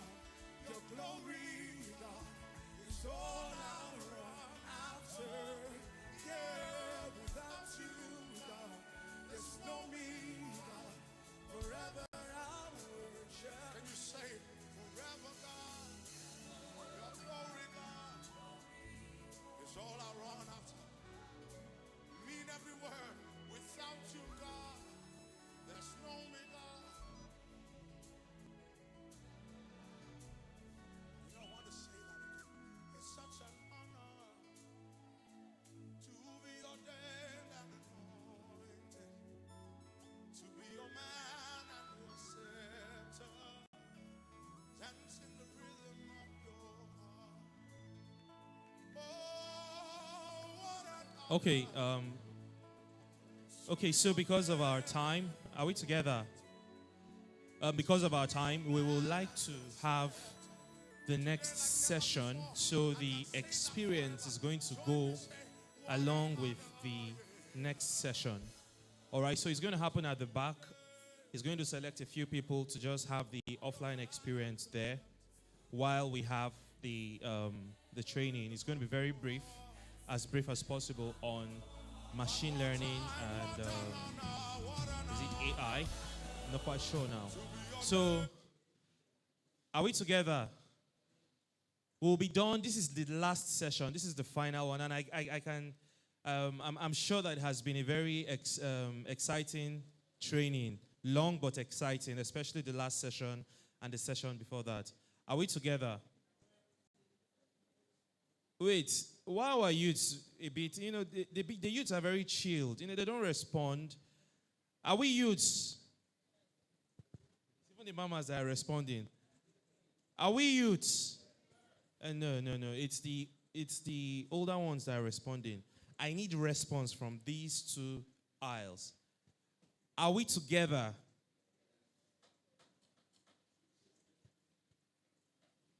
Can everybody on these two aisles stand up?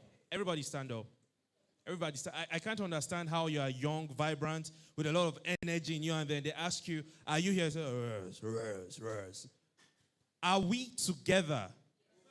No, we're getting there. You don't know me. Are we together? No. On a scale of 1 to 10, we're still at number 1. So if you do not get to 10, we'll keep standing. I need you to say it with energy and passion. Are we together? Yes. No. 1.5. Are we together?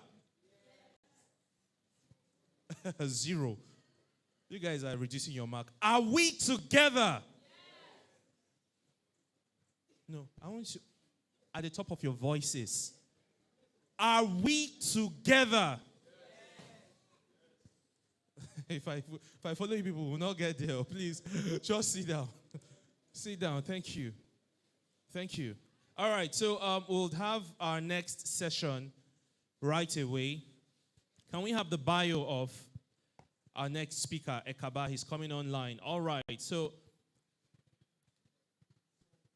Ekaba Bisong is a principal consultant at Silicon Blast and a senior data scientist at Low Blow Companies. He previously worked as a senior consultant and data science lead at T4G, now MNP, and data scientist stroke engineer at Python. In addition, he maintains a relationship with the Intelligent Systems Labs at Carleton University with a research focus on learning systems, encompassing learning, automata, and reinforced learning, machine learning, and deep learning. Ekaba is a Google-certified professional data engineer and author of the book, Building Machine Learning and Deep Learning Models on Google Cloud Platform, with Appress Springer Nature Publishers. Ladies and gentlemen, let's make welcome one of ours, Ekaba Bisong, with a loud round of applause. So are we good? Can we have him connected online?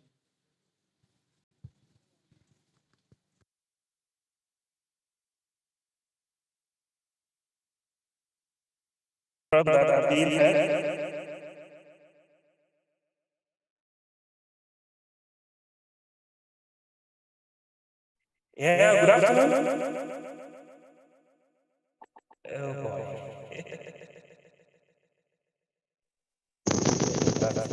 You can hear you. Okay, thank you very much. I was hearing an echo from my end. Just a minute, but I don't think they can hear you in the hall here. Just a minute. Try establish the connection.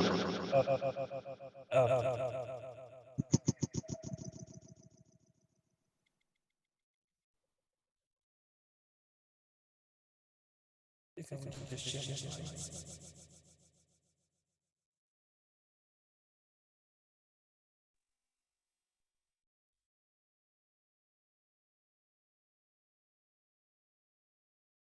Okay, come on, go on. Can you speak? Yes. Okay. All right.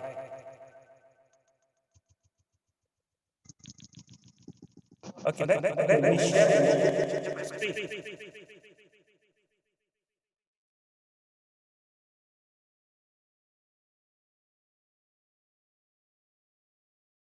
Okay, good afternoon, everybody, and it's a pleasure to be with you this afternoon for this technology seminar. And my name is Ekaba. Thank you so much for the introduction. I would maybe have to leave my camera off because I came into very I've been part of the whole seminar. It's been very good, and I enjoyed the seminar on Gen AI and security, at least the ones I met, and I would love to get the slides. But I would please crave indulgence to turn on the camera since I'm in the car, and I may not be the most professional. But thank you so much.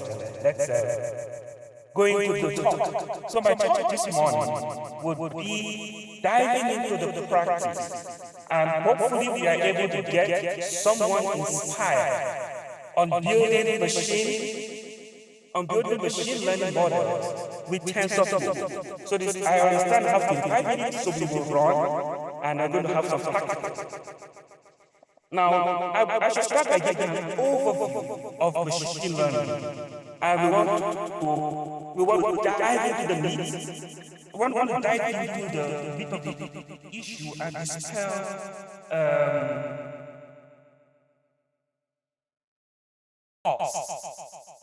See, for an agent, a computational agent, to learn without being explicitly programmed. And take, for example, you want to learn to differentiate between faces, probably between my face and someone else's face. As a human, you can, even a child can look at faces and tell the difference. But how do you teach a computer to differentiate faces? And we saw what was going on in the whole security video that was played when these faces were mapped and we were able to create an older version of a lady with the data that were in the wall. Now, simply put, it is tough to have an instruction cycle. It is tough to have an algorithm that can tell one face from the other. So the way to do it is to learn from data. Without any programming. So really that is machine learning. So any kind of algorithm, any kind of technique that can understand data to learn can use data to learn a particular task, then you're doing machine learning. And I like the way Tom that it is learning from experience. That means you're improving your performance on a task. So we can say definitely that without data, you cannot, there is no learning. You cannot do what is called machine learning. Now, learning from data would mean applying a bunch of advanced statistical methods.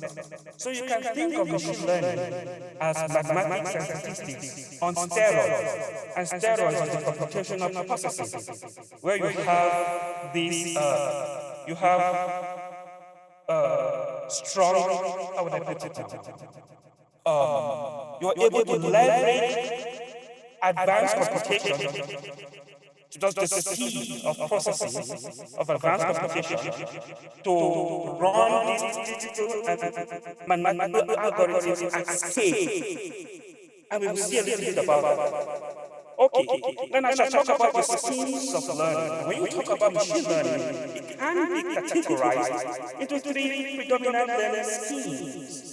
One is the supervised, then we have the unsupervised, and the reinforcement learning scheme. In supervised learning framework, you are teaching and I'm using the word agent as opposed to say computer, because when you think about computer, if you are able to decode then you're doing well. Because a computer can be your calculator, can be your coffee machine, can be your microwave. And then we are in the Internet of Things where you can embed, you can attach to living things, maybe to trees for precision farming, sensors that connect data. Those can be computers. So I like to use the word agent or a computation agent. Now, let's get back to supervised learning idea. In supervised learning, you are teaching the computer is learning as a student, interacting with a teacher in a set. But in this case, you have examples you have truth examples.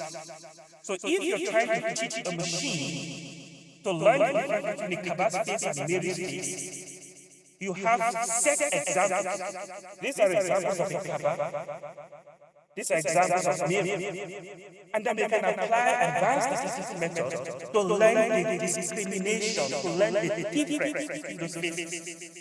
And then we can plot a precision boundary for which the machine can make an approximation when it sees a face that it did not see in the wild. Give it a picture that can show the machine a picture that you did not use when you were training.